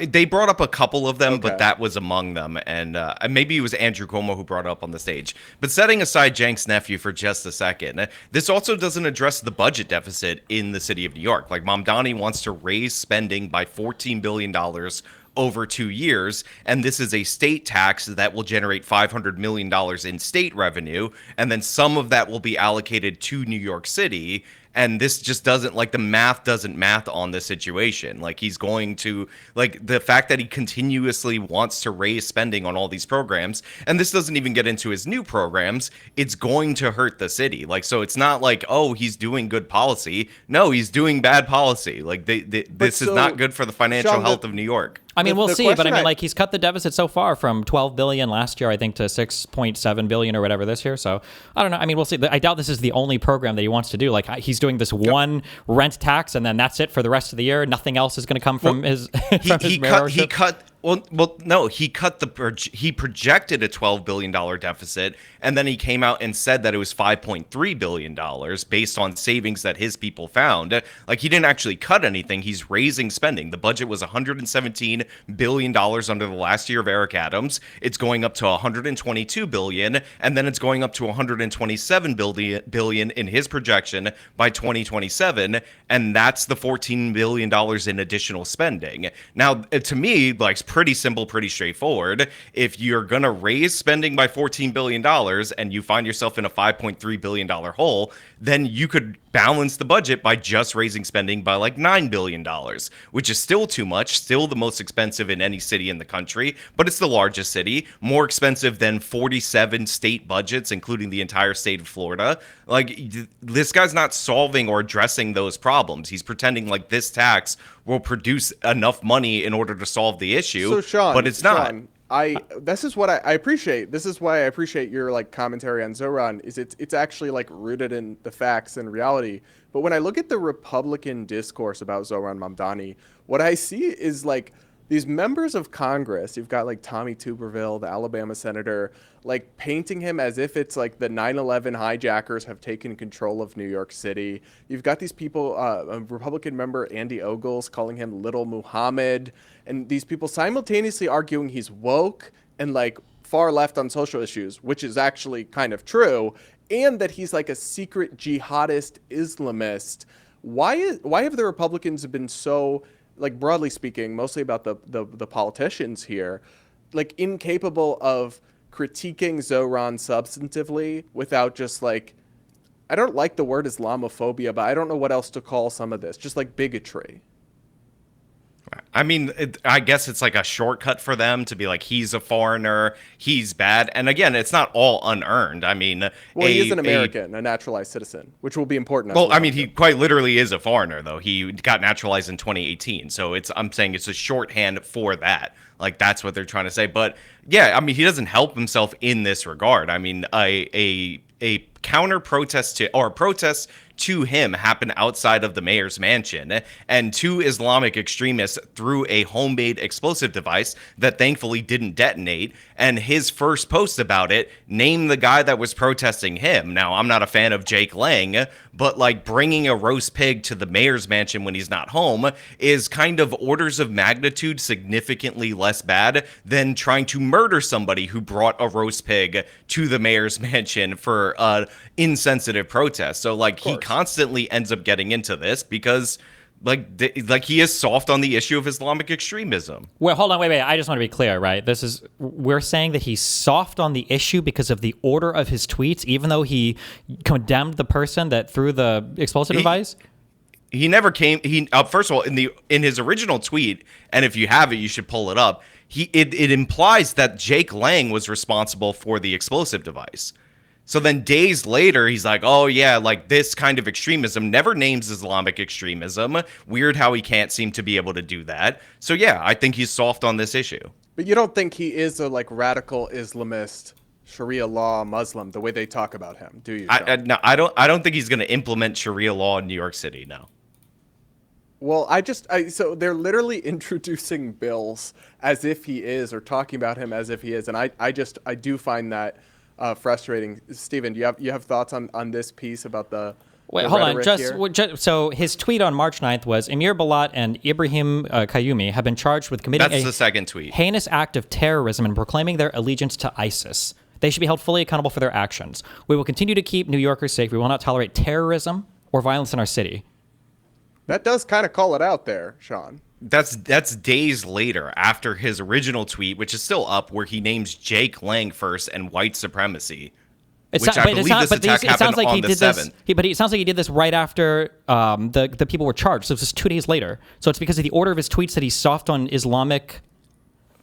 First of all, day of, and we knew from the moment that this happened, we saw the guy screaming out Allahu Akbar as he threw the bomb, hilariously over a left-wing activist that was saying that we should tolerate these people. I did see that clip of that guy, yeah. One of the most iconic symbolic images of all time. Just because somebody says Allahu Akbar doesn't necessarily mean they are allegiant to ISIS, or doesn't necessarily mean that they're part of some terrorist group. They could be Star Wars fans and they don't know the line. Yeah, that's true. Or it could be a person who's insane, or it could be. I know that you guys like to see Donald Trump tweeting insane stuff every 2 hours, so maybe that's like the type of leadership that you're used to. It doesn't necessarily mean that. But the reality is that the original statement that you said that he's soft on Islamic terrorism or extremism, he won't call out. That was just a complete bold-faced lie. Pull up the original statement. It's not a lie. Pull up the original statement. If an Islamic extremist throws a bomb and you criticize the people he threw the bomb at, then that tells me something about you. What was he critical of Lang for? What was his tweet against Lang?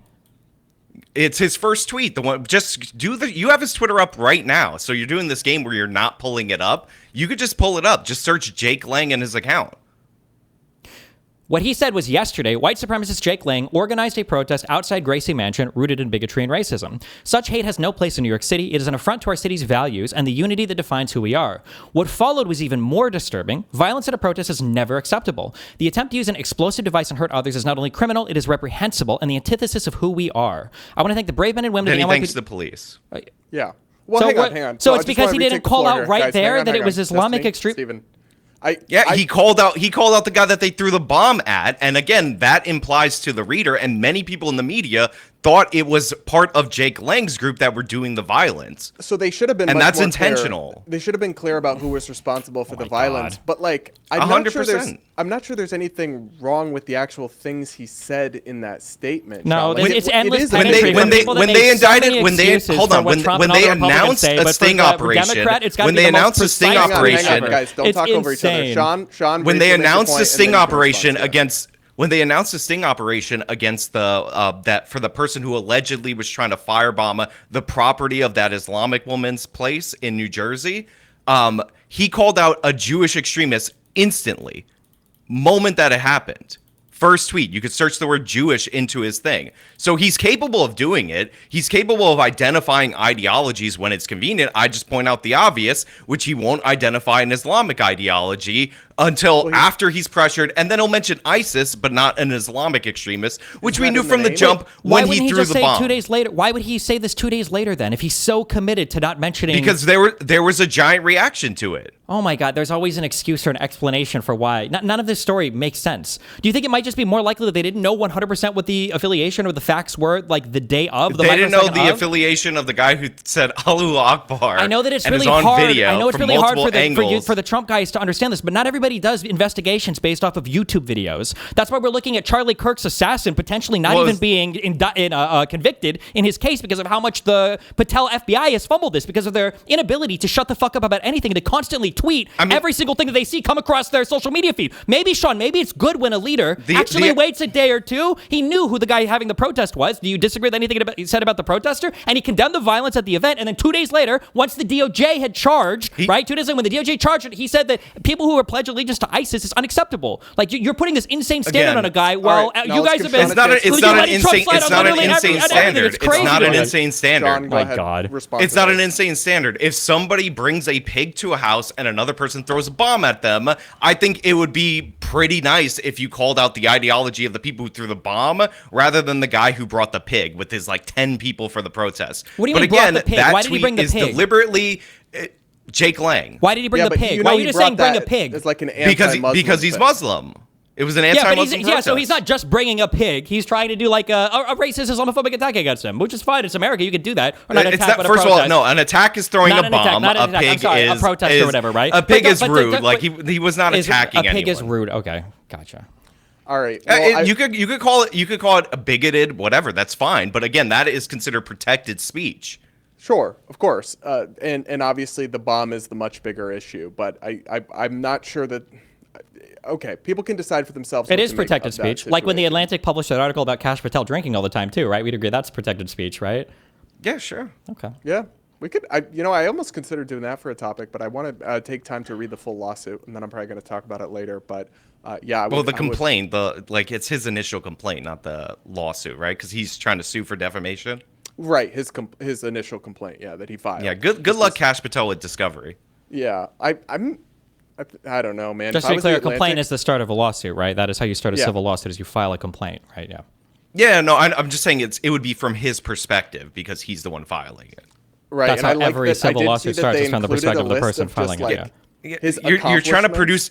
You're trying to produce an argument for no reason. I'm just saying you're going to read the complaint, what Kash Patel is alleging, but oftentimes initial complaints. I'm only correcting you because you corrected him when he said lawsuit. You've been sued quite a few times. I mean, you've had some legal trouble. You would understand this. Yes, but you corrected him when he said lawsuit. You said, well, just a complaint. It's the start of a lawsuit. Because it's from his perspective is what I'm trying to just emphasize. I don't think there's a disagreement here. So let's just move on to the next subject. Steven wants to nitpick and start a fight for no reason. Because you nitpicked him. You started a fight. You said it's not a lawsuit, it's a complaint. Steven, I wasn't starting a fight. I was just saying it's his perspective. It's totally okay. So we'll keep it moving here. Here's the headline from Mediaite. Chip Roy unveils, quote, Mamdani Act to bar and deport migrants over ideology. Here's the statement from Chip Roy's press office.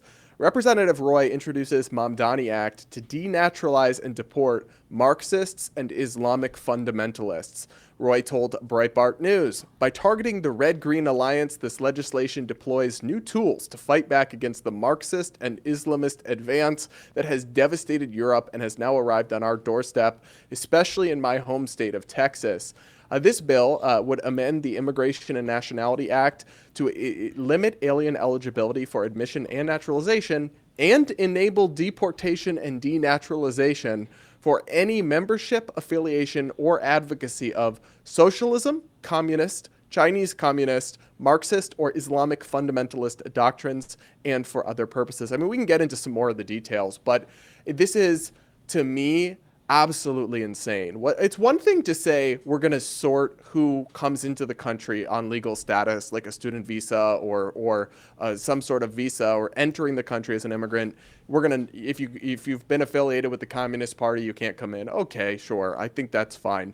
But what he's talking about is actually finding American citizens like Zohran Mamdani, the democratically elected mayor of New York City, and then because of their advocacy, stripping them of their citizenship and kicking them out of the country. That seems totally at odds with everything about free speech and freedom of religion, as far as, and trust me, I'm the furthest thing from a fan of Islamic fundamentalism, but you're essentially targeting and trying to denaturalize and deport people based on their opinions and advocacy. And yet this is coming from the free speech, freedom of religion crowd. Sean, your thoughts?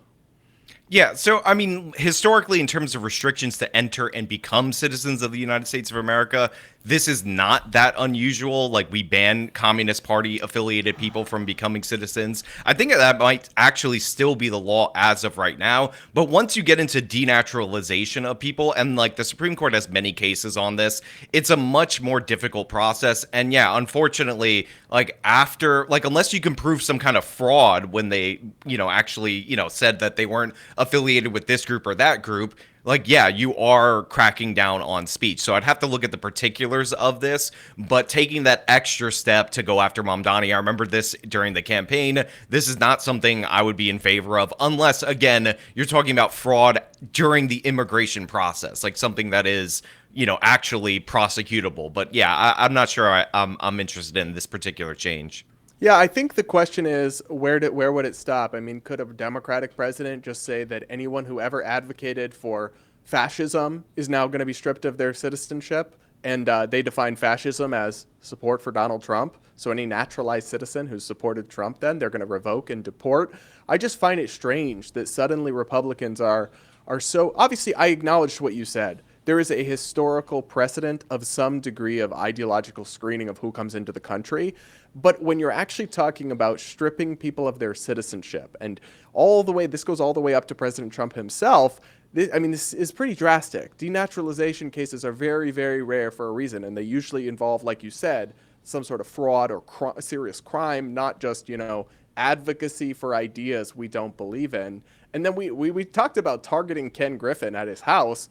I mean, it's a lot more explicit to target the democratically elected mayor of New York City and say, we're going to revoke your citizenship because we don't like your advocacy. I mean, Stephen, your thoughts?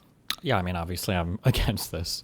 This is just a natural extension of all the conservative rhetoric from Trump about deporting Ilhan Omar or denaturalizing citizens that he doesn't like. I'm pretty sure he said it about Ilhan Omar. I'm pretty sure he said it about Mamdani himself. But I mean, it's not a surprise at all. I mean, but that was during the campaign before they were bros, though. Yeah, maybe he wouldn't do that now. But I guess, how much, we've seen so many issues now, right, where it's like retaliating against press outlets. How do Republicans still with a straight face, Sean, claim we're the free speech guys, we're the First Amendment guys? I mean, a bunch of them didn't mean it. They just thought it was advantageous. And you see this a lot from people that were outside of power. I mean, I hate to bring up Cenk's nephew again, but he did this recently where he was they're trying to deplatform me at Yale or whatever university he was speaking at. This guy is a blatant advocate for deplatforming people at universities and violence against them when they go and speak. So when they go and speak there, so there's a lot of people that are fair weather free speech advocates. And I think Chip Roy, I don't know him obviously. I think he thinks he's doing something that he isn't doing, which is restrictions on entry, which I'm fine with. You can add more ideological barriers on entry.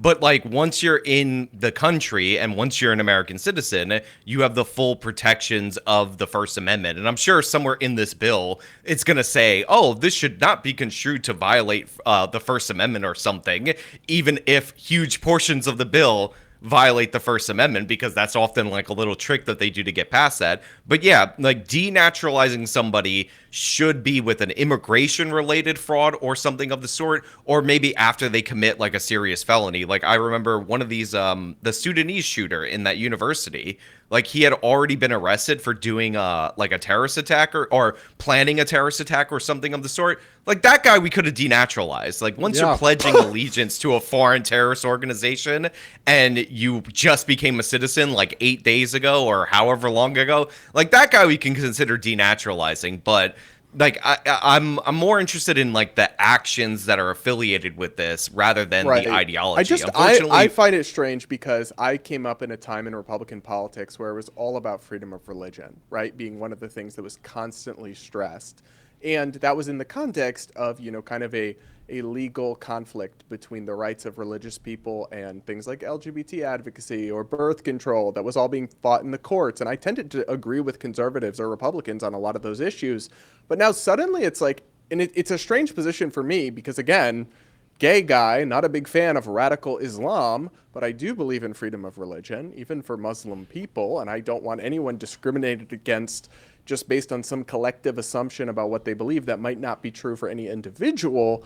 It seems like Republicans are just like openly saying Muslims bad, deport all Muslims, you're a bad Muslim, like that. And that sounds like a caricature, and obviously that's not like all or most Republicans, but I could find you 10 Republican lawmakers making like openly discriminatory anti-Muslim statements just regularly all the time now. And that really would have been unthinkable 10 years ago. I mean, what's happening here? How is that okay, Sean?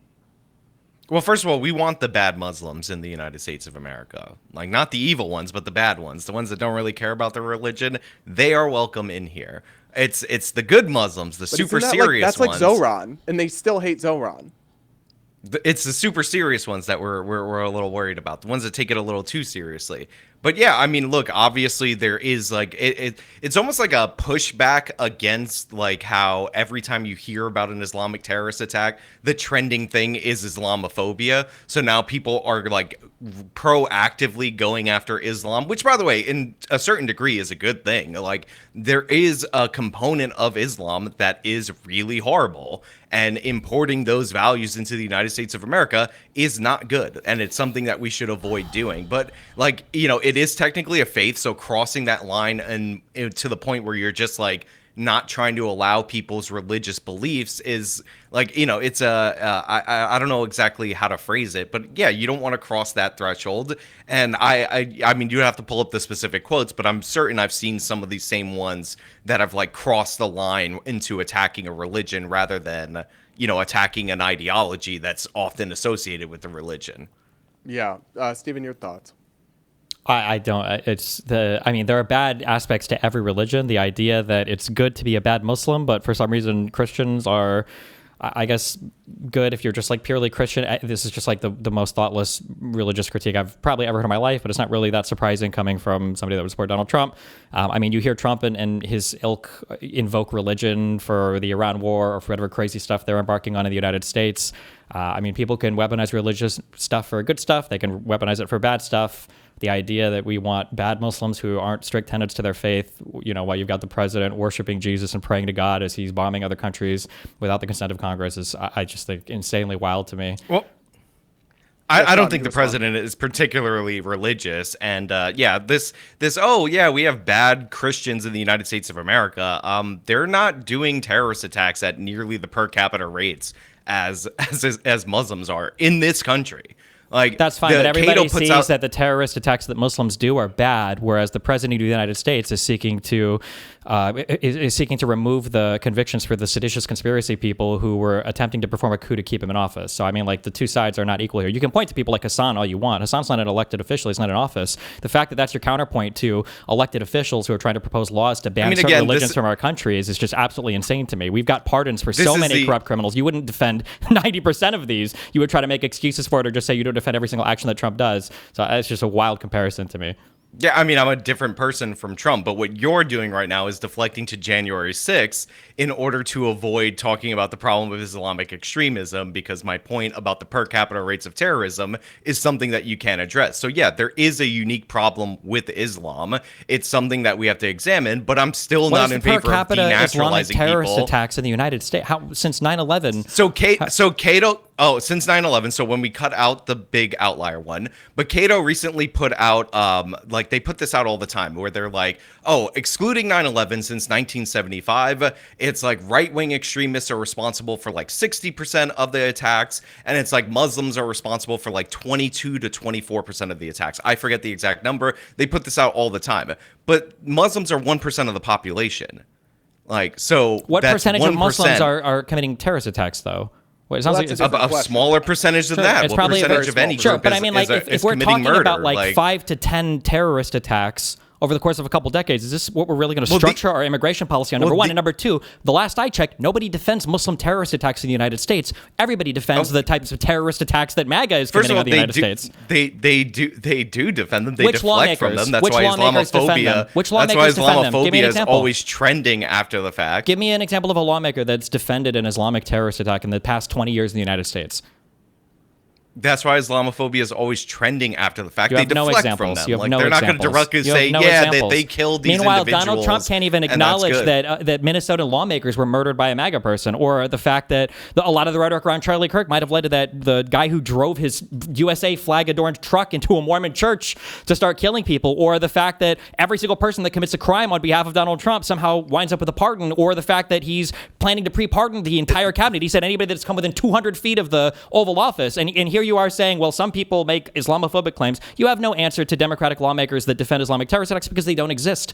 And even Zoran Mamdani, the guy you brought up earlier, literally condemned it 2 days after. Yeah, after he called out the ideology of the victim, and that tweet implied that Jake Lang was somehow responsible for the absolutely attack. That did was not. on him. And for you guys to speak in terms of implications, it absolutely did. Absolutely, it absolutely did. Guys, let's not relitigate the Zoran tweet. I think it's a fair point to say that Republicans have made excuses for certain forms of violence or openly pardoned And they shouldn't people. do that. I listen, I agree, but that's where we're at. So, and again, like the right wing, the right wing attacks that Stephen is referring to, mostly January 6th, triggered like the largest FBI investigation in the nation's history. They hunted down people, even the ones that were just trespassing. And by the way, people absolutely did violence, and they should not have been pardoned or commuted. The ones that actually attacked police officers, which or Trump did unfortunately. Yeah, which he did, but they should not have been pardoned or commuted. But like, this led to the largest manhunt in like the history of the FBI, when Antifa rioters rioted for hundreds of days during the Black Lives Matter riots. If you go look at the books, those people got settlements from all these major metropolitan areas. No, so they there got were paid. 10 to 15,000 arrests and everything. Not every single one got settlements from police departments. That's an outlandish A bunch of these claim. groups got settlements. The city of Chicago, I just covered it, paid out $12 million in settlements to these groups. That's fine, but one, that's not a federal. That's just the city of Chicago. It's not the FBI. It's not a federal thing. Number two, my guess is just like with the J6 defendants, when you look at the details of literally any of these cases, you guys are completely off on the details almost every single time. You're missing a huge part that would dramatically change how people would view the actual thing itself. And then number three, the FBI, you talk about how it was the largest investigation of all time. It was also the largest undoing of an investigation of all time. You had Kash Patel running in and firing every single federal employee that had been involved in any kind of investigation related to Donald Trump, even the Mar-a-Lago stuff. You had a mass pardon for everybody involved. You have pardons now for people that were convicted of seditious conspiracy for the same guy they were seditiously conspiring themselves for. And you had a payout for Ashley Babbitt when she was killed for trying to break through a window to go and seize congressmen in the Capitol during an insurrection. So the idea that it was the largest FBI investigation of all time, when you had Donald Trump literally celebrating Mueller's death, a couple weeks ago, is insane to me. It's not even remotely close to the same on both sides on this. So yeah, the reaction federally was much more extreme to January 6th. But is that not valid to have a pretty strong federal reaction to? I'm just pointing out the standard. Like, if you want to investigate and hunt down these people that did violence, like, I don't think they should have been pardoned. I don't excuse them. So, but like, yeah, the idea that there wasn't a massive federal response to that is just not true. Nobody said there wasn't we a all massive agree federal there response. was a strong federal response. But it was to a strong federal attack. It was a strong attack on federal property. Antifa was not rioting against just federal buildings or a singular federal building.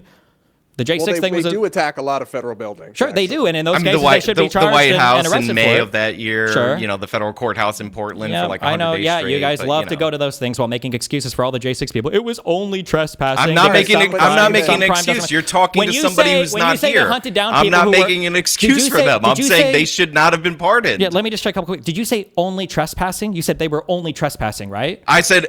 You said no, they were no, only I said trespassing. Brad, did you hear him say they were only trespassing? Sean seems to have I forgotten. didn't say they were Did he only say- trespassing. differentiating Wait, that yeah, there but did he? are Did, some who I are- was differentiating. I was differentiating the people who were trespassing and didn't commit serious crimes versus the ones who did any act of violence. Second, you could rewind the tape. Yeah, is trespassing a crime? Yeah, it is a crime. Oh, okay, cool. So then they probably should have been investigated and arrested if it was easy to find them. I agree. I mean, again, but the scale of trespassing to like the actual violence and the people who should have been prosecuted is completely different. What do you mean the scale up? What is a comparable attack on federal property? The scale of trespassing to violent crimes? Like, what do you mean? One is like one of the lowest level misdemeanors or violations, and a violent crime is a violent crime, but usually classified as a felony. Isn't that going to be the same in probably every single rioting event? Do you think the majority of rioters are also committing violent crime, or do you think the majority of them are also like breaking and entering or trespassing? Well, the rioters are typically breaking and entering. And trespassing, the people right? doing the riot. But the vast majority of the people are not trespassing committing would be violent included crimes, in right? there. But there's obviously a distinction that you're trying to like breeze over between the people who are walking through the building or might have been directed through the building at certain points in time and didn't touch anything. All the excuses. I'm just curious. Do you think that Donald Trump did Donald Trump lose the 2020 election? He lost the 2020 election. Biden was president for 4 years. What are you talking about? Yeah. So, there were people that were definitely directed, didn't touch anything, and they moved through the building, and then they left. The people that were directed were people that had already trespassed, that were being directed into other areas for police control. They weren't led into the building. They weren't guided in. Move us along I'm not. First of all, I'm not. Again, he's trying to misconstrue. I'm not saying you're the there one was that a brought it grand. up. You said led through I'm not the saying building. there's Why a even bring that grand up? It's not police. even relevant. I'm not saying that there's a grand police conspiracy to like direct these people in there to frame them or anything of the sort. But there are things called strategic retreats where they try to funnel people into different ways in order to prevent a crowd. Like, I've been defending the Capitol Police on this for years. Like, you just haven't paid attention to that. I'll say this, Stephen, you gotta give Sean a little credit. He is not a blind MAGA. What? culprit. No, he's literally giving every pass possible and literally literally not. uttering He has every dog whistle he can. Trump He literally on said they were multiple going things after in this people who very were episode. just trespassing while Antifa was There were riding people for who were hundreds of days. Trespassing is a crime, buddy. Sorry, it is, especially if you're doing it in conjunction with a ton of other people I never trespassing. said that it Then why wasn't. complain about it? All right, Because we're gonna move along, all guys. right. Guys, we're gonna move along to the final topic here while we have time, which I'm sure you guys will totally agree on and won't be contentious at all. The latest on the political fallout from the ongoing Iran war. That's not a war, but it's also a war that we've been fighting for 47 years. Trump, here's the headline from Mediaite. Trump drops jaw-dropping attack on Democrats opposing Iran war. Traitors all. Of course, the penalty for being a traitor is, of course, death. Here's from his post on Truth Social. The Democrats are doing everything possible to hurt the very strong position we are in with respect to Iran. A little further down in the post here, he says, we're in it and it will be done right. And we won't let the weak and pathetic Democrats, traitors all, who for years have been talking about the dangers of Iran and that something has to be done, but now, since I'm the one doing it, belittle the accomplishments of our military and the Trump administration. This is, quote, being perfectly executed on the scale of Venezuela, just a bigger, more complex operation. I mean, so there's layers here, Sean, but I think surely you can agree that opposing Trump's war with Iran does not, in fact, make a Democrat or an independent, like myself, a traitor. No, it doesn't make you a traitor. Treason is like the most overthrown around thing in the United States of America's political discourse. Treason's like the only crime defined in the Constitution. Like, you can't change the definition in the United States of America. Almost nothing meets that standard. Like, it's just not the case. So yeah, this is very much like the, oh, you're opposed to the war, you hate the troops kind of rhetoric. It's dumb, it's stupid, I don't like it. Even the people, and I think there was like a Chris Murphy tweet that people were highlighting where he was like cheering Iranian boats making it through the blockade. And like even people who are like rooting for like Iran are not technically traitors in the United States of America. Like it's I also weird. think that tweet, while a mistake, was also meant ironically, potentially, Right. that he was saying like Probably. amazing, as in pointing out that it's going poorly, not as in he's actually rooting for the Iranian ships. But even that That's would probably not a good constitute point. treason. Yeah, but even rooting for the enemy, even though that I find that to be reprehensible, is not treason. So Right. yeah, it's the most overblown thing. I'm never like interested in that all that much. But as So for go this ahead, question Stephen. here, well, hang on. I want to get your thoughts, because rather than just have Stephen obviously agree with that, do you agree with Trump's assessment that this is being perfectly executed, and that where is your general thoughts on how this is going with Iran? I mean, I don't know if it's being perfectly executed or not. I assume Trump likes to exaggerate and like he likes to sell people on things.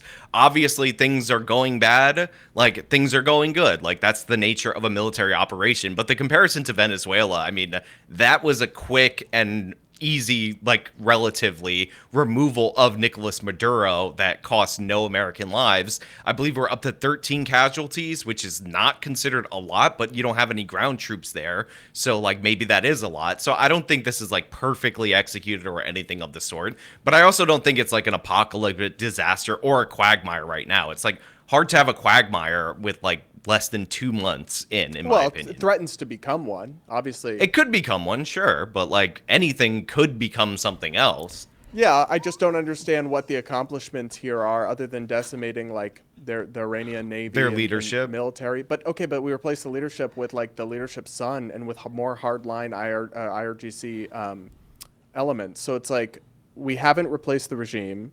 We haven't been able to reopen the Strait of Hormuz, which was open at the start of the war. I don't believe the nuclear imminent threat notion, and they've been all over the map on that. It's just, to me, this tweet feels like cope, like if the war was actually going well. Also, he's talking about Democrats sabotaging the war. How? They literally have no power over anything. They can't do anything except make statements and vote symbolically. They don't control the House. They don't control the Senate. Like, what? How are they sabotaging the war other than talking about it negatively? The tweet, Stephen, and maybe you probably agree with this, feels like him lashing out. And if it was actually going well, he wouldn't need to be schizo posting like this. I just want to go back to how gross it was that Zoran took a day to condemn the Islamic extremists while Trump is talking about ending civilizations and blaming Democrats. Well, I mean, like, it's just like, this is like example 7 trillion of like Trump just saying an unbelievably reprehensible, insane thing that everybody on the conservative side essentially gives him a pass for. I mean, yeah, nothing speaks like Sean strength. did not give him a pass. He What? just criticized No, him. it's basically, none of this stuff is like moving the needle on how these people feel about Trump, broadly speaking. It's all just like epic and memes when Trump tweets it out. So, I mean, what are you going to do?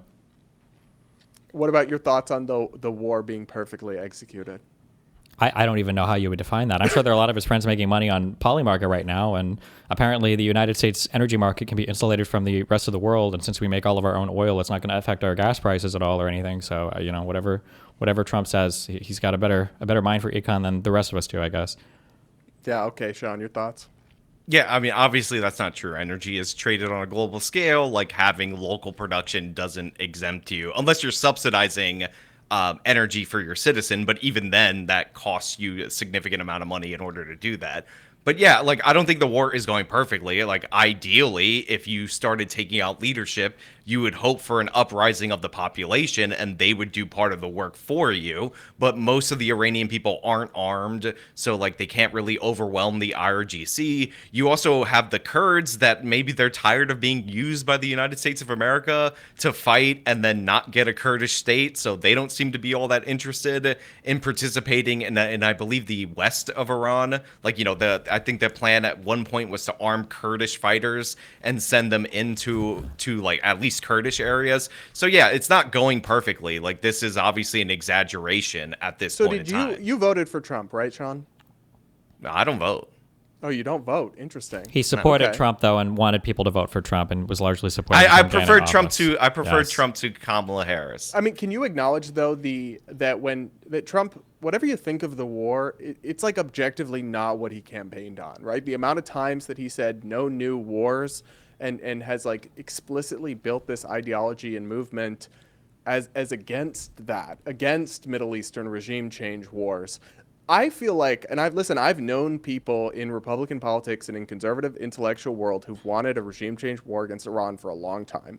And obviously I think the Iranian regime is evil, and we can discuss all of it. But I feel like the whiplash between Trump, everything he built the MAGA movement around, and what he then immediately did upon taking office is just like been skipped over. Can you at least acknowledge that it's like quite the 180 degree? Well, I actually don't agree. Like, he was very clear for over a decade and maybe even longer than that in private life that he didn't want Iran to have a nuclear weapon. Like, you could say that you don't believe that they were going to develop it imminently, but if you made a list of countries with Trump 60%, the administration said that. If you made a list, I'm saying you can say you don't believe that. That's fine. But if you made a list of countries with 60% enriched uranium that aren't nuclear powers, it would be one nation, the nation of Iran. So like, it's not like there is no nuclear threat. Like, they've been sabotaging this program. Well, the United States. I'm just curious. What did Trump mean when he said no new wars? What did that mean? Well, I'm sure. Look, he had contradictory messaging for sure, but he was clear that he didn't want Iran to get a nuclear weapon. So then he wasn't clear when he said no new wars, right? Under oath that they weren't building a nuclear weapon after Trump became president again for the second time. Who testified? Tulsi Gabbard? Yeah, the DNI, the director. Okay, but like they still have 60% enriched uranium. Like, it's not like, I don't know if they were about to build a bomb. Like, I know people are saying 1 week away, which I think is a stupid thing to say. It's too evocative of Iraq and weapons of mass destruction. I mean, you might as well throw ties to Al Qaeda in there. Most people don't know the Shia-Sunni split. I'm sure you could get away with that. But like, yeah, they shouldn't have advocated on that. But they do have 60% enriched uranium. They also this told is us far that it had beyond all been destroyed in the initial bombing, right? The White House they shouldn't have said that. That was not up. Well, it was that they devastated. Messaging, it was that they contradictory First of all, messaging. they said that they devastated their nuclear sites, but it was reported that their uranium was moved prior to the U.S. and Israel bombing those sites. I think that was in June or July. I can pull up. I have it pulled up here actually, and they said that they were set back decades. And this was, let me see if the date is on this, June 25th, 2025. And then, less than a year later, he's launching a war about a supposed imminent threat. So either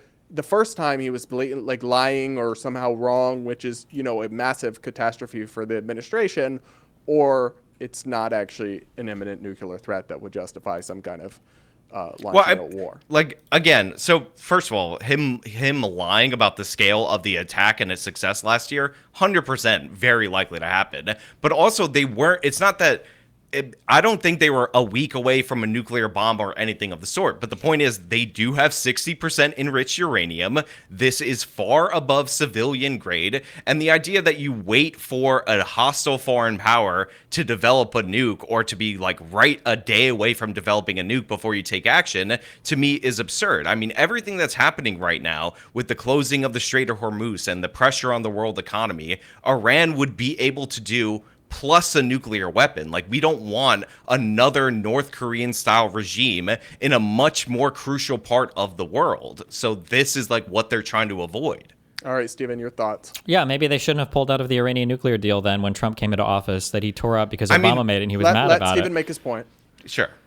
Well, no, I mean, like, that's it. I mean, like, this is supposed to be the president who negotiates new deals. He hasn't negotiated anything. We're, looking for negotiations with Iran right now. That sounds like it's going to put them in a better position than before the war. We've got a president who didn't plan for anything related to the closure of the Strait of Hormuz, which is unbelievable. We've got a president who's alienated himself from all of his allies for the entirety of this presidency, and now he's surprised that nobody wants to help him clean up the mess that he created for literally no reason in Iran. We've got a president who, put a pin in the timeline right now. Sean is defending everything the U.S. is doing right now, claiming that the United States and Trump lied about the Iranian weapons being destroyed, I guess, a year ago. Well, what if they're lying right now when we go to war again, a year after today, saying that everything he said today was actually a lie, and in a year he's going to clean up the lies that he made last time? Like, these are worse and more blatant. Like, at least Bush and Cheney had the wherewithal to lie to the American public by, creating their little special office and trying to fabricate this whole idea to go to war with Iraq, as opposed to Trump, who just makes up whatever lie comes to his mind, every single single day and doesn't even include the rest of the administration up in his lies. So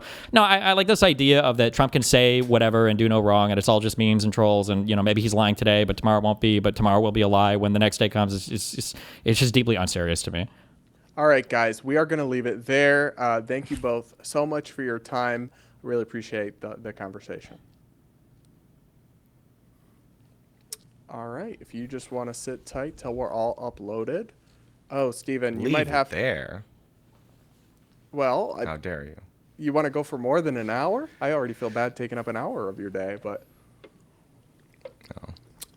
So yeah, Sean, you're good. Your files are all uploaded. This is going to go out Wednesday night, so I'll follow up with you via text or email with more details. Right. And then Steven, you might just want to leave this open in the background because it's taking forever to upload again. Yeah, I see. That might be because you're streaming. Sure. I think his file's corrupted. Yeah. No, they're not corrupted. I hope not. Gosh. It's not. I say it'll He's corrupted. True. Just him. Yeah. See, I bet you guys would actually be really good buddies if we were just not on camera and there was no chat egging anybody on. I've met Steven in person many times, and okay. Yeah, you guys have done a bunch of debates over time. Yeah, but I'm not fighting him in the hotel room or anything of the sort. But like, he genuinely disagrees with me. Like, that's fine. That's fine. That's the point. I appreciate it, and I like doing these.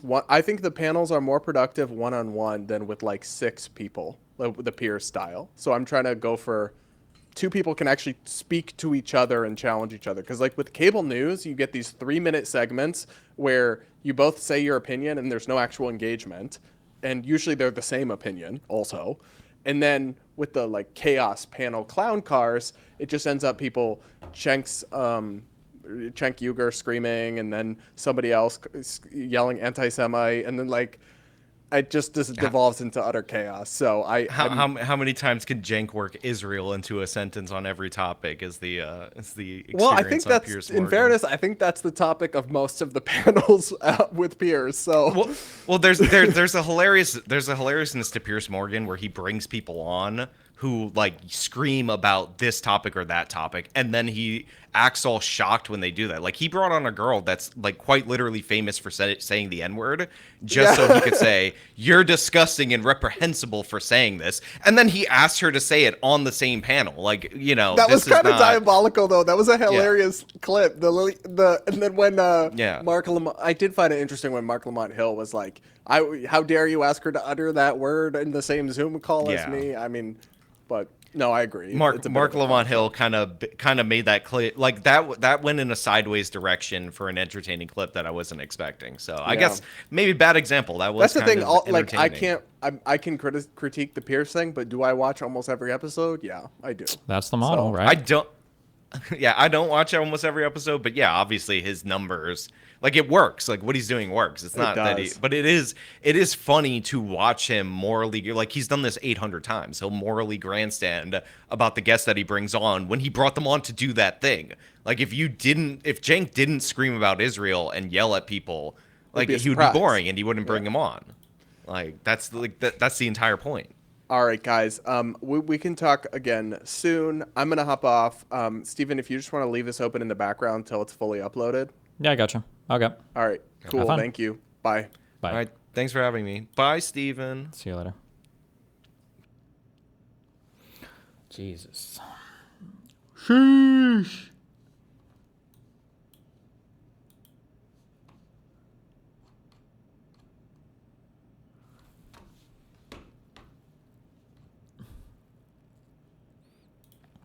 Contradictory messaging. Grimes reveals to Interview Mag her new album, Psy Opera, will be released this year. She says she didn't use any generative AI in its creation. Is that going to be the new thing that we have to say? Piers Morgan, shocked by N-word. Uh-oh.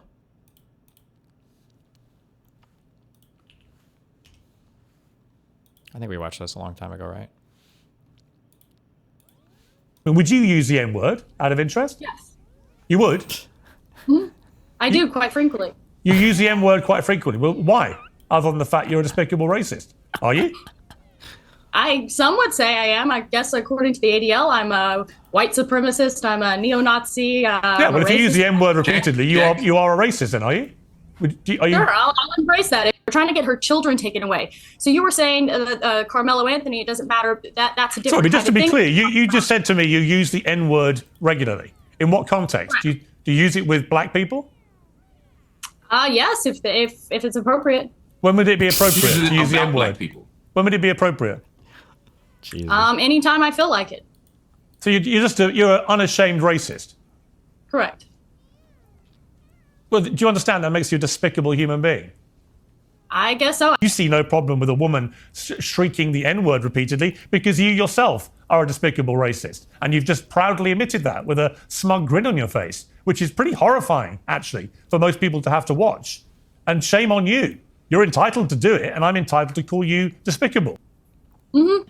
Well, I mean, they were brought here technically. My God, do you understand how dumb you sound? This is stupid. This is stupid and racist, and at some point we have to ask ourselves, do we want to reward this kind of disgusting behavior by platforming it?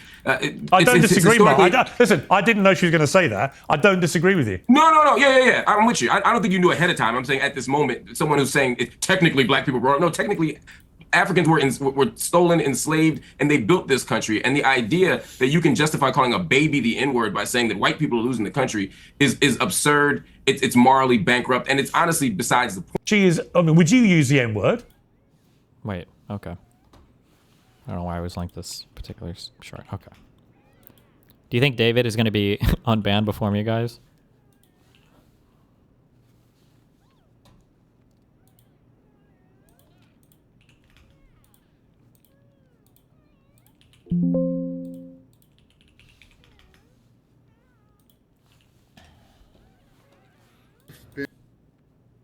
Been the only Democrat that has supported Epic Fury, and now we're 48 days into it, and none of this has been illegal.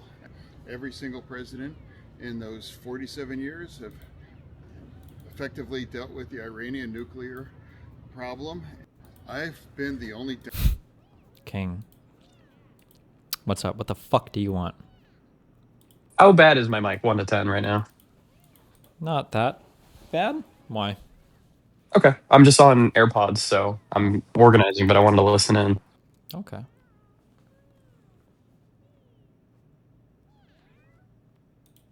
Or early. But to me, like when you ask moderates, what do I want from a leftist? Just speaking from me, I can't speak for everybody else here. I would say, look at what Zoran's tried to do. Okay. He has been willing to try to take from good ideas.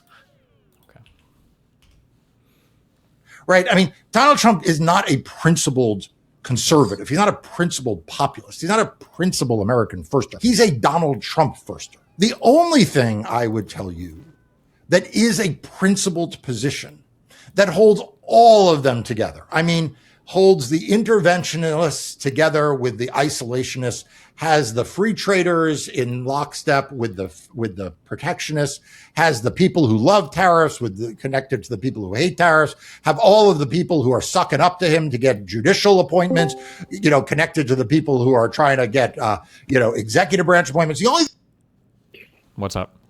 Hey, sorry, something I forgot to mention earlier when I was on. I want to ask you about. So we've got the MSJ stuff with the depots going, right? Yeah. So that means that they're going to be filed, and then there's probably going to be an MSJ hearing, right? Like you guys filed your MSJ, and you guys are going to request a hearing for it, or have they said whether they're just going to submit it, just do it by submission? Why would there be a hearing necessarily? Well, a lot of the times with the MSJs, you'll have oral arguments around it before they actually decide it. But you can request a hearing, or you can just let it go via submission. So I didn't remember if you guys had requested one or if you were planning to or not. I don't know if they did or didn't. I don't remember one being requested, but I mean, if it's standard, I imagine they would. But otherwise, I don't know.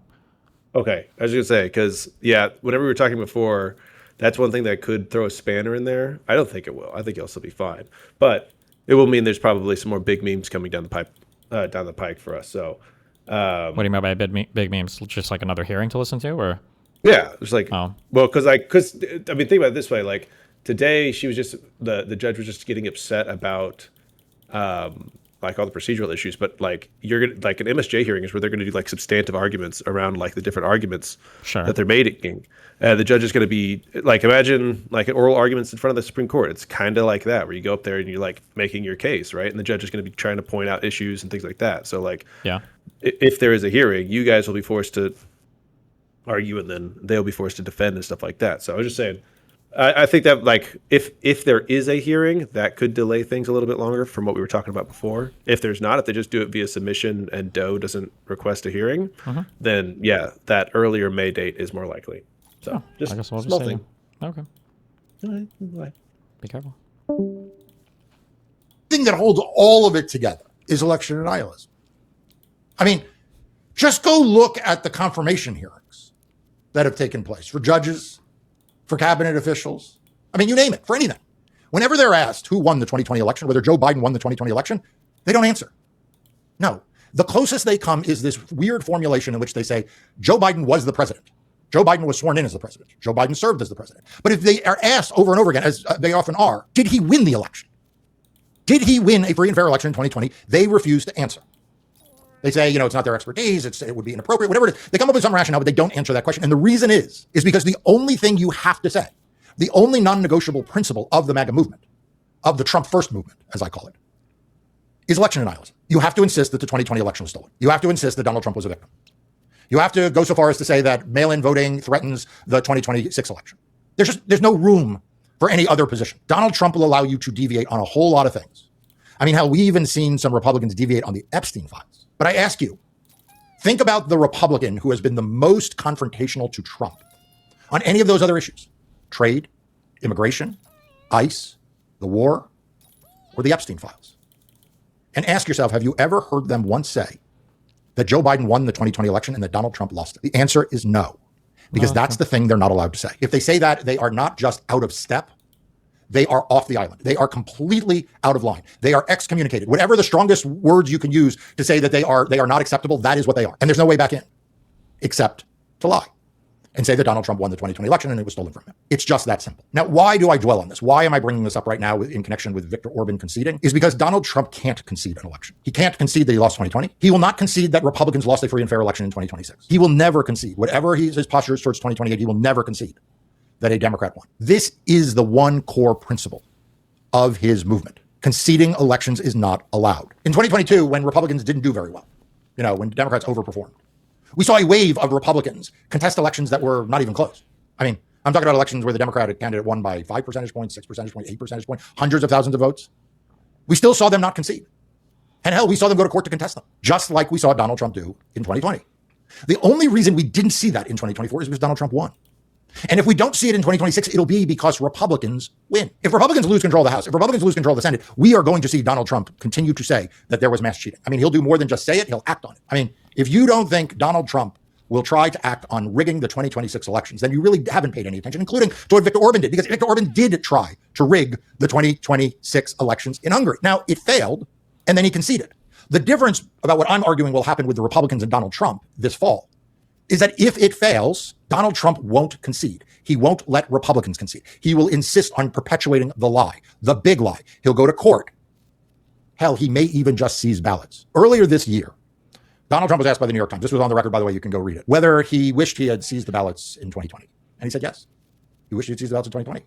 He said he wasn't sure that the National Guard or the military were sophisticated enough. And what an interesting word. They weren't sophisticated enough. I mean, it's clear now what he meant. Because since then, we have seen ICE and CPB in our nation's cities. Since then, we have seen a relatively disciplined U.S. military and a completely undisciplined and lawless paramilitary force in our nation's cities. So when he's talking about sophisticated, in his mind, what you saw ICE do in Minneapolis, that's sophisticated. He said that he wished he had done this in 2020. He now has these paramilitary, federal, military-like forces, law enforcement forces. Does anyone think he won't use them? Does anyone think he won't take the opportunity to seize ballots or surround polling places? I mean, hell, the acting attorney general, Todd Blanche, you remember him? I mean, he said, what's wrong with ICE at the polls?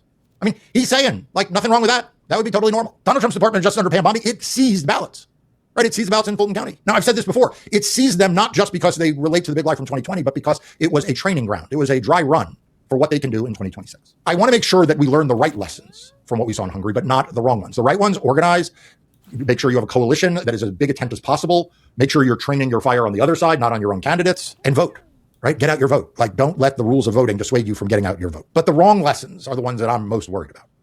That if you do those things, everything else takes care of itself. I warned everyone in the run-up to the 2020 election that Donald Trump was not going to concede if and when he lost.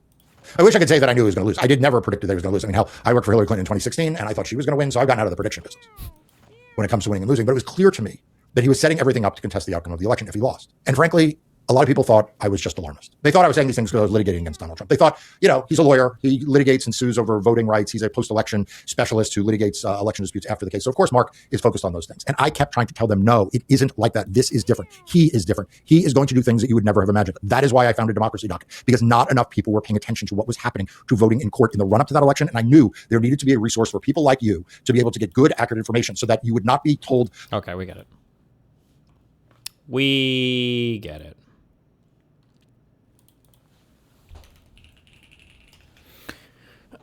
What are you working on? What are you organizing, buddy?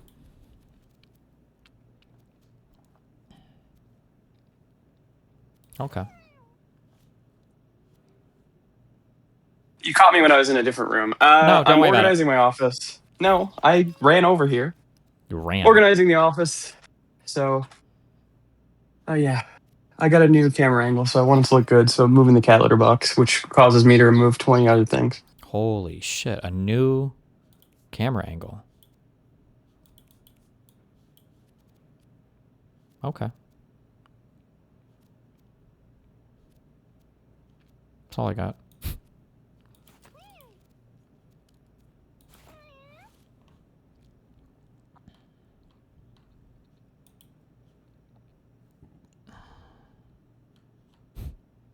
The random Charlie Kirk.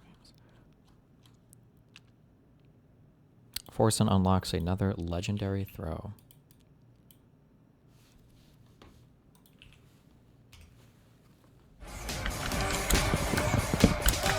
Okay.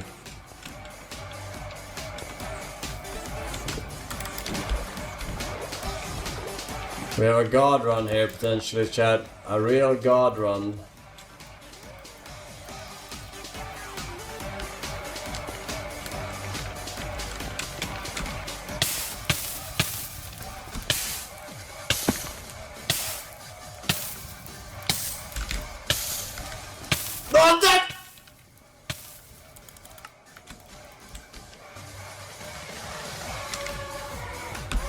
Hello? Stop. Wait. My Chrome froze. Really?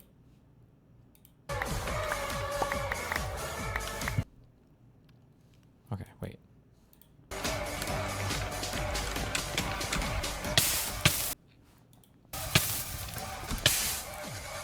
I'm guessing he's not supposed to die here, right?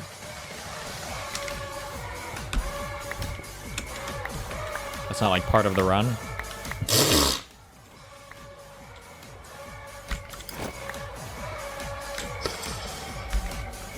It can happen to anyone. He found the one lava block he could have jumped in. At a real guard run. He found the one lava block. Oh. Falls in lava, freezes water with boots, so can't put himself out. Oh. Okay.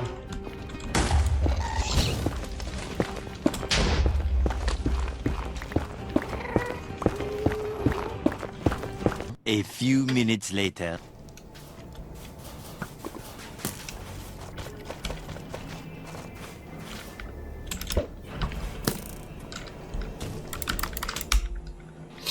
It's dead. It's already 9:50. I just want to point it out. Rip. Okay, hold on. Let me knock out my dailies. All right, hold on. Oh, we got a clever one today. Hold on.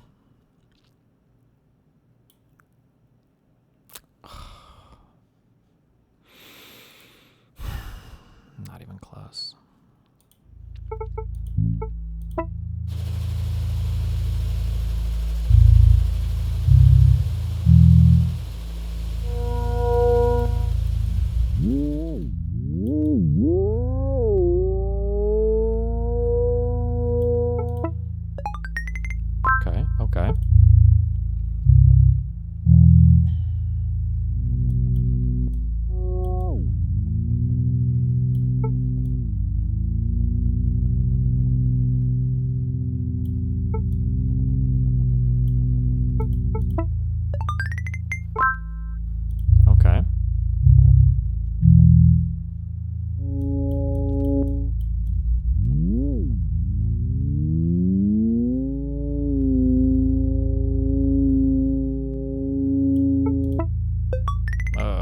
Okay. Almost. 2 more good ones. We're getting a 49 today. I can feel it.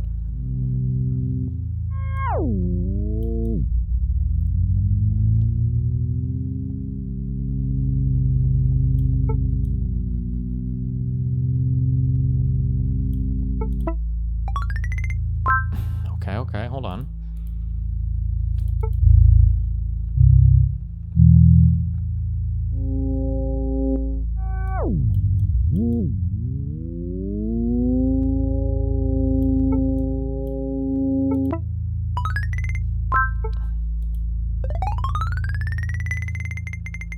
Okay, I think it might be my highest one maybe so far. We take that. We take those.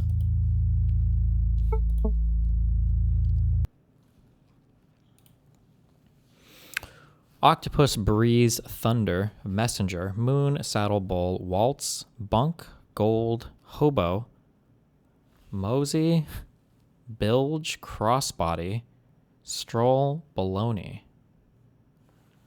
Jesus.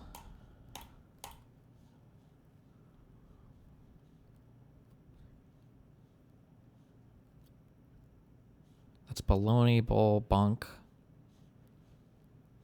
Bilge? I don't know what the fuck this is. Fuck. Yes. Okay. Boulder Dash. Oh shit, we got an easy one today. Walk Casually. Himbalan. Okay.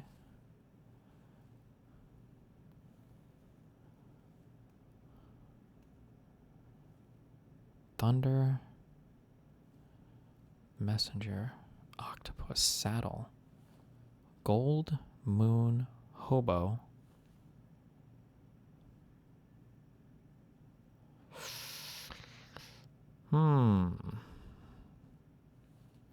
Crossbody.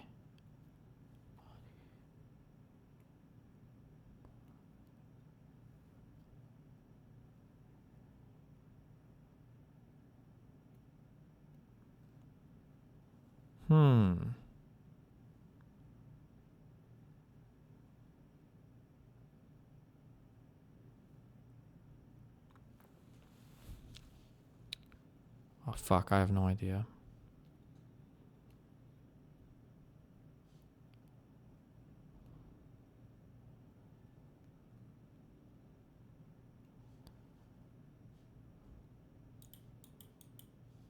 No shot, I don't even know. Moon, Gold, Hobo, and Thunder. Crossbody, Octopus, Saddle, and Messenger.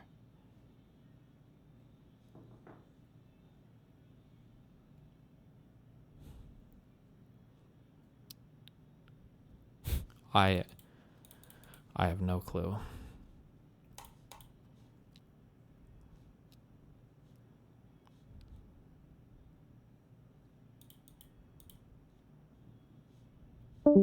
Yeah, get the fuck out.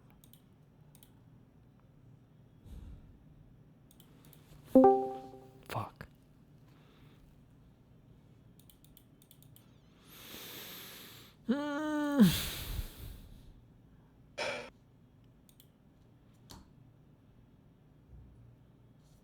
Kinds of bags. It's pronounced bag. Saddle bag. Okay. A hobo bag. I don't know what that is. Crossbody bag. I guess. Messenger bag. Start of one-word James Bond movie titles. Oh, I thought about this because of the octopus thing, but what is Goldfinger? Moonraker? Thunder? I don't know what that is. I would have never gotten this. Oh, Golden Eye? Puss. Goldfinger? Octo Pussy? The hell are you talking about, man? I have no fucking idea. I don't know. What is You're the not Thunder leaving. one? Maybe not. We'll see. I'll be here. That's good. Then you can stream. Okay, $14.8 billion man. exports. Oh boy. Fertilizers, sweaters, calcium phosphates, jewelry. Oh, we're in Africa for sure.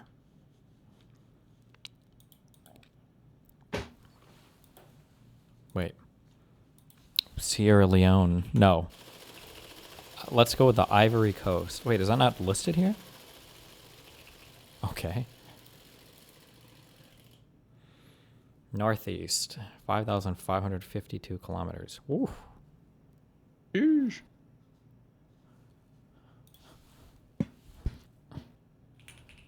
What does Azerbaijan make? I don't fucking know.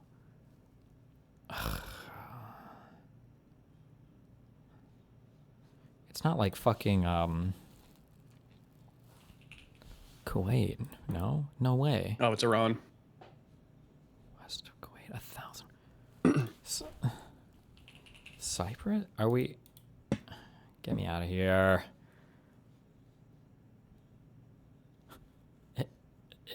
Israel?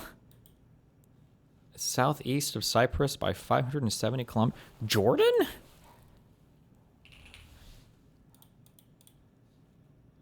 Whatever. Okay. What is the population of Jordan? Oh, 11.5 million. Okay. That's a lot of people. That's what your mom said.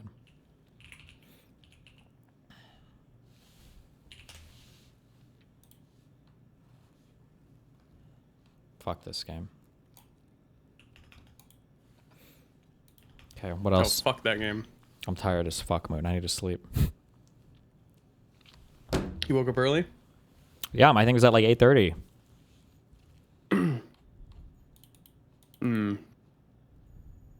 What about subscriber call-ins? Yeah, fuck that. All right, let me show you my camera angle. I think it looks better. That's what It's your not mom perfect said. yet.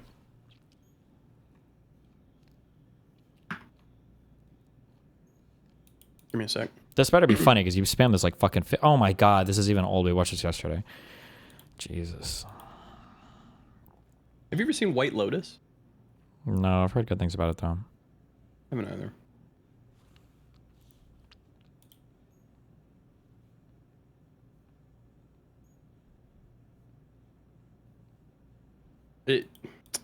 Discord flips it, but are we getting there? Let me check.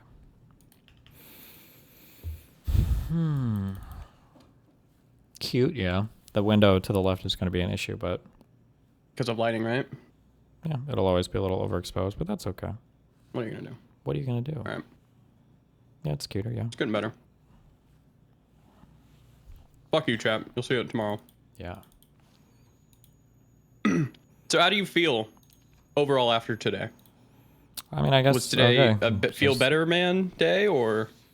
I mean, any day that doesn't go horribly feels better, man. But I mean, yeah, we're slowly slugging through it. Has she been to any of the actual in-person things, or no? Well, she had to go to the evidentiary hearing, yeah. And they found evidence? Well, no, that was for the preliminary injunction that they got shut down on hardcore, so.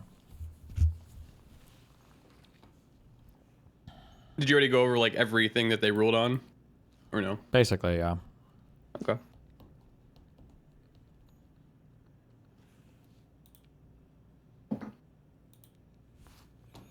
The fuck is this? Not sure where to start. Spots. Is this just random guessing?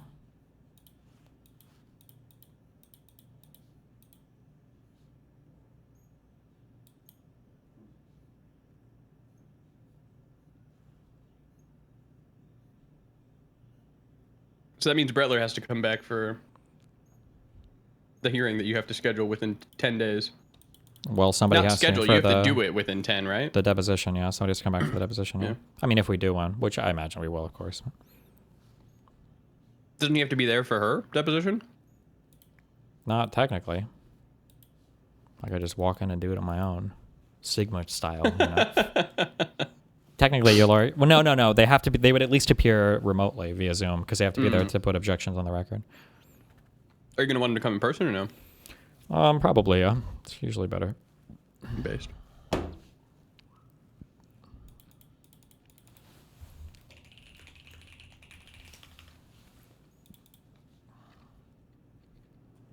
Good band. Like doing anything. Okay.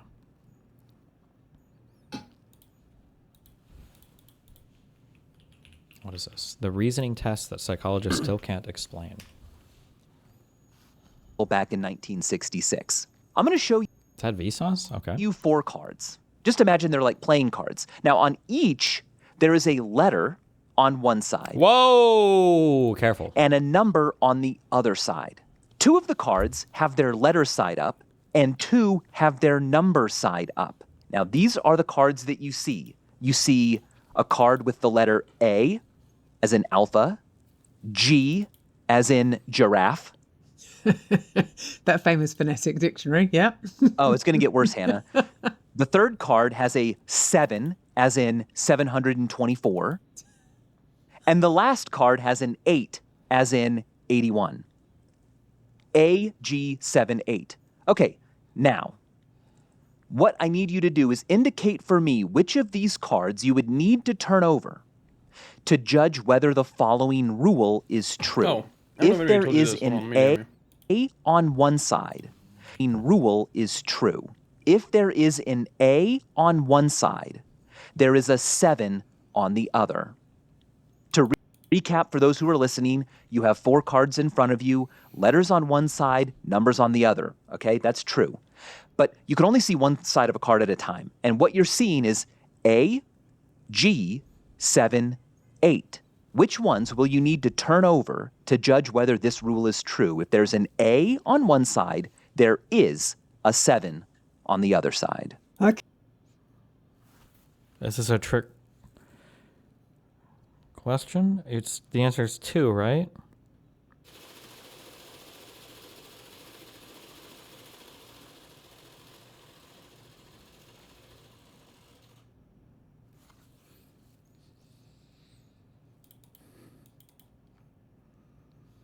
Okay. That is what this episode is about. I mean, I think let's just get into it. Wait, hold on. It's all 4. Fuck. The small brain answer is if A, then B. So the small brain answer is you only have to flip 1, because if there's an A on one side and then you flip it and there's a 7 or whatever on the other side, well, that tells you that on the other one, if there's a 7 on one side, there must be an A on the other side. But that's not necessarily true. If A, then B doesn't necessarily mean if B, then A or whatever. However, the statement that he's given is, what is the, how would you figure out if there's an A on one side, then there must be something on the other side? Well, there could be an A on the side of the other 2 cards, and then you'd flip them and then you'd another one. So the answer would be all 4. Let's get into it. Okay. So you take some time. Also, actually, I want to know how familiar you are with this, Hannah. Have you seen this before? Okay, I have seen a version of this test before. And what I should tell you... It's 3 because you don't need to flip the third.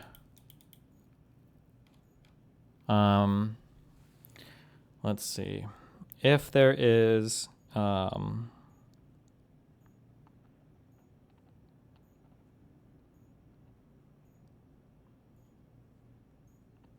If you flip the third one, why wouldn't you need to flip the fourth as well? No? Couldn't the fourth one have it?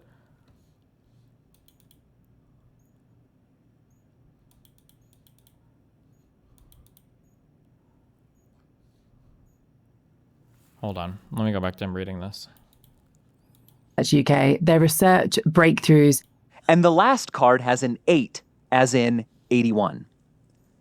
AG78. Okay. Okay, AG78. Now, what I need you to do is indicate for me which of these cards you would need to turn over to judge whether the following rule is true. Okay. If there is an A on one side, there is a 7 on the other. If there's an A on one side, so we have to flip the A. That's 1. If there's an A on one side, there's a 7 on the other. What were the 3 cards again? Hold on. To recap for those who are... AG78. Oh, fuck, wait. The answer might only be 1. Hold on. AG78. If there is an A on one side, then there's a 7 on the other. There's a 7 on the other. Oh, shit. I think it's 2 cards. I think it's A and 8.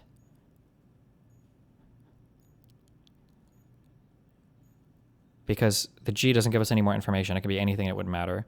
For the 7, it could be A, which confirms our thing, but it could be anything else, which doesn't disconfirm anything. But for the 8, if there's an A on the other side of that, and then an 8, that would... So I think it's 2.